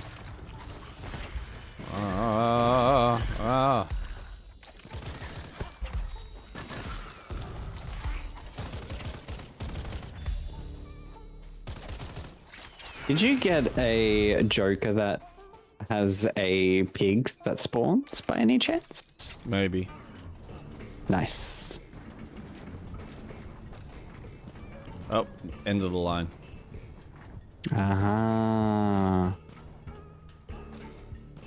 Does it go the other way? It does. Okay, so you can make it go the other way. Oh. Alright, so where the fuck are we? Well, I No guess we idea. can go here. I'm just gonna get the gold quickly.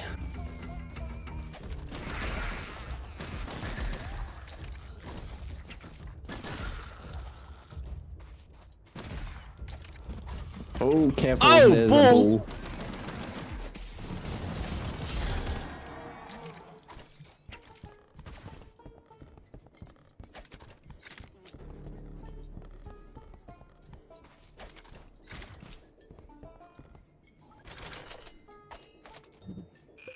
I'm grabbing.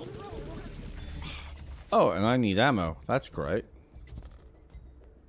Oh, guess what I found? What did you find? Another bell fragment. Oh.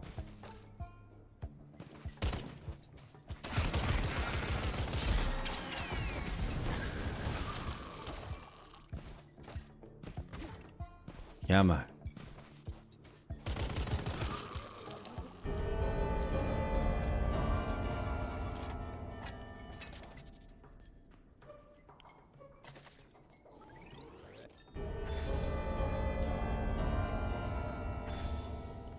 One.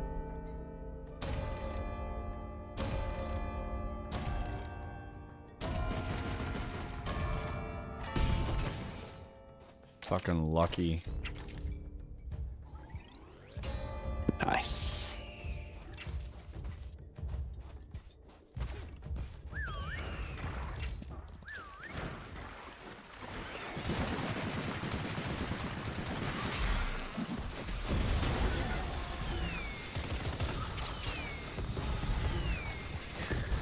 Whoa!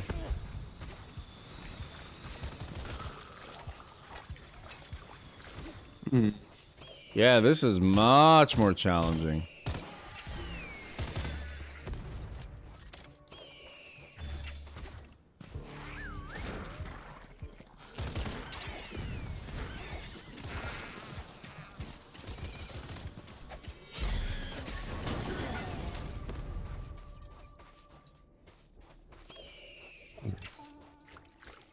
I guess we'll get some souls.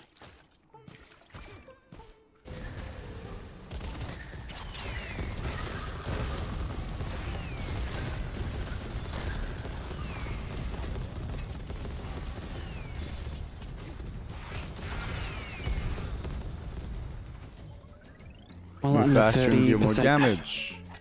What? Hmm? What's wrong? Oh, I thought you Oh, had an no, issue. I was just reading mine.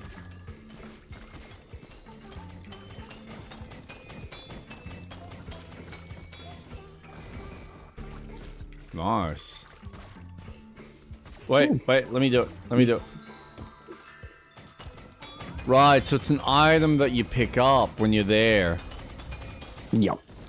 Okay.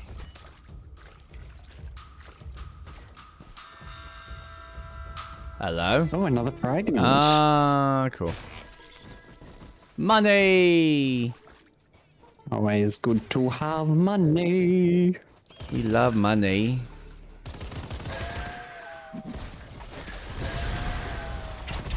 Whoa!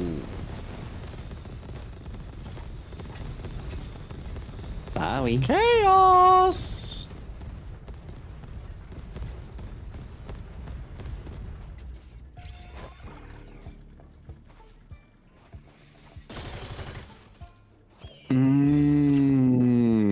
Okay. What? You're gonna What want we to have get a to do? pickaxe. Uh, And you're gonna have to break the wall to get the energite. yeah.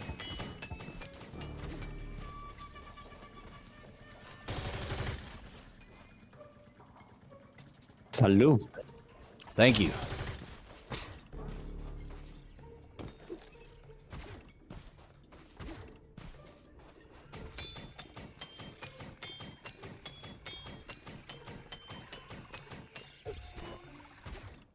Got one.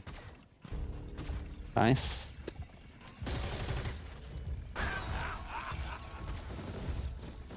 Oh yeah, baby. 20% chance to get your bullet back. Fuck yeah. Oh, is that a 15% chance that opening a chest gives you a random joker? Let's find some more chests then.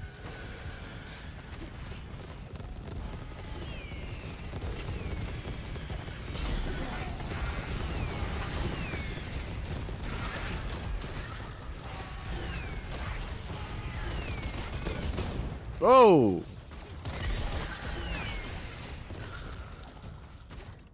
Oh, if you see a pig, shoot it until it explodes.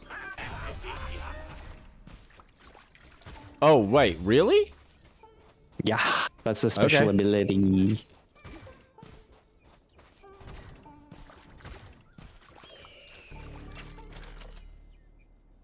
Oh, maybe I should be getting you to open chests. Yeah. No, you leave the chest to me. Wait, where are we? Where are we? Alright, so I guess, do we want to try and do the quest? Yeah, we might as well do another quest.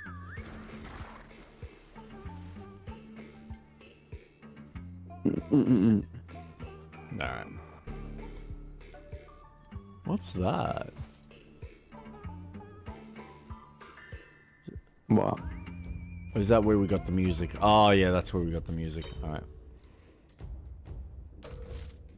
Alright. Yeah, now you can see them on your map after you've collected it. So that's what I see for all of the things I've collected. Oh, there's a chest here. Chest here. Yep. Going. Oh. Nothing. But. I'm here.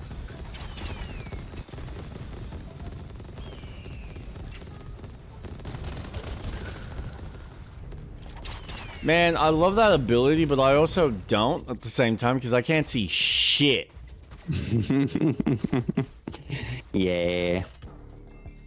Alright, tossing a coin in a well. Please don't be bad. Free gold! Yeehaw!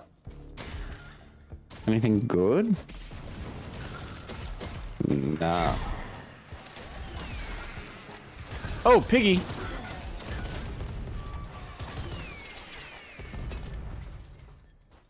What are these candles? I don't know. Is that your ability? Oh, you've got the voodoo ability. Yep. Do you have 2 or 3 skills? 3. I keep forgetting that I've now got the fireball.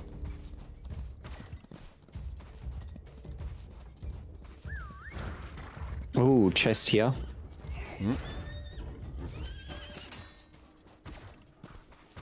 Mount is not ready. Oh, that was a waste. Might as well. Yeah.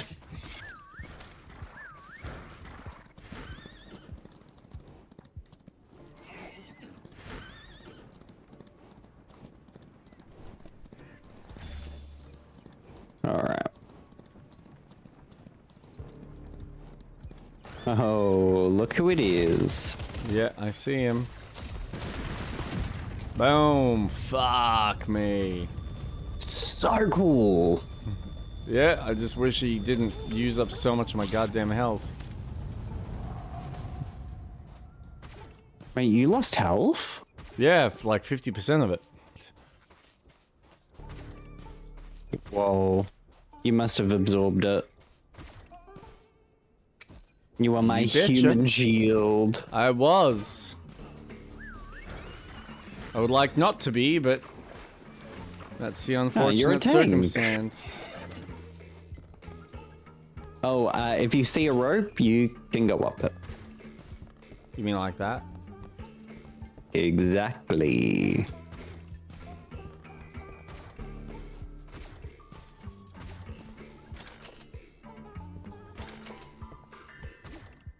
God damn it. And another. Oh, there we go. Oh, yeah. This joke only lasts for this mission. 1 utility ammo. Oh yeah, you've got utilities in this. So I'm carrying a utility box, but you can change it to a health box or something else. I haven't unlocked any other fragments.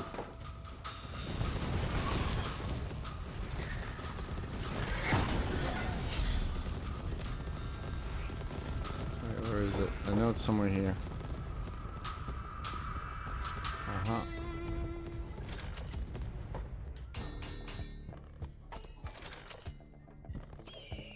Oh, did you get the music thing here? Yep. Nice. So gather the tools Billy lost around the map, which we've done. Oh. Use Yep. Willy Billy shovel to dig out the lost engine. Oh, fucking hell. Yeah. Chest here. Northern.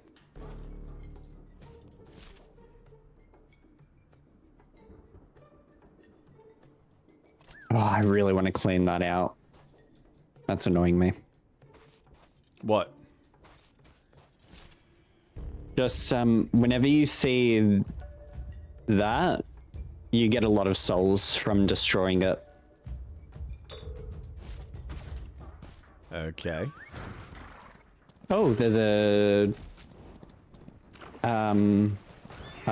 Joker.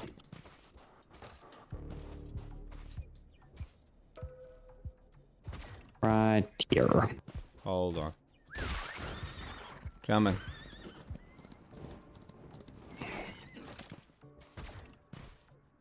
Do 20% damage to weak spots. Fuck yes.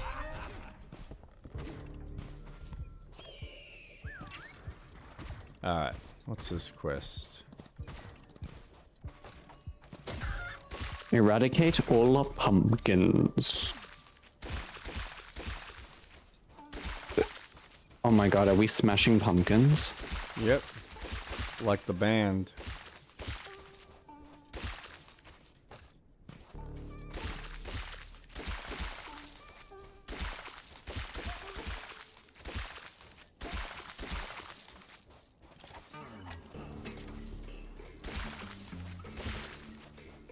They're trying to grow on us.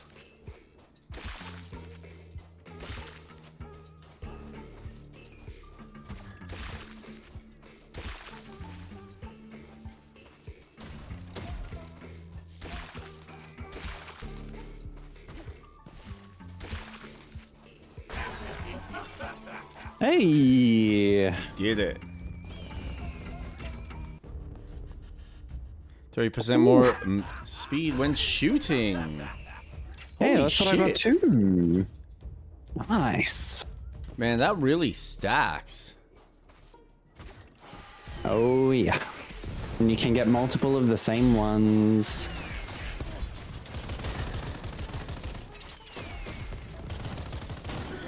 Oh shit. That's what I was gonna do.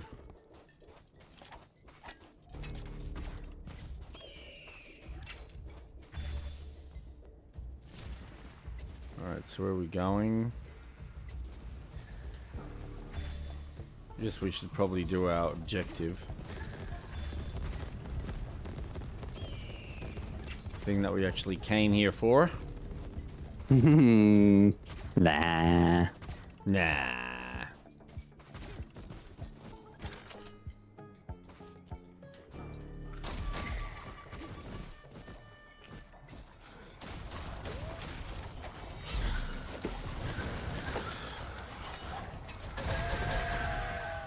Oh, grave here. Ooh. Hold on.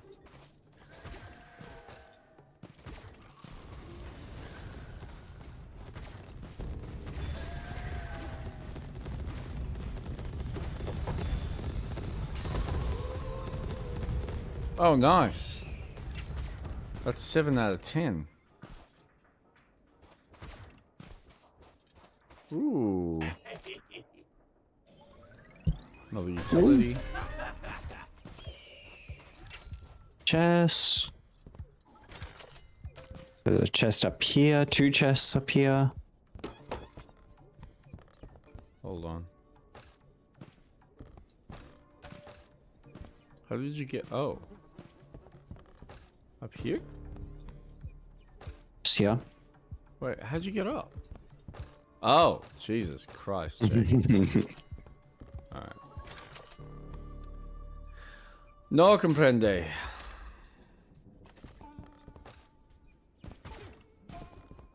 Now, is there...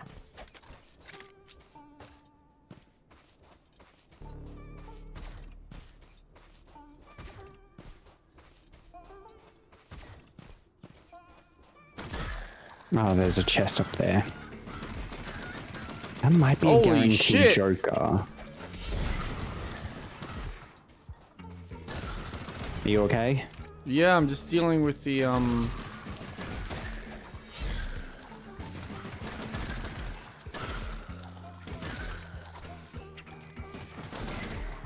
Are they just gonna keep spawning? What's that? Oh, shit.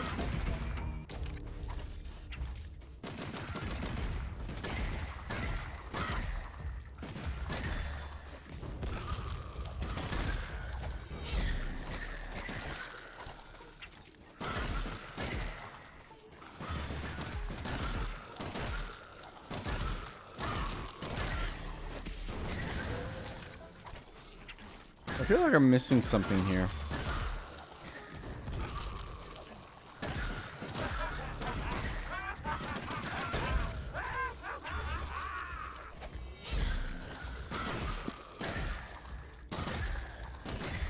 Where are you?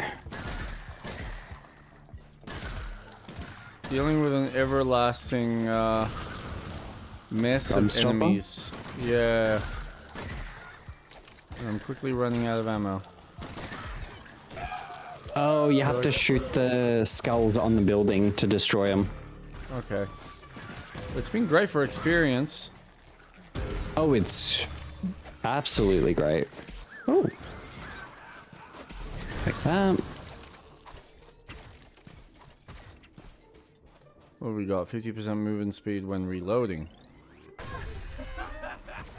Oh, Wandering Merchant.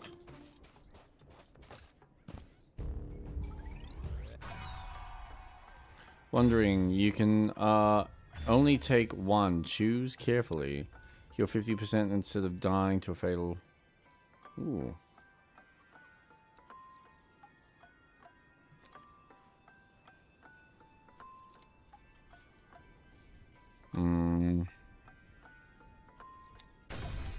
Yeah, I think I'll take that.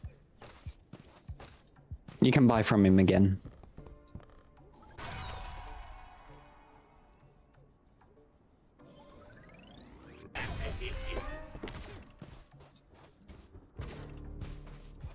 So you can buy multiple things. Yep. Killing an Oh enemy short. my god. I'm tiny now. Oh, that's funny. 10% chance. I can't afford it. Grants 20% weapon damage, but reload now wastes unused ammo.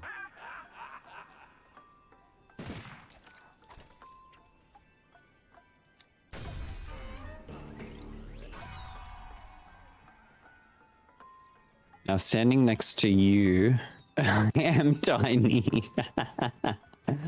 Oh, that's funny. 50% chance at collecting a Joker makes another random one appear. Oh, Okay. yes. You're getting great boosts. For the Jokers? Yeah. This is a really good run.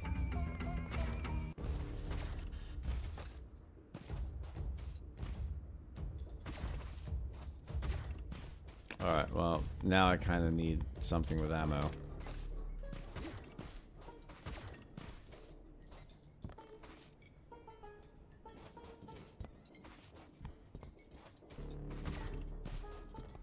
What you mean? Oh, I just need to find ammo for my main gun. Oh, over here. Well, I'm assuming if we go to our main quest.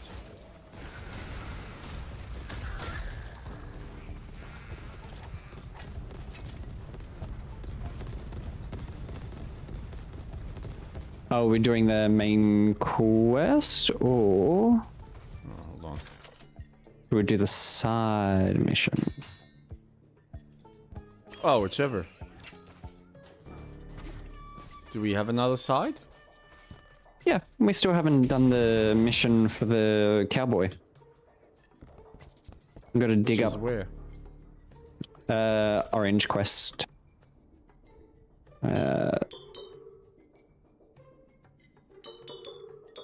On the other side. Okay, so we might as well. Ride like the wind, bullseye! I still have yet to watch the next Toy Story. I think it's out for stream.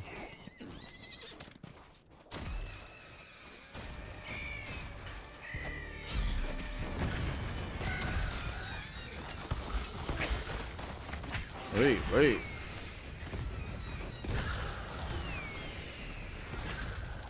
Oh my gosh. A few of these assholes.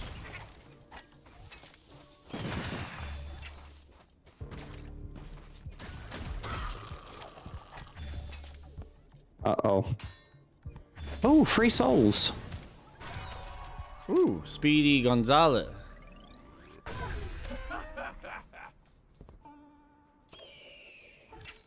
5% chance for a weak spot here through summon a healing ghost spell.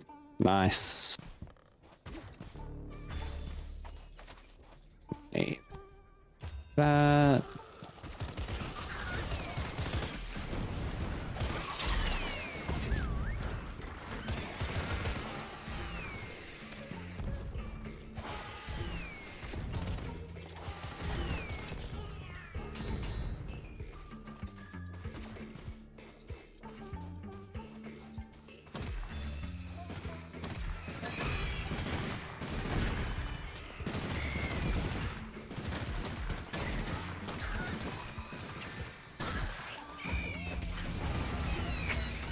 Oh.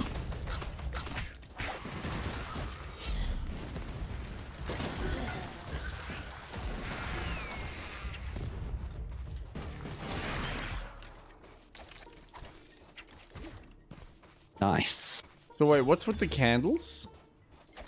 That's your voodoo spell. I'm not sure what spell it is. Okay. Oh, fuck. What? Give me a second. Before we go on, there is something we have to get. I just need to find it. I'm just gonna open this chest, which contains Go for nothing it, go of for use. it. Oh.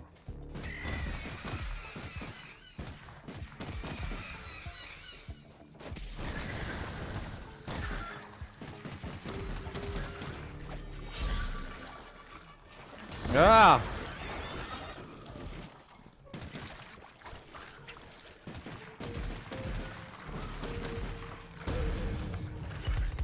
Yeah.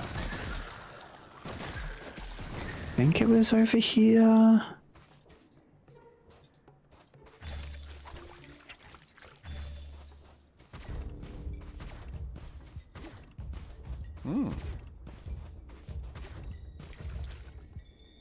I found a, what's it called? Wait, where am I? 20% damage to weak spots. A card. Oh, and there'll be 2 there now. Damn, I lost the blueprint.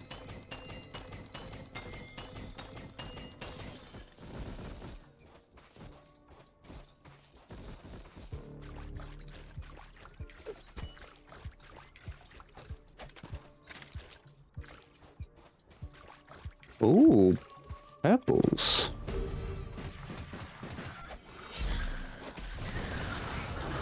Whoa. I only got one. Oh, God. Oh, boy. Oh.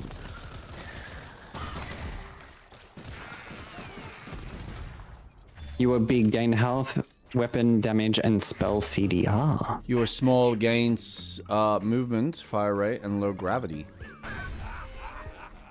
Oh my god, I am huge. I'm tiny. There are chests in here. And upstairs. Ah, main ammo. Awesome.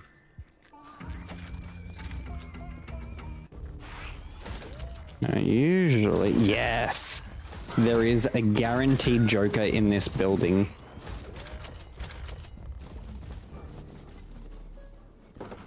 Why do you say that? Just how it spawns on the map. So if you... Where are you? Oh, you're down. Chests. No, I'm up the top. Oh yeah, found it. Chunky, 20% damage. But 20% gravity? Oh, so you don't jump. Picking up a soul grants 20% damage and reload speed for 5 seconds. Take it. Is that cool?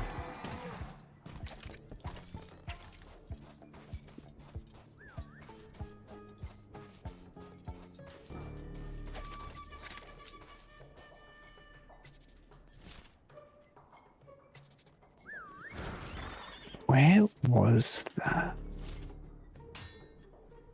It's gonna disappear.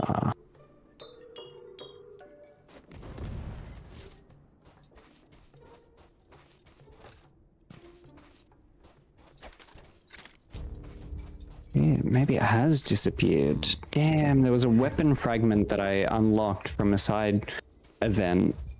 Must have disappeared then. I didn't think they did. Damn. I guess if you're far enough away from it.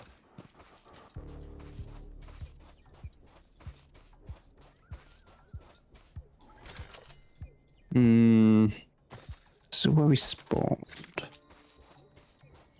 Found a mine. Oh, nice.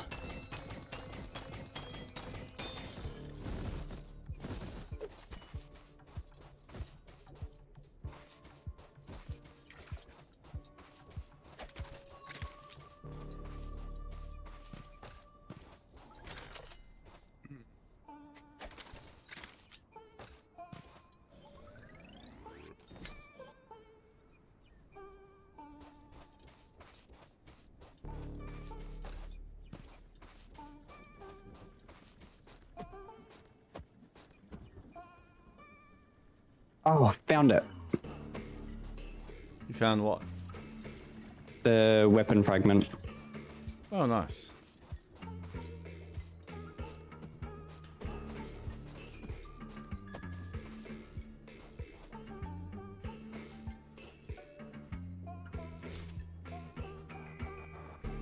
Okay.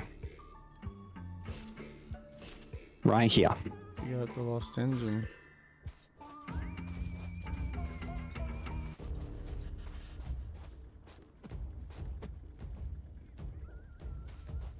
Where's the lost engine? You have to dig it up. Yeah, but where?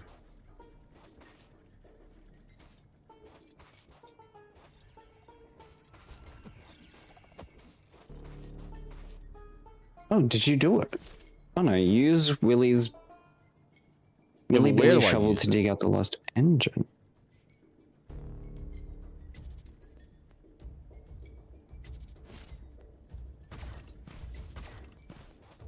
Okay, I got the shovel. That's fine. Okay. I know where to find this, so we'll come back. Let me head to you.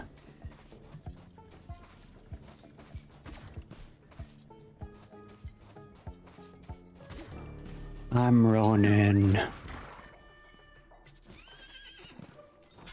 Whee! Where bullseye go?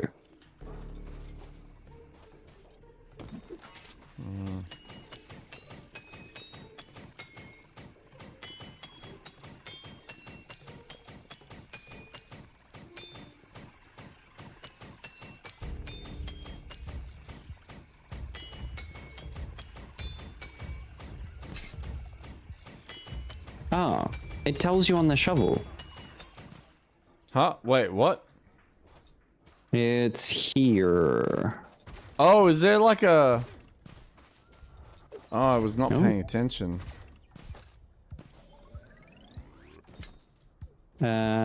Should be where I'm standing. Yeah, okay. Fuck, I wasn't paying attention to that. That's cool. It's a hot cold mechanic. So if you pick up the shovel here. Oh, you've got to shovel yourself. Got it.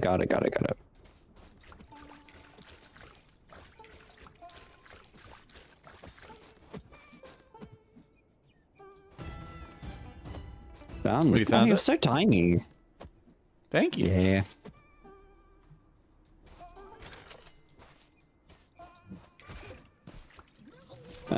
Okay. You want to go there on the map. Okay. Oh, I'm so small and so cute. Itty bitty cowboy. Oh, wait, Matt. Wait, chest. Oh. Never mind. Nothing. Nothing. Lame. No.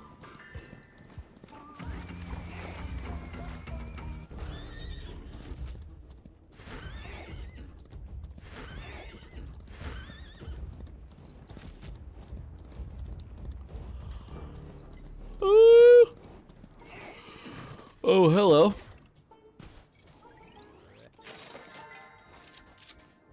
Nice. We also want to go there as well. Come on, you silly horse.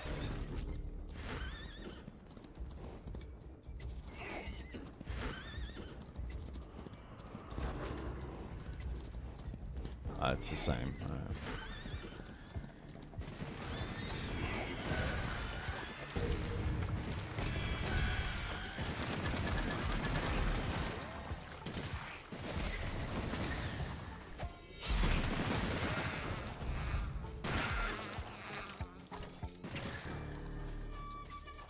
Move faster and deal more damage as a dead ghost.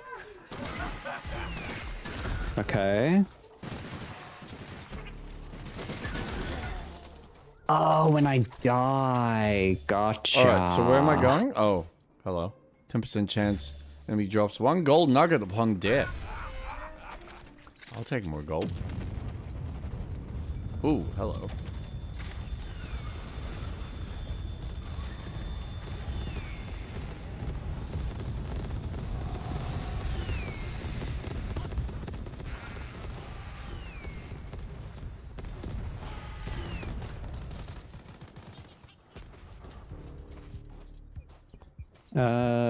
Where are we going? Oh, here.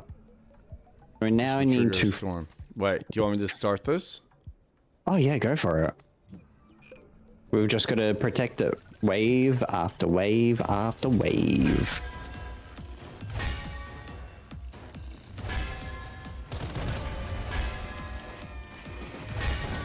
Oh, shit. Whoa.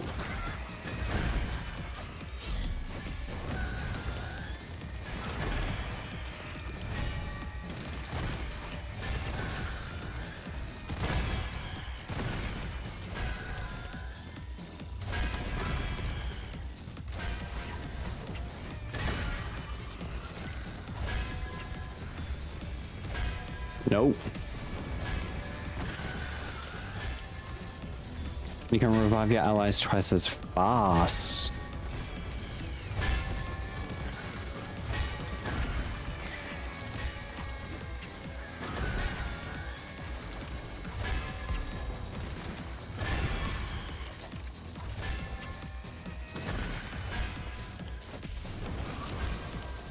Oh, You good? boy.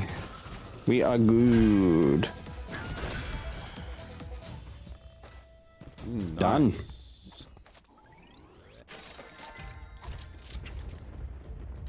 Not bad. Shame the storm ahead makes this one look like a warm-up. Yay. Oh, hello. You can revive your allies twice as fast, and while under 30% HP, gain 3% move. Why would I do that? Oh, where are we going now? You will need to go here.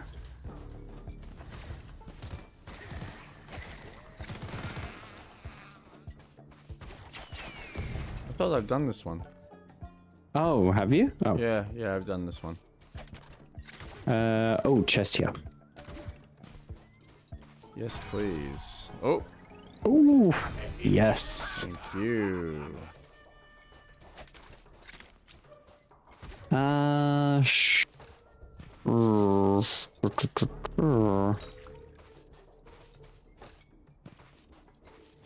Yes, we could do the hard mode, like the hard area. You mean in here?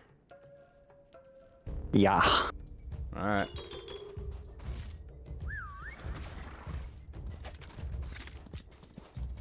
Oh, chest. Oh. Oh. That's okay. I need ammo.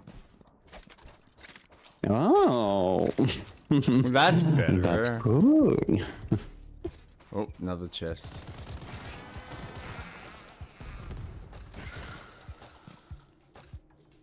Ah. Damn gravity. Ah, no.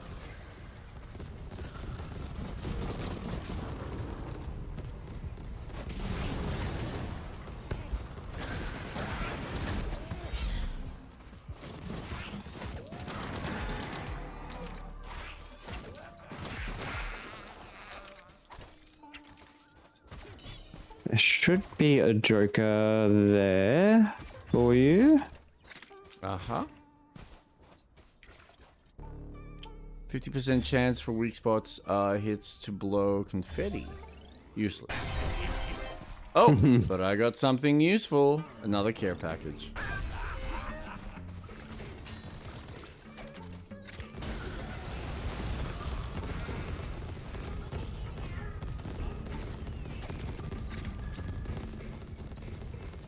Alright, so what do we need to do here?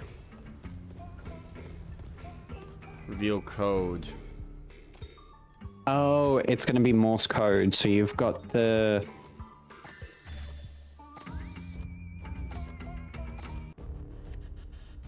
Wait. 8. Oh, shit. How do you... okay.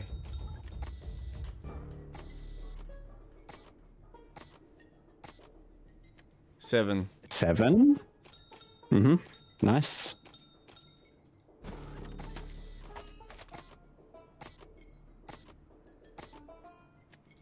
What's 6? that? 6, yep.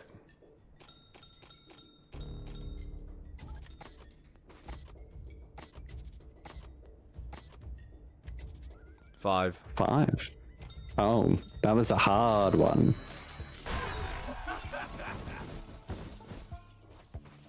Oh.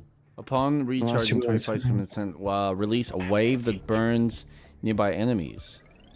I'll take that. I'll buy that for $1. Alright, I guess now we can do our objective. Holy fuck, talk about doing everything in a roundabout way. Clean out the map and then do the mission. Yeah, pretty much.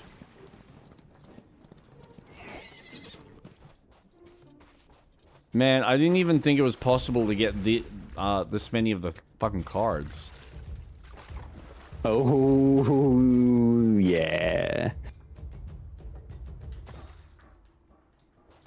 You want to feel powerful? This game will make you feel powerful. Yep. Nay. Oh, you saw that, right? Why you lied to me? Oh, I love those snakes. They're so annoying. Restore factory. Actually, I'll leave the ammo. The boxes for after. I will take down the birds.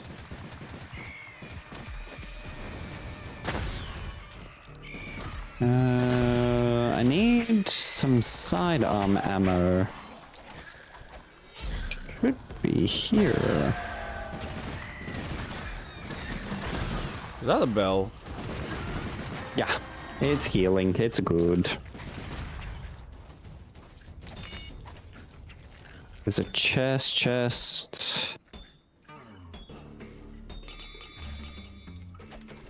Another chest. Oh, 5% chance to shoot explosive projectiles.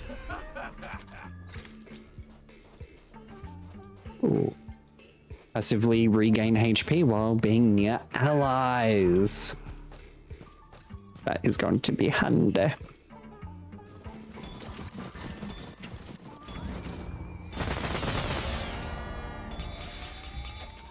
Alright.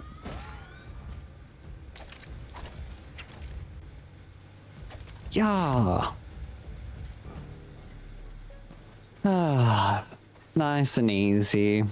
Nice and chill. Oh, Nothing's 50% gonna chance happen. that opening a chest gives you a random joker. Extra High jump. percentage, yes. Yeah.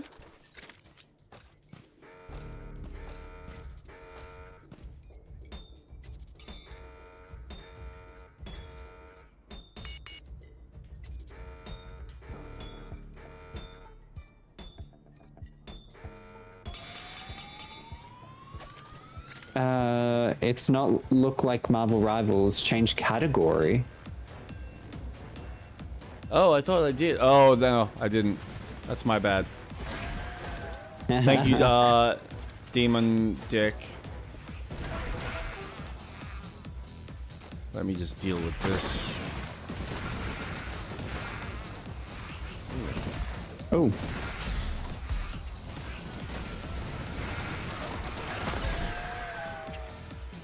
Of course. Hold on. Oh.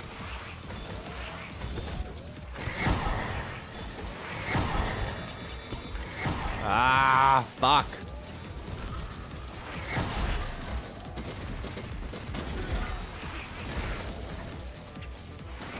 Need to be left alone. I don't think I can be.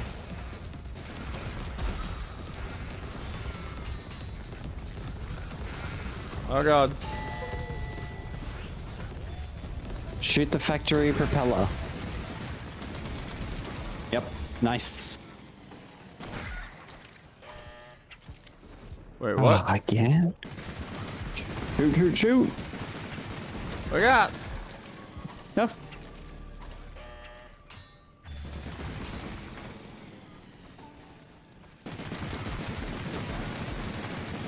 No, don't. Just slow it down. Slow it down. What? Me?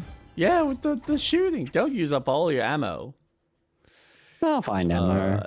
Alright. So, where is it? Far west. Thank you so much, mate, for that. That was my bad. This doesn't look like Marvel. It was supposed to be. And then it just didn't quite work out. Bastards. I'm lying to my Twitch followers. How dare I? Unacceptable. Unacceptable! Alright. Boss battle? Yeah? I don't think there's really anything else.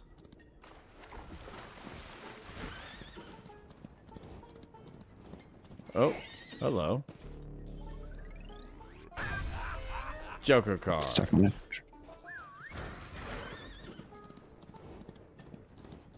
Where did you find a Joker card? Just, yeah? Maybe it's one you'd gotten that I didn't. Oh. Okay, yep.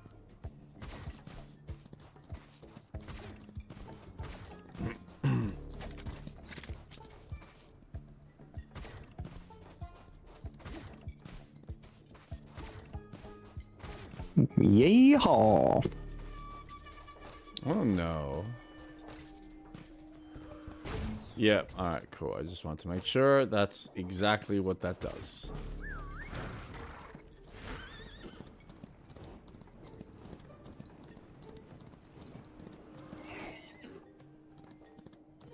Does it work when you're in a horse? Yes, it does.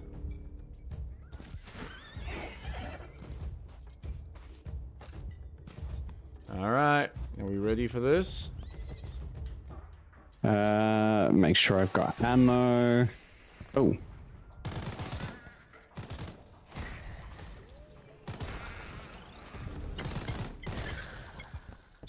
Yep, go for it. Tree is about to be destroyed.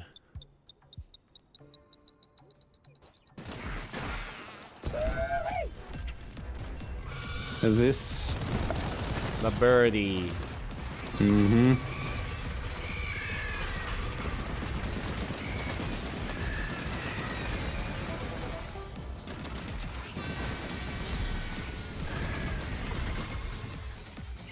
Wait, where's that motherfucker? I heard him.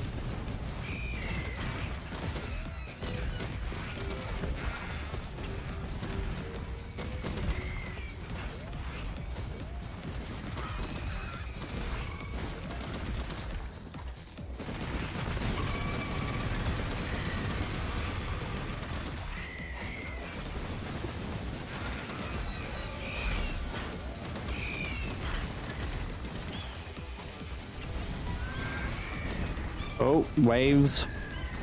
Yep.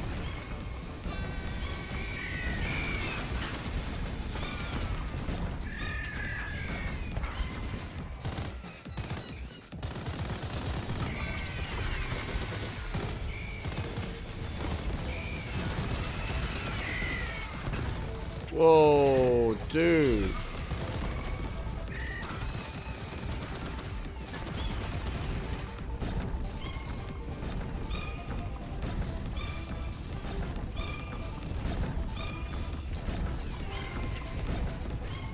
I need ammo.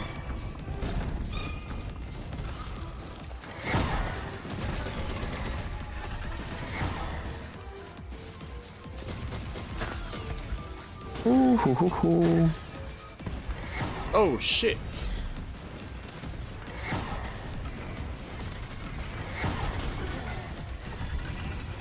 Oh, I have nothing.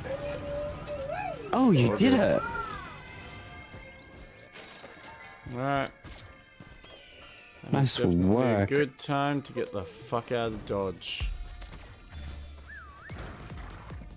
If I find ammo between now and then, that would also be ideal. Yeah. Oh god.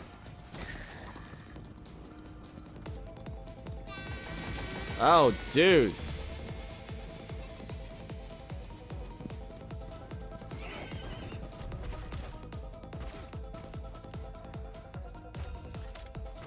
Are the skellies eating you? No, they're alright. And I got ammo, so I'm good now. Good, good, good. I just need spider. There we go. Okay. Ringing.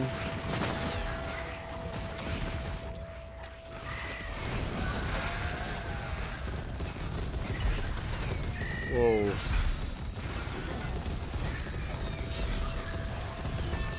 Oof. Oh yeah.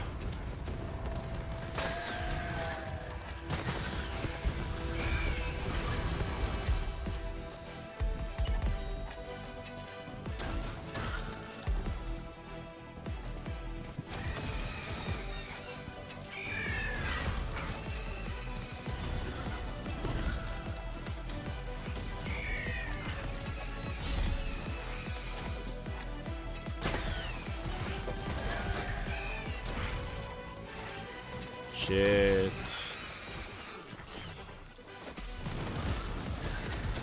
Oh boy.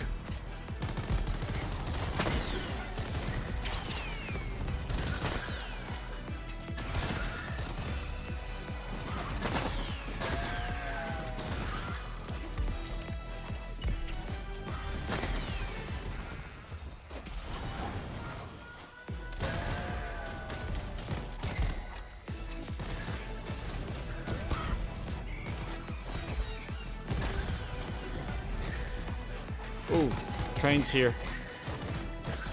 Okay, nice.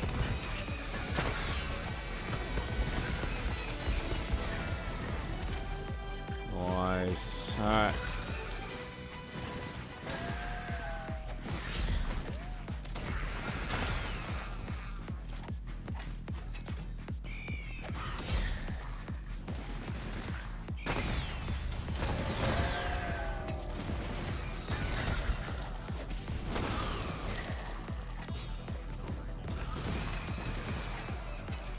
Ah.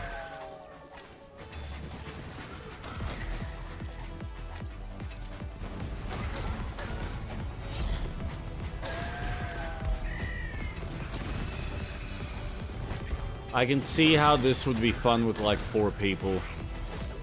Oh yeah, because the difficulty changes and the Yeah. side missions.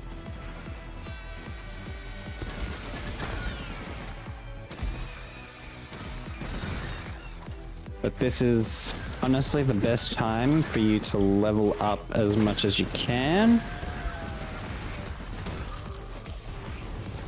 Make sure you use your spells as much Oh yeah. as possible. I'm going nuts on my spell casting. Problem is I'm like running out of ammo.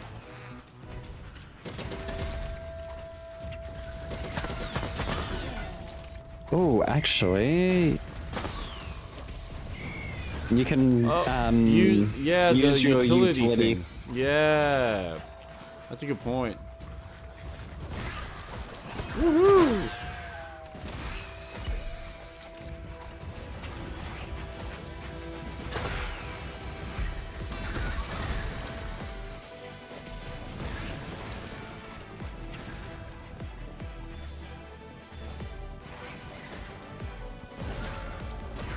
Oh my gosh.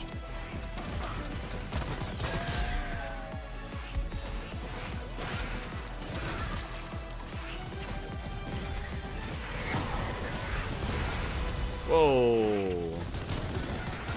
I took a bit of a beating.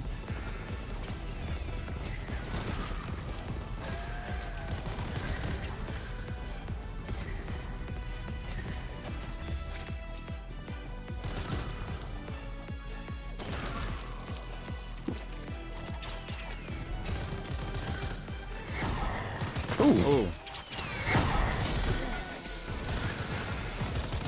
Ah, that's stupid machine gun. God.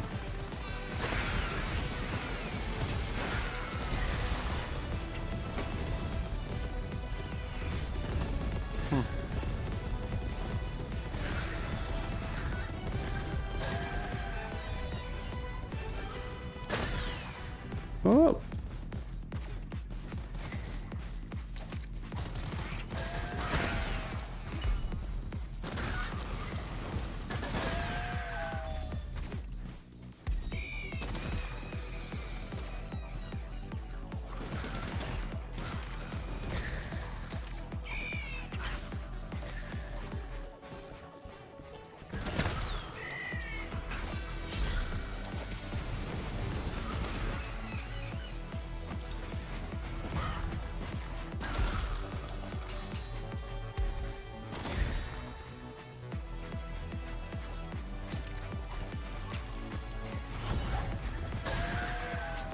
It's just so much fun, just killing shit. Yeah, it's not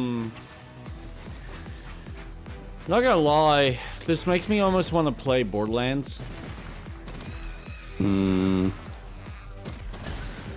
Like, as mindless as it is, Borderlands just has that. but with a few extra more like mechanics.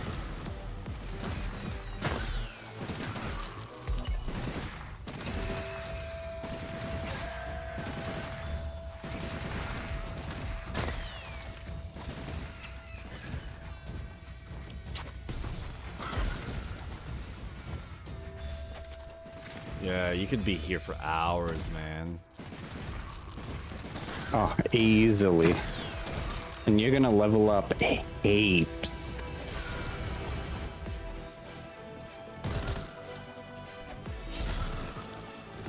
Yeah. Well, considering how much time we've already spent on the map,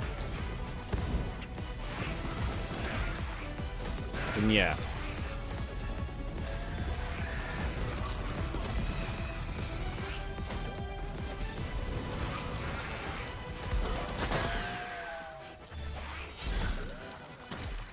All right.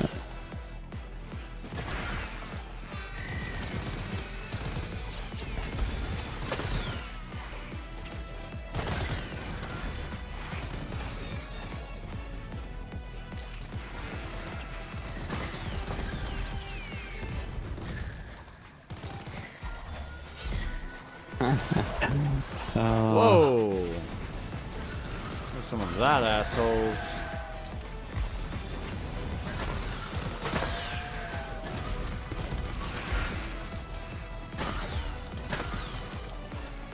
This is crazy.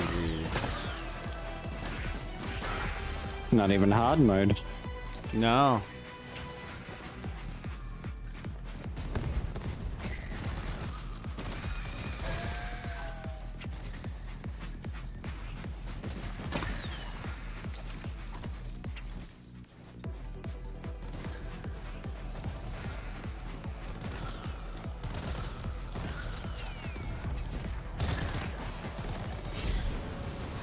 There we go.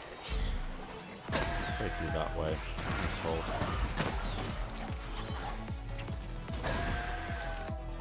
Oh, sure.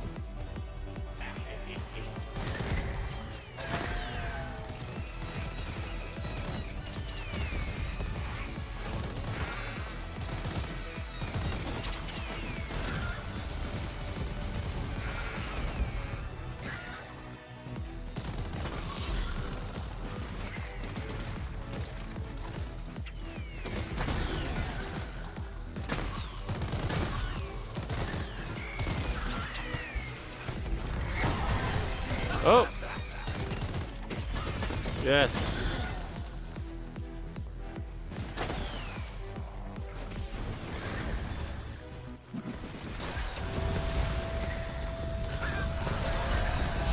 Yeah, come on. Make me even more powerful. Whoa.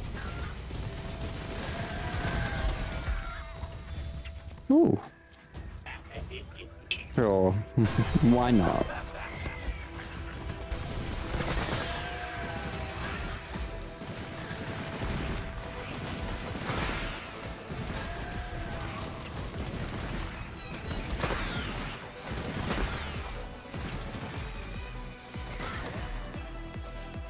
Let me get my card.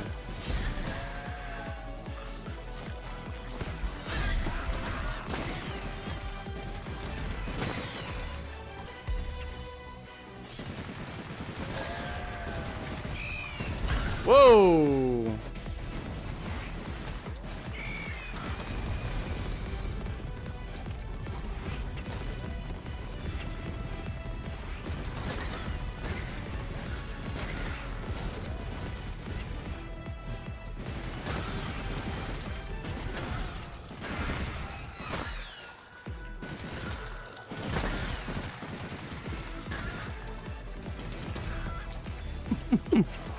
Whoa. Oh, there's something really satisfying about this.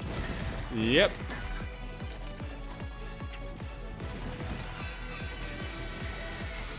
Whoa.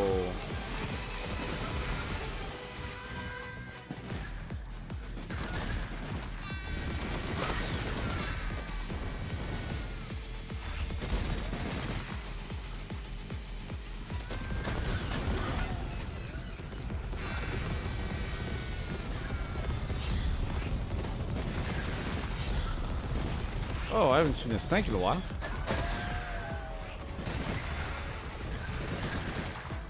Where's my, G?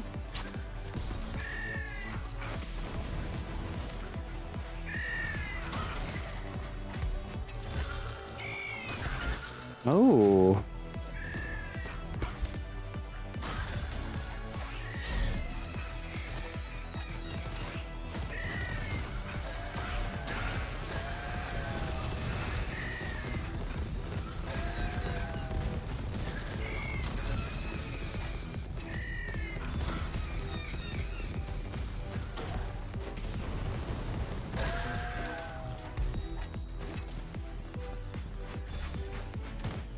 Alright, shall we?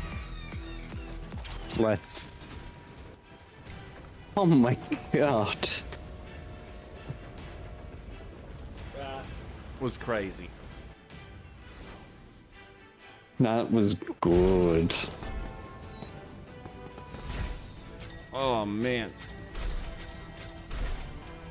Holy shit. Jesus. Whoa! Wow! Mm-hmm. Leveled up my revolver finally. Hero's up to level 7. My quad cylinder's up to level 7. My voodoo's up to 5. My electric's up to 6. And my pyro is nearly level 4. It's up to level 3. You're Damn. level 21. My quad cylinder's 28. Electric's at level 11. Dude. Acid is 13. Dual Look at revolvers your is kills. 29. Voodoo 4. Holy jeepers. Return us home, boy. Yeah, okay. We can play this on normal. Oh yeah. Obtained after completing the challenge. on normal difficulty. Take it. Opening 15 quests. After completing, collect a minimum of 30 jokers in a single mission. After completing the challenge, kill 200 cryptic grunts. Woo! Fruitly doodlies.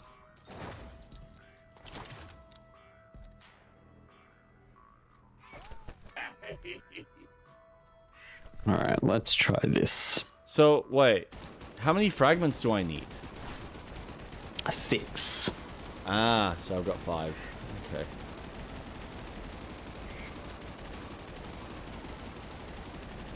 Wait, so each weapon you also get to level up? Yeah.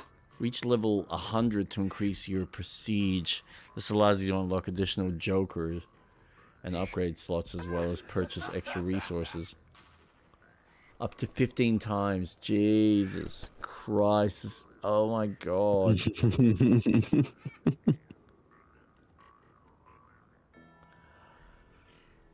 Okay then.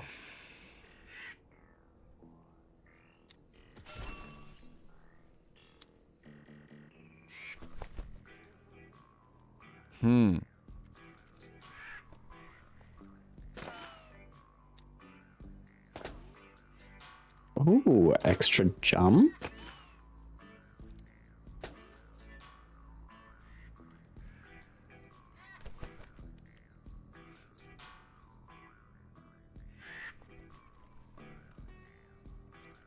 Draw speed?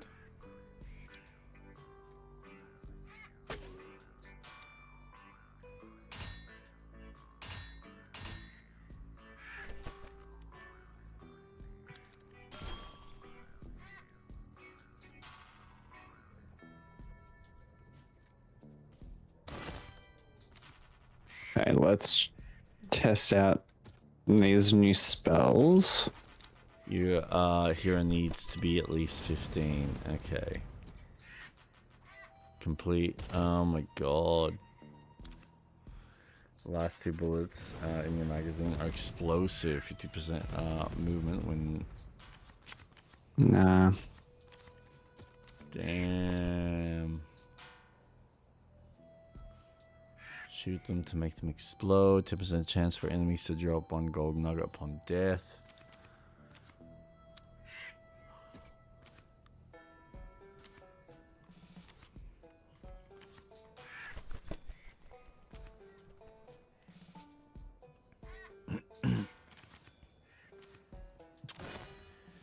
Okay.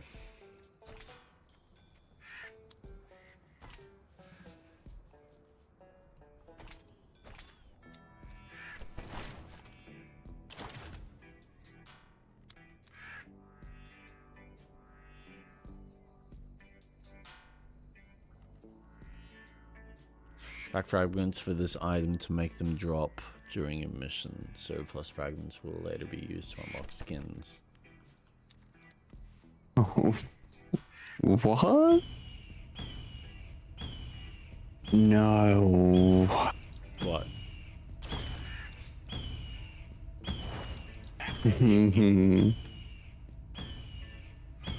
Seriously? Why? What are you doing? How are you doing that is my question. Press B. Oh, I've got a hat. Right. So go to battle cries, and the first 3 are for free.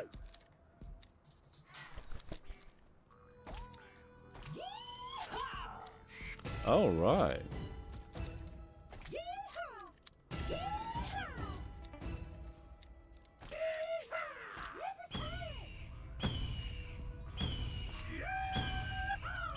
Hmm.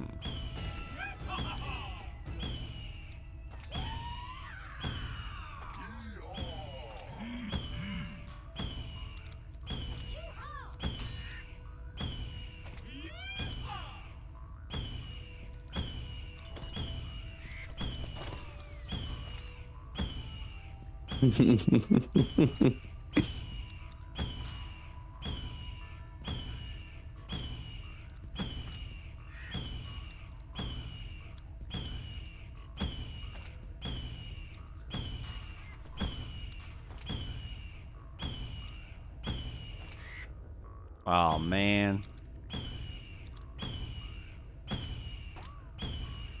Okay. I am going to enjoy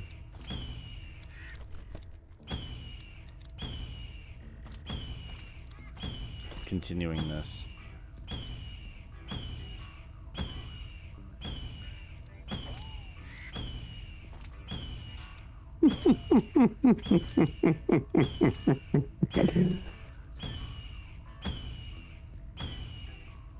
Buy 4 skins in the shop. Foreskin? You can buy foreskin in this? No, no. What? Why? Oh my god, what is wrong with you, sir? You know what? I'm impressed by how much.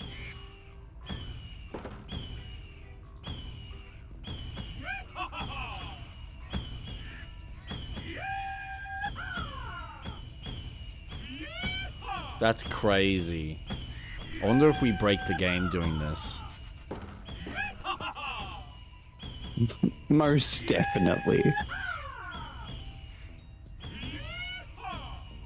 You'd think at some point it would start to like despawn some of this, right?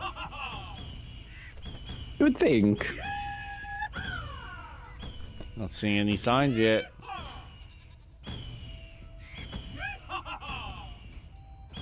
And it's still interact, like there's a physics to it. That's crazy.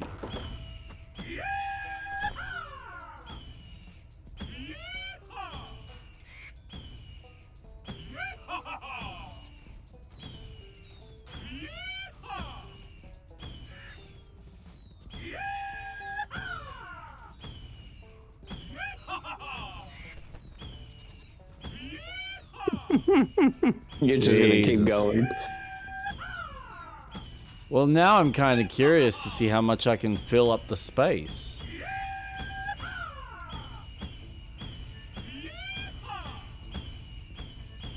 I haven't seen anything despawn yet, so And they're not going to.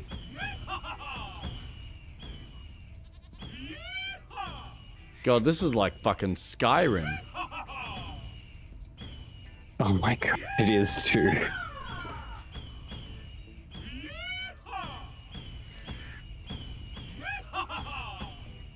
That poor shopkeep. He's like, man, I had this all cleaned. That's crazy.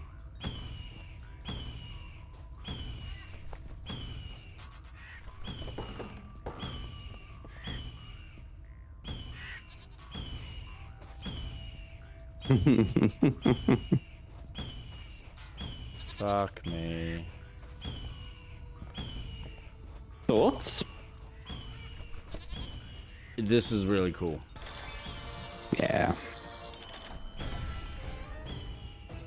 Quick, Increase easy. Pick up range and heal for 2 HP.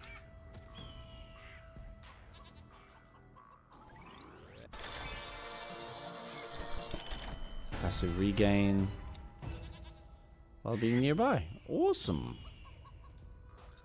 No, this is very well done. This is very, very, very well done.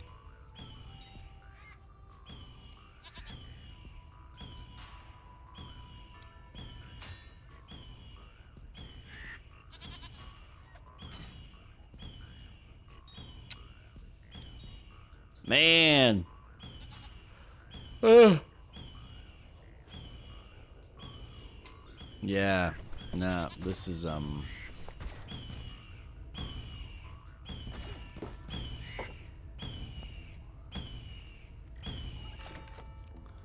So, wait.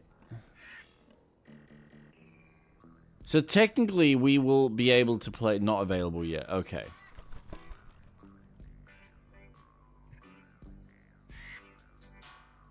So they've got most of the maps in here. Yeah. Fire the nitro cannon. Fire a laser cannon. Oh, okay. So we've done the cryptic vulture. We've done the cryptic train. We haven't done the cryptic necromancer. So far it seems like there's only 3 types of bosses. 4. Yeah. What do you gain? New enemy types, increase enemy count, 2 daily types, flying structures. Your teammate must complete a mission on hard difficulty first. Ah.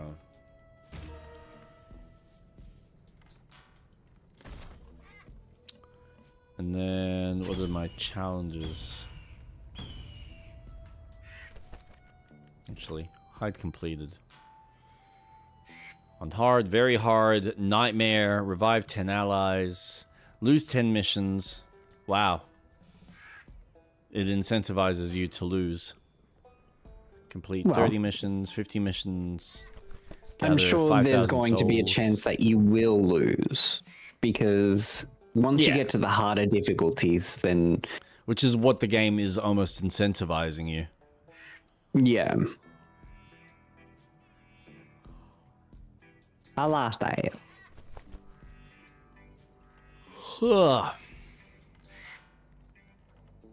Ah, dude. Reach level 35 with the quad cylinder.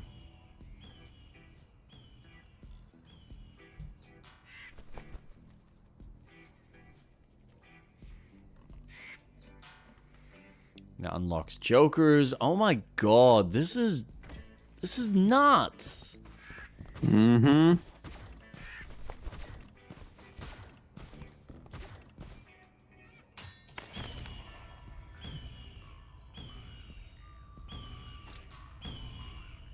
Instantly jump to escape your enemies.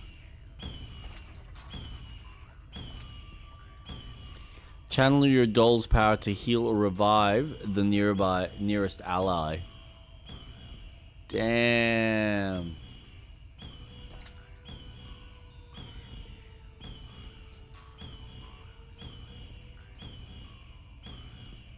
Ugh.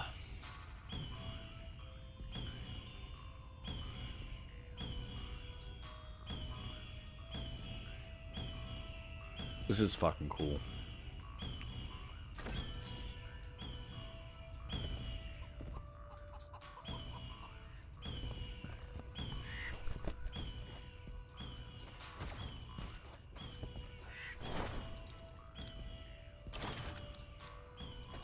Right.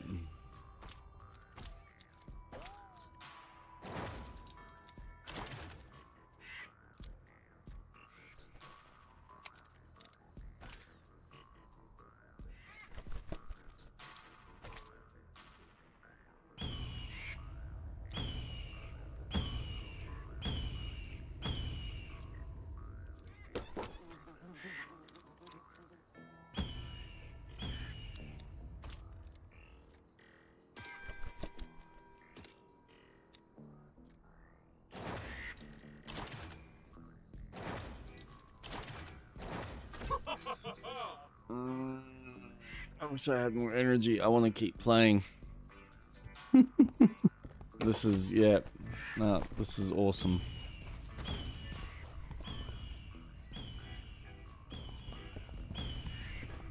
Yeah, this is a really fun game. Really fun.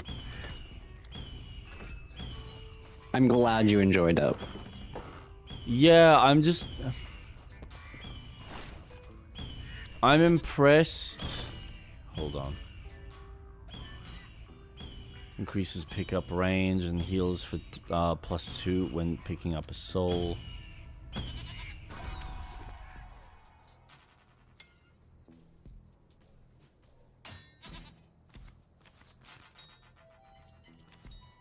Oh, and you can collect multiple. Oh my god.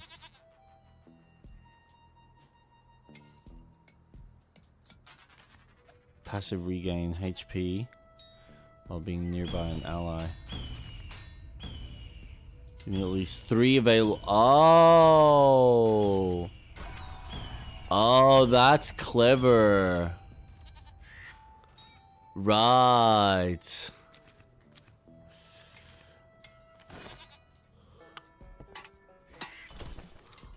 Oh my god. This is...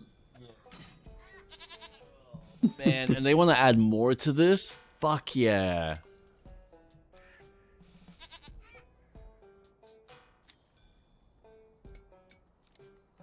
Dude, this is dope, man. It's stuff like this that I wish it had split screen, because it would just be a fun, hey Kate, do you just want to fuck around and shoot for half an hour?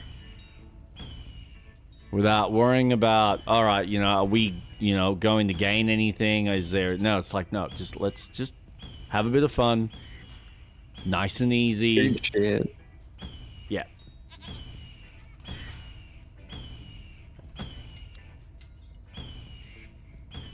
Yeah, no, this is actually very well done.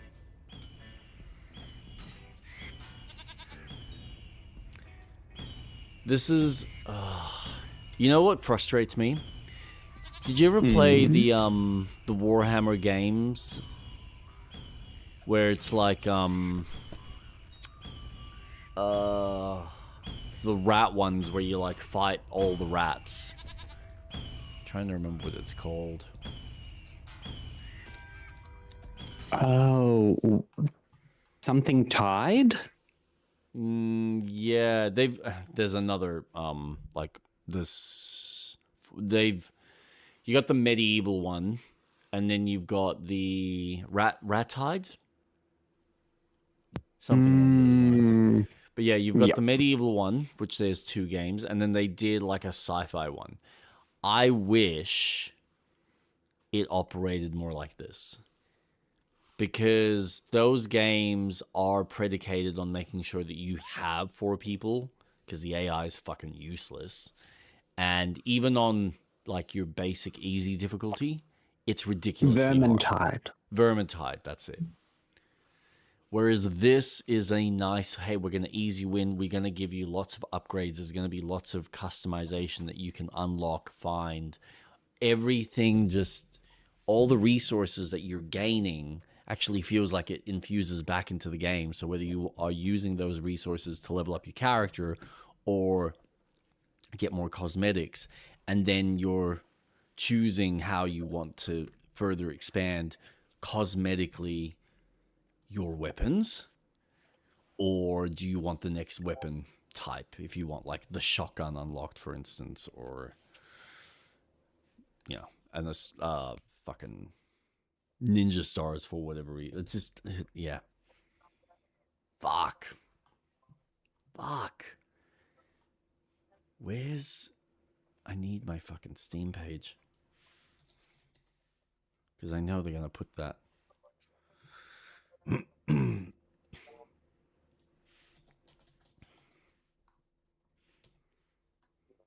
Oh, there's a new update for Far Far West coming August 27th.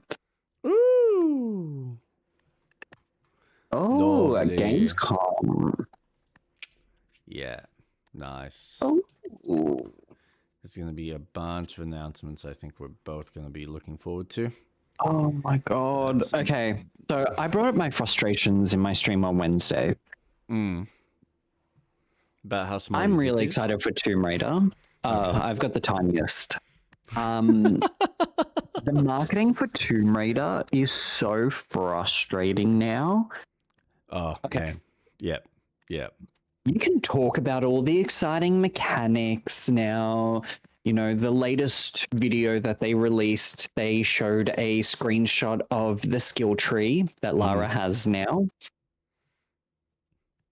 Stop fucking showing me the exact same footage with one new thing in each of your little tidbit videos.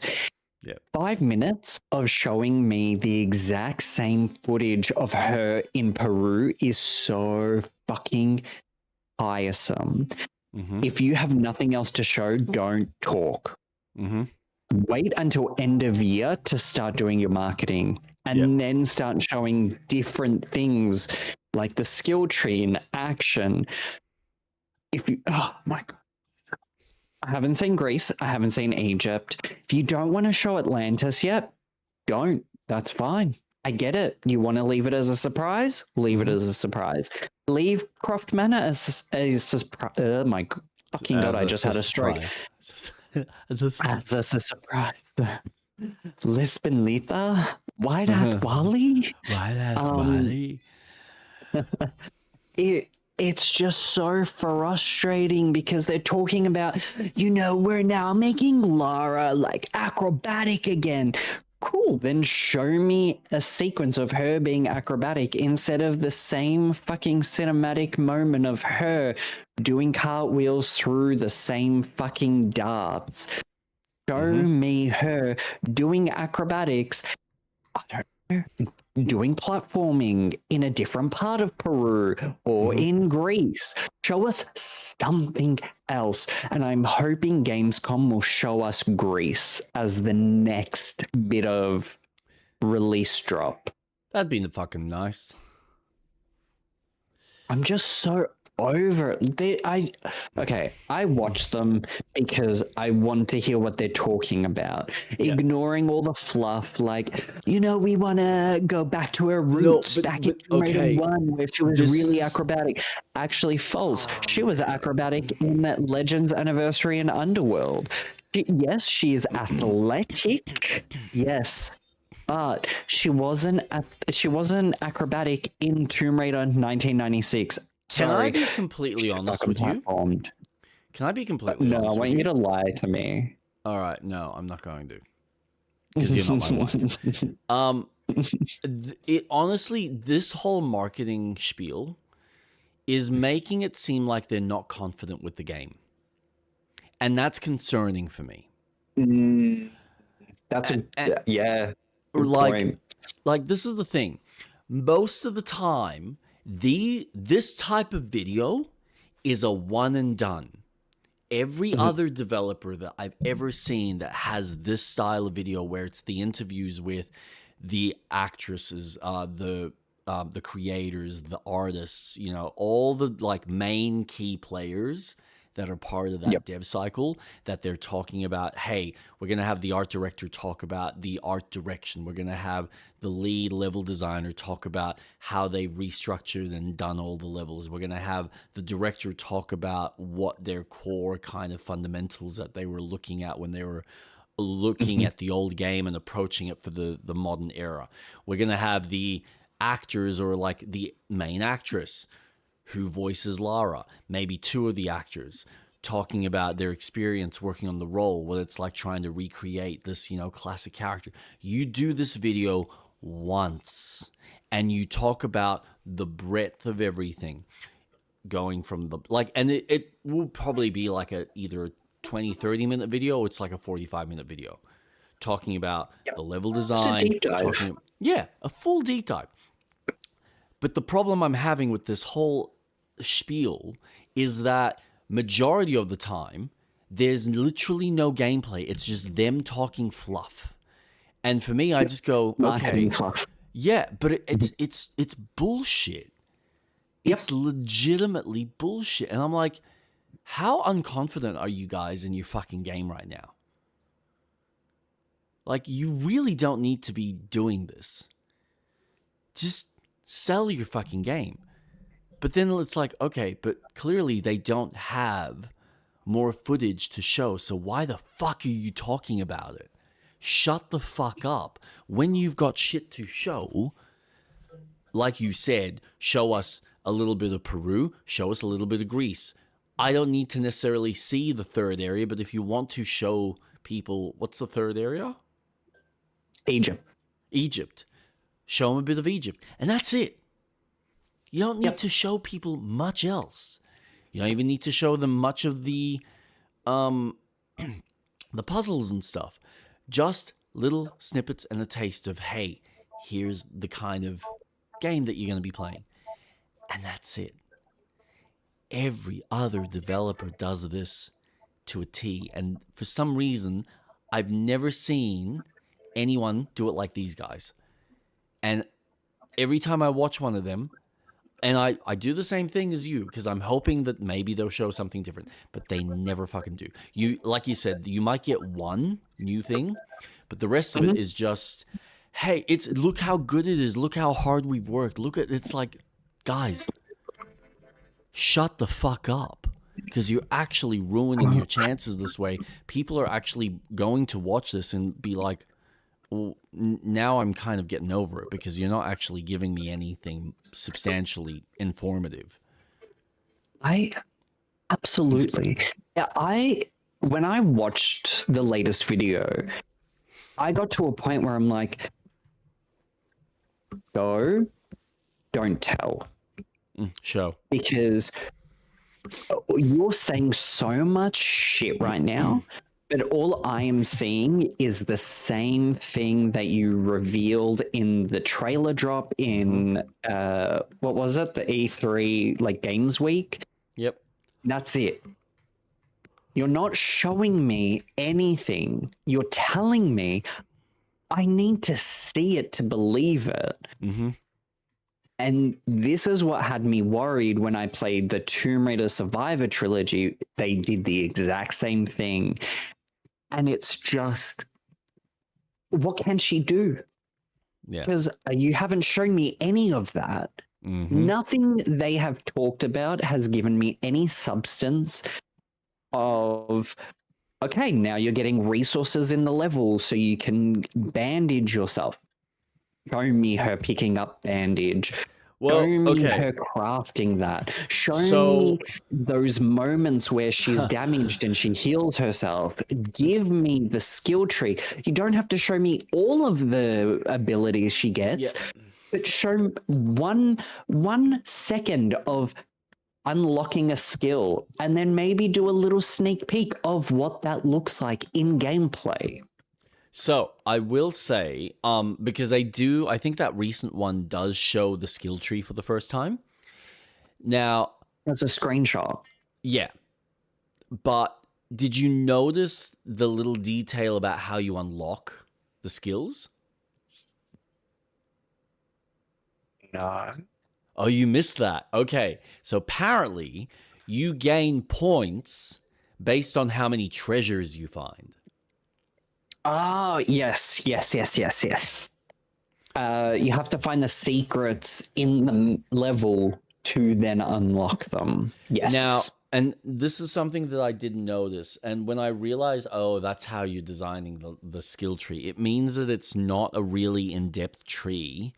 And when I was paying attention to the tree, I was kind of like, these are going to be minor improvements, but this is not going to feel like I'm substantially upgrading Lara. And I'm concerned that for some people, it might not be enough where you feel like there's a proper progression. But like for me, I'm not fussed because it's meant to feel like an Uncharted. Like Uncharted never really had level up mechanics. It was just new weapons.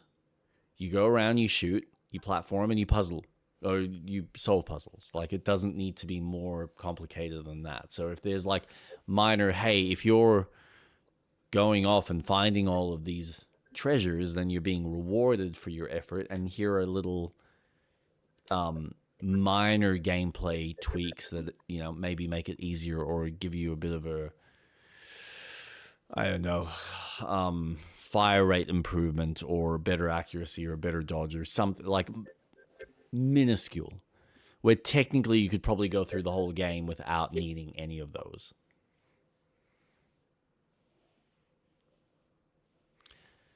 But yeah, it's like right now, like I said, I don't what's gonna happen? Sorry. I don't feel like they are confident in what they're making and what they're about to sell. And until I see some actual proper like gameplay footage of them showing it, playing through it, other than, you know, what's already available, then maybe I'll be like, okay, now we're starting to look like we're getting somewhere. But it does feel like they haven't got what they needed polished, or like you said, maybe we're saving it for Gamescom and everything is just hope. Like in their minds, we're just trying to build that anticipation before we actually show it to you at the proper date, which is a Gamescom type of event. Which I never realized Gamescom is that big. Because E3's done, so you've got Gamescom, which is Germany. Yeah, and then it's the Game Awards. I just never thought that there was that much of a placement or like an association. Yeah, there is that. But it's just I gotta admit. In the skill tree, it says collect artifacts for next skill point, 6 of 16. But it also has here. Interesting. So I've got a little screen of the trailer up on my stream. Hold on. If you press Y, it says reset all skills. I'll make it full screen.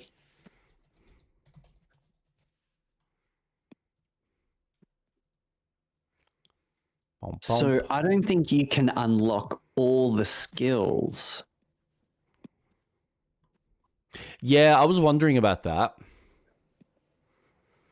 I think you can only have a total of 16, which means you have different types of Lara builds. Potentially. Which means, why? Just let me become the Tomb Raider. Well, that's not... So collect artifacts for next skill point. So this is the thing. We don't know how many artifacts there are in the game. There might be quite a substantial amount. Maybe. So, yeah, look, it could be a case of build a very specific Lara, or there might be a total that allows you to get all of the skill points. We don't know. It depends. Again, 8 and 12, 14, 16, 18, 20, 22, 24, 26. There's 30 skills. With obviously some locked. They might be story progression unlocks or whatnot. Wait, how many skill points did you say? 16. Skills? 30. You want to try that number again? 2, 4, 6. Oh yeah, no, you're 8, right. Yeah, no, 10, it's 30 because it's 6 times 5. 16. Just yeah.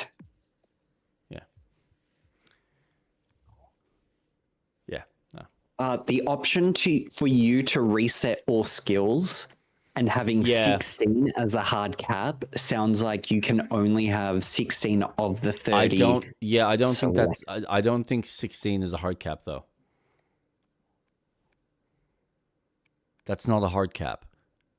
Look at how that's worded. Collect artifacts for next skill point. Yeah, so then you'd have 7 because you've got 1, 2, 3, 4, 5, 6, 7, 8, 9, 10, 11, 12, 13, 14, 15, 16, 17. Oh, there's 17 little things here.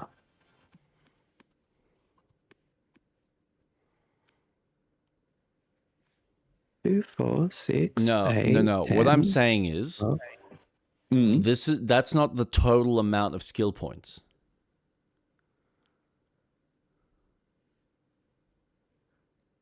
Oh. You reckon that's the total amount? Because the way I'm reading that is collect artifacts. So that's the amount of artifacts that she's currently collected. She's collected 6 artifacts out of 16 for another skill point.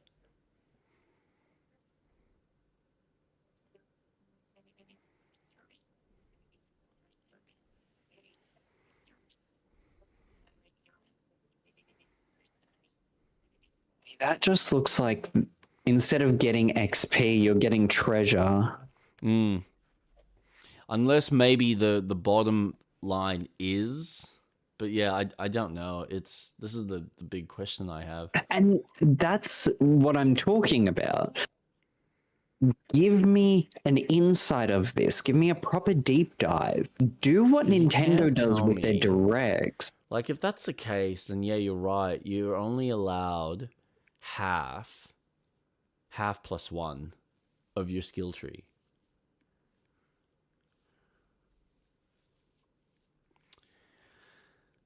And then how do you unlock that third row? Yeah. Either by getting the whole tree, so you'd get all of 1 for the first row, all of 2 for the second row, and then the third one then unlocked. Or it's a story progression. Maybe. Yeah. But also, why... Okay, can I just say that this doesn't make sense? Experience with firearms has sharpened your ability to optimize their efficiency and output. Increase the firing of all weapons. I'm assuming that's firing rate. Firing rate of all weapons by 10%. So you shoot a bit faster. Why is it called Graceful Fall? And why is it her falling? That doesn't make sense. That skill does not make sense. I guarantee you that is for fall damage. Maybe. So maybe they've just got the writing incorrect. Or something glitched.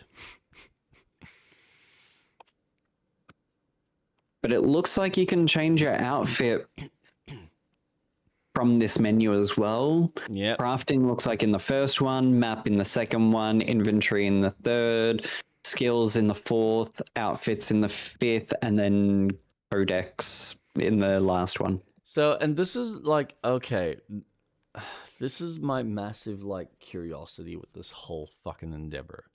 Because give me the clean image of the because you've got like the smaller version on your stream. Oh, sorry. There we go. So we got theoretically fall damage. The plant one's probably going to be something to do with healing, I'm assuming. I'm not sure about the teacup. We're assuming that all the food ones are the improvements of food and or how quickly you can cook food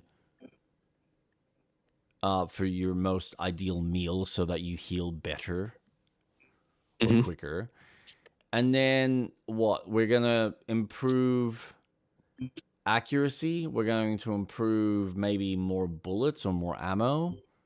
No, because the next one's ammo, but that's the ammo is only for your oh no, sorry. That one's how quickly you can reload. Fire, right? Yep, and then you've got extra ammo, but that's extra ammo specifically for whatever assault rifle you've got there. See, I think this one, the third one down, is for reload speed of your pistols. Mm-hmm. extra ammo for your Uzi, and then the shotgun on the more powerful, 4th row. Yeah, more damage. And then this one is probably headshot. No.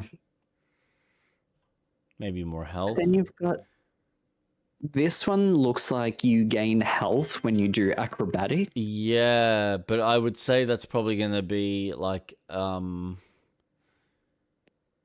don't even know. Oh, you know what it is? Perfect dodging will grant you health. Maybe.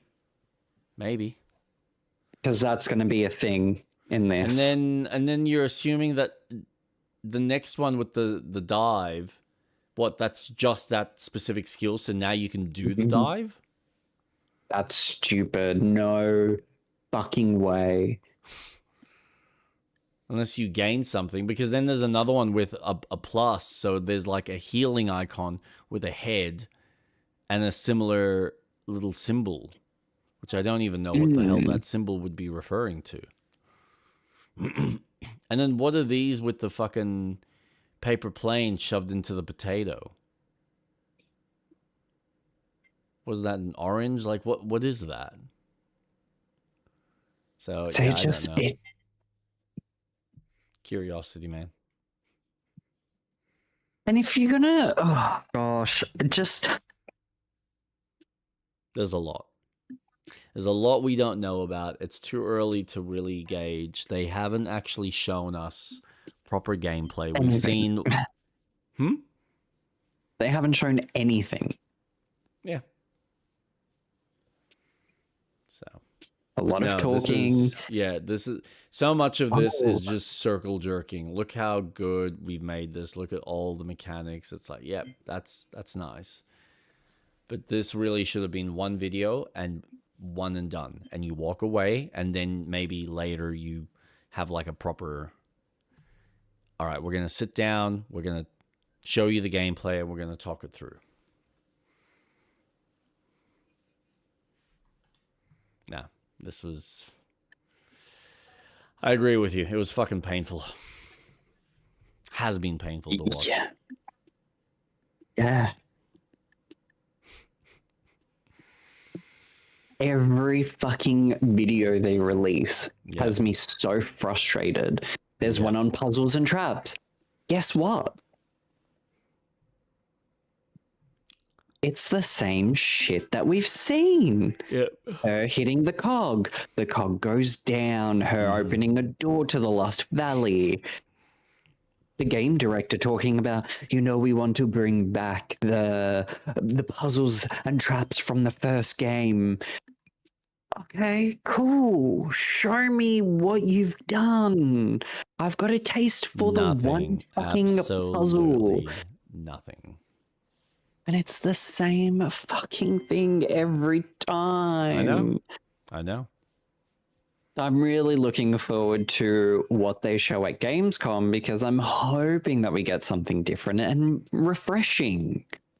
Something that goes, oh, awesome. Thank you. What you have been leading up to now makes fucking sense. Give us a 10-minute video.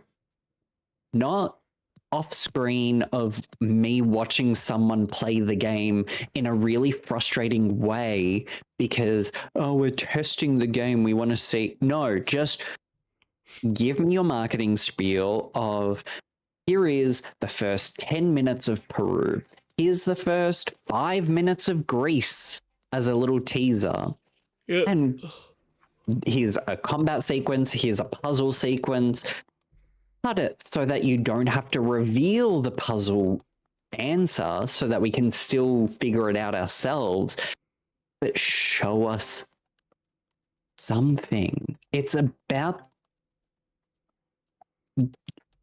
a reinvention of this Lara. Then show us. Oh, God. There's nothing more frustrating than... become the Tomb Raider. Yeah. All right. I've been waiting since Underworld to see what becoming the Tomb Raider is, but sure. Yeah, let's do it. Yeah.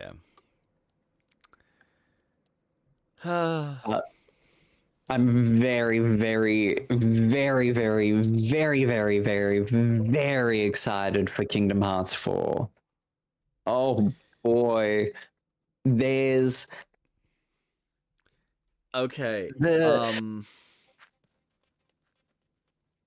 Two things.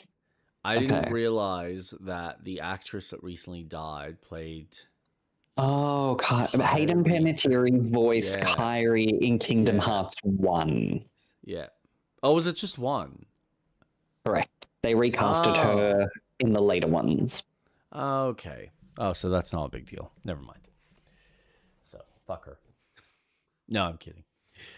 Ouch.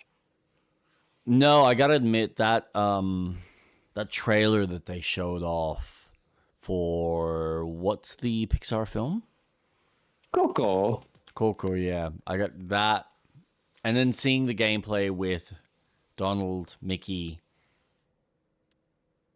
and Goofy. I am so surprised that finally pushing it. Because when I watched that, I messaged you straight away and I was like, oh my God, Donald and Goofy are playable since Kingdom Hearts days. Yeah. Mickey's segments looks awesome. Yeah. One thing I noticed in the trailer though, because I have watched that trailer multiple times on repeat. Shocker. I'm not kidding. I believe you. I have just devoured as much as I could. Yeah. So there is a sequence that tells me that we might have instantaneous swapping characters. I'm going to bring up the trailer of it because... There we go.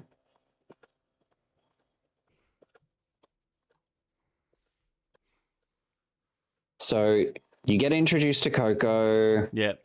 Sora's fighting. Then it goes into the intro trailer. Then it shows the start, reveal, yada, yada, yada. So we get into Mickey's side quest, which we know that you play as him from the image drop that they did last year. Awesome. But I love this. The side-scrolling sequences. Here, in the bottom left of the UI where it says controls, they've done a really smart thing where they left the button controls kind of vague because you don't want to do a trailer that's based on a specific control type. Like this is PlayStation 5, Xbox, Switch, PC. Nah, it is just a generic button concept. Anyways, look how it says back to Mickey and it has that icon. The little chamfered box with the 2 dots. Now we get to Donald and Goofy.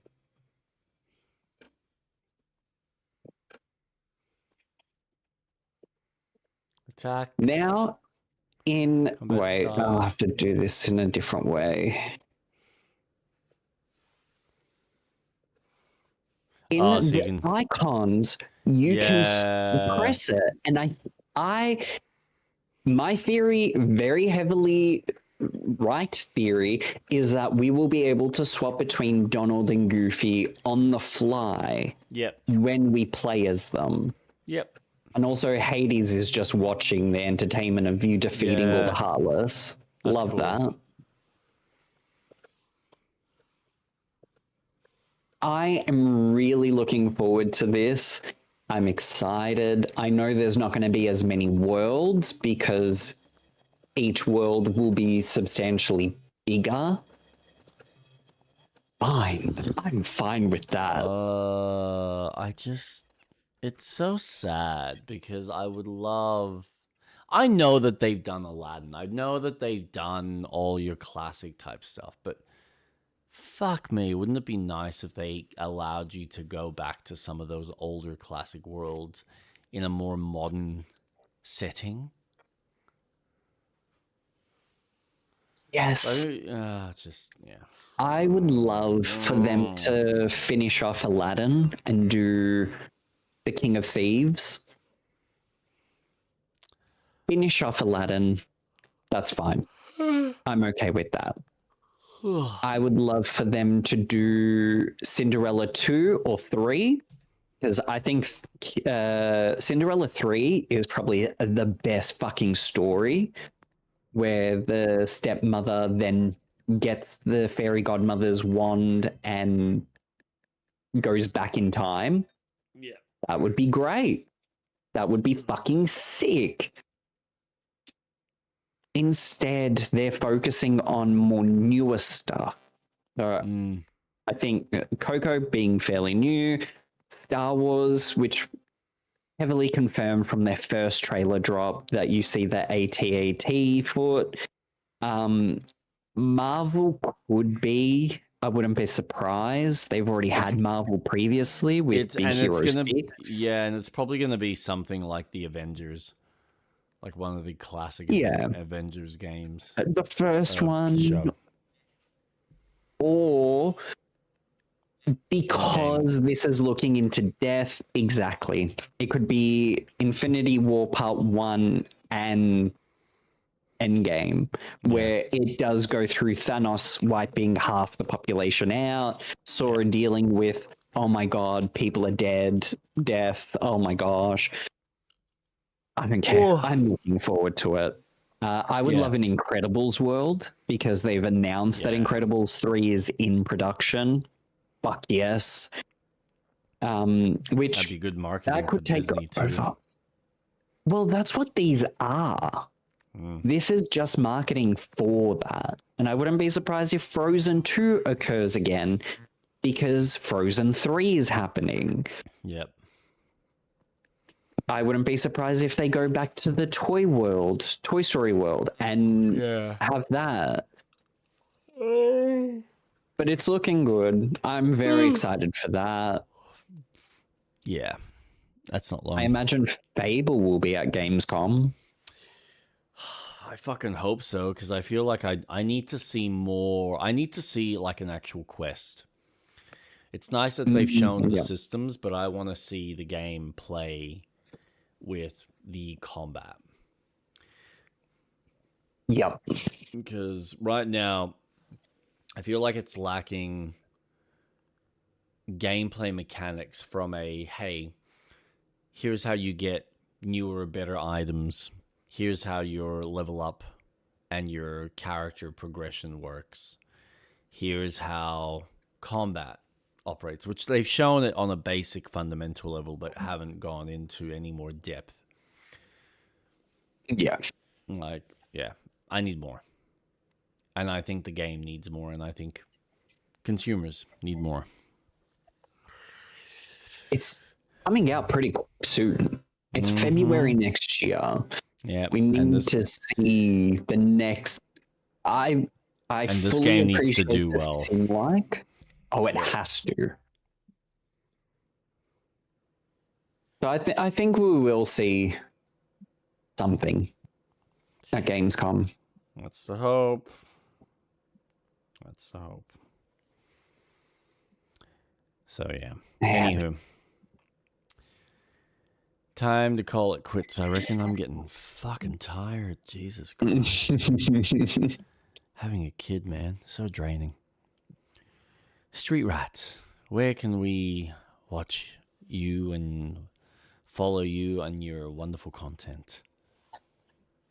You can find my content on all major platforms at StreetRat_Atlas.